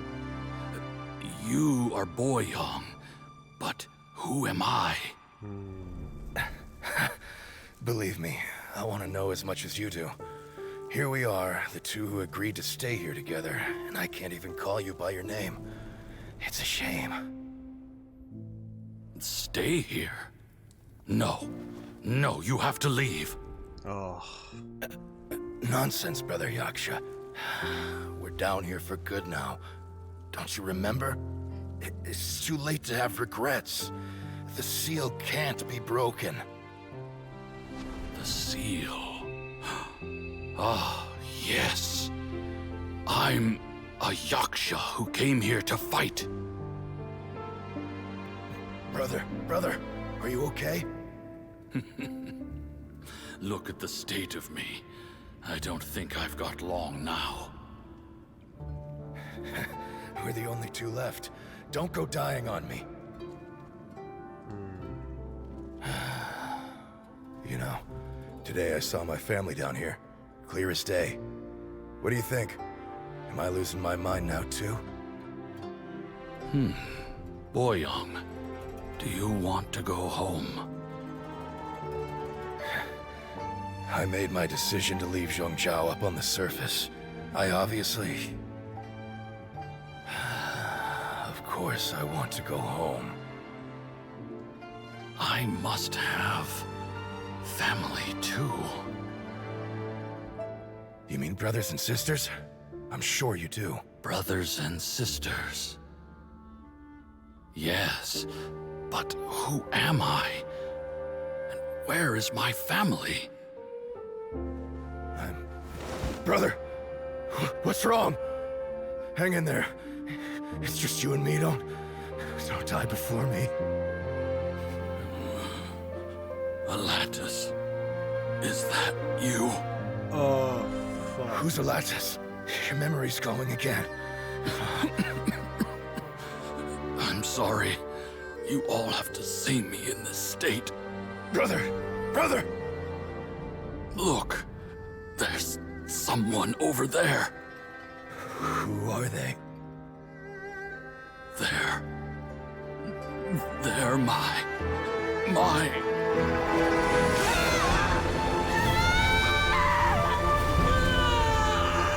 I remember now.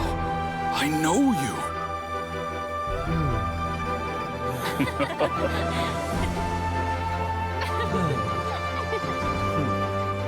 My brothers and sisters have come for me, Boyoung.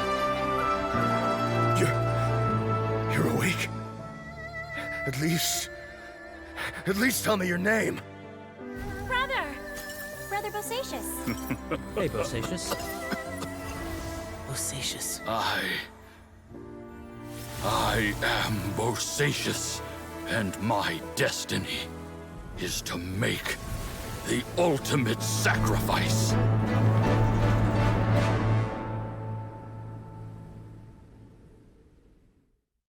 I've said so much today, but I don't need to hold back as much when I talk to you.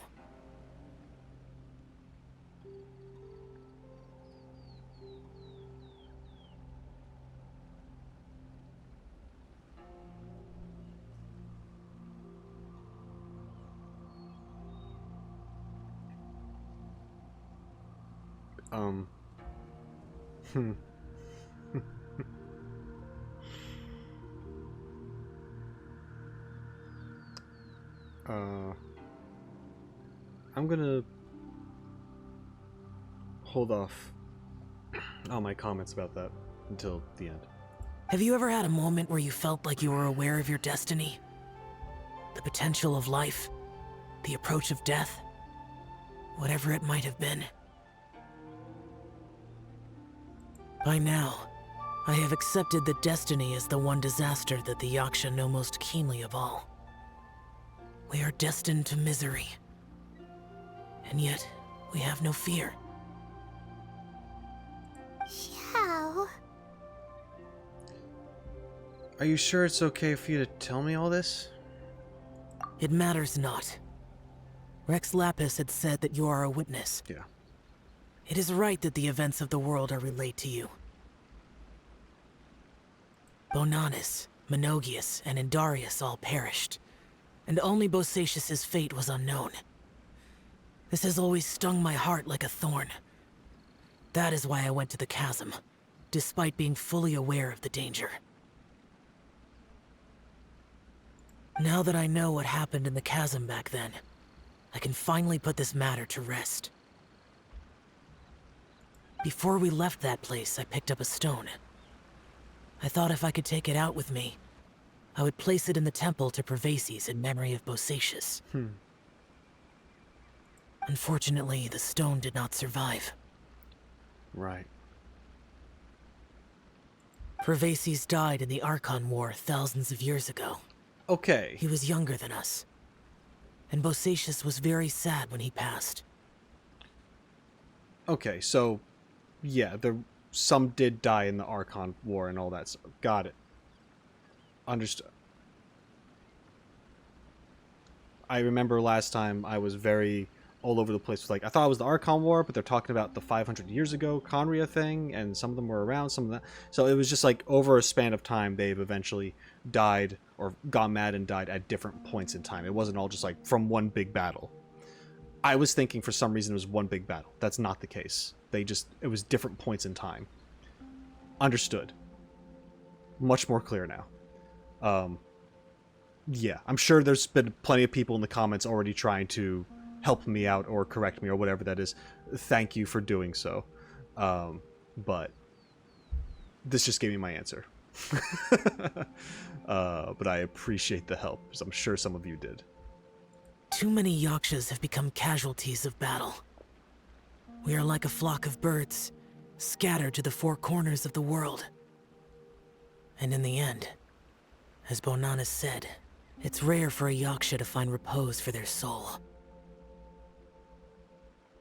Bosacius, Boyang, and all those soldiers. No, Xiao, they are all heroes. Heroes? Yeah, that's what I said. I like that word. Yeah, it's a good word. Maybe the world will never be free of disaster. But there is good in the world, too.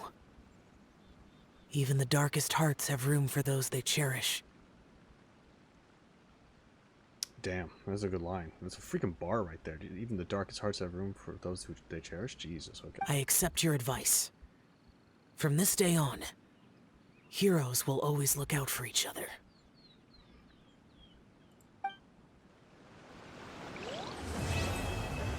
And that's the quest complete. Whew. Okay. I'm gonna talk to you one more time before I end this. You observe Xiao. The world is silent. No one speaks. Xiao says nothing more. Complex emotions run across his face as he looks at the temple to Pervases. Sadness, disappointment, relief, they're all there, yet are only a small part of a far larger whole. His expression is akin to that of a person who has been out in a blizzard for too long and has seen far too much of it before finally gaining a place of respite from the battering snow. Time to share my thoughts, right? The general majority of my criticisms are things that I've talked about in Genshin Impact already, I believe. At least I mentioned it earlier on in this quest at the very least. They do great cutscenes, but then there's the other cutscenes where the characters just kind of stand there and you have dialogue, right? And there's some animations, and I know that they do improve upon these later on in the game, for the most part, from what I can tell. However, I feel some shortcuts taken here and there, because there's some animations that you see and they just don't add sound effects to some things. Even if it was like, I talked about the biggest one in this quest, by far anyway, is Arataki Itto doing a big stomp motion, his sumo stomp, and there's no sound. There's no way that wouldn't make a sound based on how strong they try to make this guy. Like put a sound effect, for Christ's sake. It's fucking lazy. So I'm sorry for being like rude about it, but it's just like it's not rocket science. It's not brain surgery. I've talked about multiple times how audio is just as important as the visuals, if not more so in some cases, to really sell you something.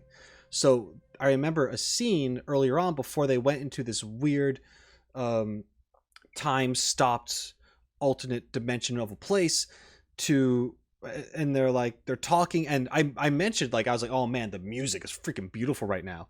But then you have the characters doing things, and like Arataki Itto does a stomp, and it's like you hear nothing, and I'm just like, you just took me out of it. You brought me in just to take me out, and I don't get that decision. That feels like a rush job, and it's like this shouldn't be. You have time to... If this game is as planned out as we think it is, you have time for these details. I don't give you excuses anymore. But it's just no, you don't get that. And I'm sure it's going to continue being an issue going forward. It is what it is. It's just, it's lazy. And you could say I'm wrong. You could say there's excuses, and that's fine. You can believe that. So yeah, the audio thing, the sound effects, or like, you know, going back to the sound effects, like there's Arataki Itto's stomp. That's one. The other one could be like, you know, Yanfei testing her powers on the compass for the first time just to see if it would react at all. And she does, and she literally goes like, it worked! And I'm like, I didn't know what she did. Because she didn't say what she was going to do at first until after she did it, and then she explained it. I was like, oh, but there was no like, vroom, there wasn't like a little fire animation, there wasn't anything. She just put her hand out, and then the thing started to glow, and it was just like, I would have liked something to sell me something that she did a thing, instead of just put your hand over it and it reacted. Like, you know, like I wanted, like, just there's just little things here and there, and these are nitpicks, right? Because it doesn't really affect the overall story. The story is fine. There's nothing wrong with the story. The story is one of the best parts of this entire quest. I freaking loved it. It's just these little animations and sound effects, and like they just need to mesh together better. And I don't feel like that's hard to do. Yes, I'm not a game developer, right? But I am an animator. And I know what it takes to make something feel more impactful. Like, that is an area that I actually have experience in. So it's not like I'm just talking out of my ass trying to make a complaint for the sake of it. If I made an animation and I did not include a punch sound effect when someone else got hit in the face, how lame would that be? I would expect you to call me out on it 100%. Even if it was just me working on the project, you call my ass out. This is a studio of people, of a lot of people. And yeah, it's probably more people now than it was here at this point in time, but we're not in prologue anymore. This is the game now. So, like, do the thing. That's it. That's all I have to say about that. That was my biggest complaint. My other one was, I love and hate the compass puzzle. I think it's such a cool idea. But some of the little clues to change things were bullshit. The tree was bullshit. Yeah, it had a faint little glow around it, but it didn't get picked up if you did the thing, if you did the site or whatever. I was running around trying to do that so much. I mean, I don't know. Maybe I missed it. But even so, if the tree gets removed because of fire, but because of pyro, and you don't have a pyro member in your party, you're fucked. You restart the domain, which I had to do anyway. It doesn't tell you to bring a pyro character. So, even if it could be detected, I don't know. Maybe you could... I don't think I tried cutting it down. Maybe you can cut it down. I'll have to look that up. So I could be wrong about that. And if I am, I'm sorry. I take back what I say if you can just hack the tree down. Will you stop stuttering, Paimon? Come on. You're like the shade of space. You should have control of this shit. Anyway, that's what I think anyway. My last criticism is the Bosacious fight. It wasn't a fight. They occasionally do this thing where it's just like, oh, just dodge for a while. And it's kind of lame. Like, I like the whole, like, once again, story, great. The Bosacious thing, awesome.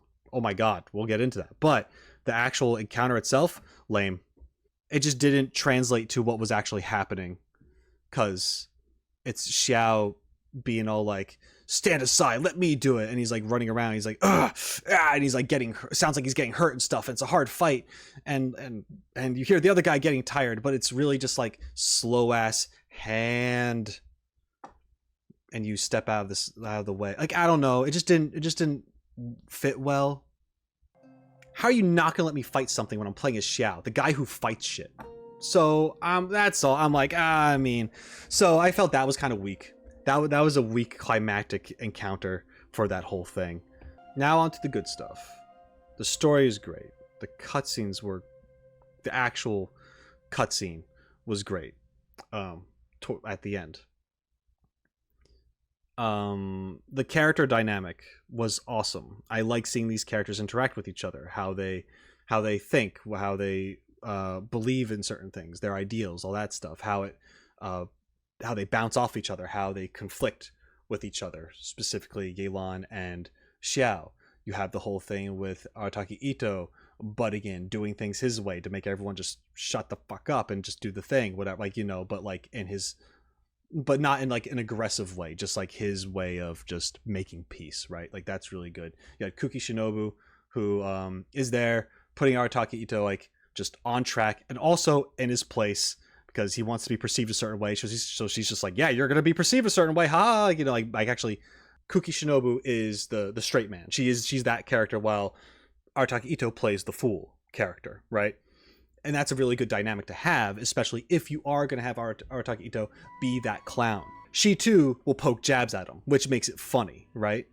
At least I think so.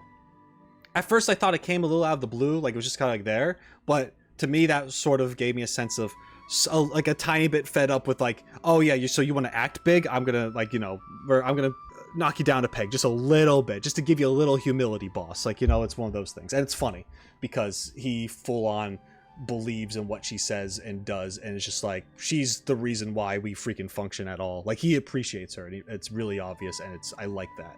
Even though he's just kind of like, oh yeah, leader makes decisions, blah blah blah. But whenever it comes to actually someone saying something nice about Kuki Shinobu, he turns around, he's like, oh yeah, she's the best. Freaking love this person. And that's really cool. That's really wholesome to see. Xiao and Yelan's dynamic, really enjoy that, and it also makes sense leading on to other things. Like, I did see the most recent Lantern Rite, and they had a little bit like of a, like, you got to see their dynamic a little bit. So it's cool to see like, oh, okay, it was like this, and then it evolved into that at some point. And there's that little bit of like snarky banter between them still. I do like that. I like how this is like that start. We talked plenty about Xiao's character, him just being in his mindset for so long, and it's just hard to drop, right? He's just there. It's that we went into that. Yelan's very much about her job, as a lot of characters are in this. She takes it very seriously. But she had her own motives as well for doing this, which was to find out what happened to her ancestors, the true story, and she did. So, although towards the end, there's that hint of her feeling like she did not actually accomplish much, or she did not actually help. So it's weird. Like, she works really hard, and she just continues to work really hard, and she does have her own motives. But at the end, she still also wants to help. And then when everything is said and done, there's still that, without her straight up saying it, this whole, did I do enough? Right? Like, other people did the thing. I was just kind of there. But that's not true. So it seems like she has this way of looking at herself that not everyone else sees, because we're like, man, she's just walking around, she's a badass, she's kind of intimidating and stuff. Meanwhile, she's just like, I'm doing my job, and yeah, sometimes it is what it is, and whatever. You know, just kind of maybe not showing us that she's disheartened, but she probably could be. Very interesting, mysterious character right there. I like Yanfei a lot more than I ever thought I was. I played the teapot quest where you first meet her with Madame Ping and all that stuff, and I thought she was great in that. Really liked Yanfei. Yanfei shined in this one as well. In my opinion anyway. She's very smart. She might be one of the smartest characters, at least when it comes to like the legal stuff. But even outside of that, she's able to like, she just has this ability to pick up on things fairly fast, relatively easily, and like just kind of problem solve and put things together to figure things out, which isn't always just textbook law stuff.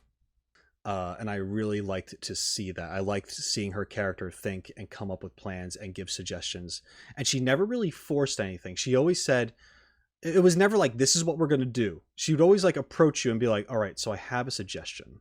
What do you think? You know what I mean? So that she's also not trying to force her ideas either, because like, aha, I'm the smartest one here. It's more like, this might work. What do you think? And I like that. I'm just like, I have that appreciation now that I've actually seen her in action multiple times, and I just like the way she carries herself. I think it's really cool. Paimon, she wasn't terrible in this. I wasn't crazy about the bull chucker thing, but I do in general like the back and forth she has with Arataki Itto. I think that makes sense because they're both dumb. Anyway, I do like how this place had an effect on her, and that she just wasn't like some bubbly like, what's going on? Even though she was like that sometimes, we did have to like re-explain some stuff on occasion because Hoyoverse doesn't think their audience can actually pay attention or whatever. It's fine. Sometimes I need it too, I guess, because I'm just so in the zone thinking about something else. For this, I don't think it was needed.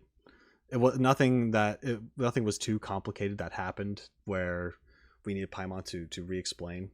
And she did sometimes, but it's whatever. She wasn't awful. There wasn't any moment where I'm like, that's just a bad thing to freaking say, or that's just a terrible goddamn joke. Like nothing was outstanding that she did, but at the same time showing her in this place with these characters and how it was affecting her was important to do, I think.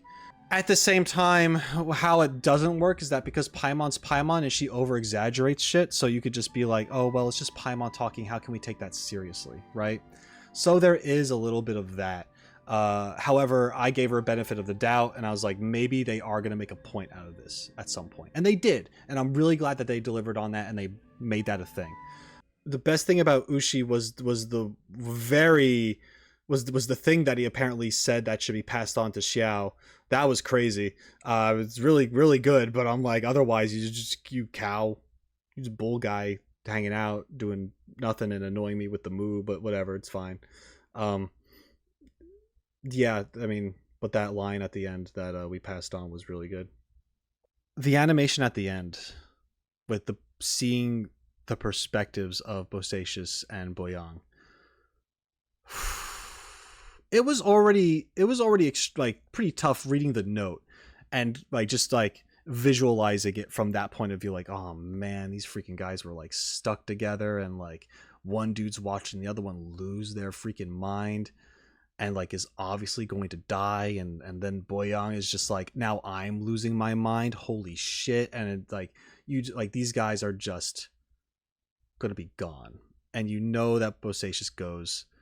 And then Boyang's there like by himself going mad. And that's how he goes too.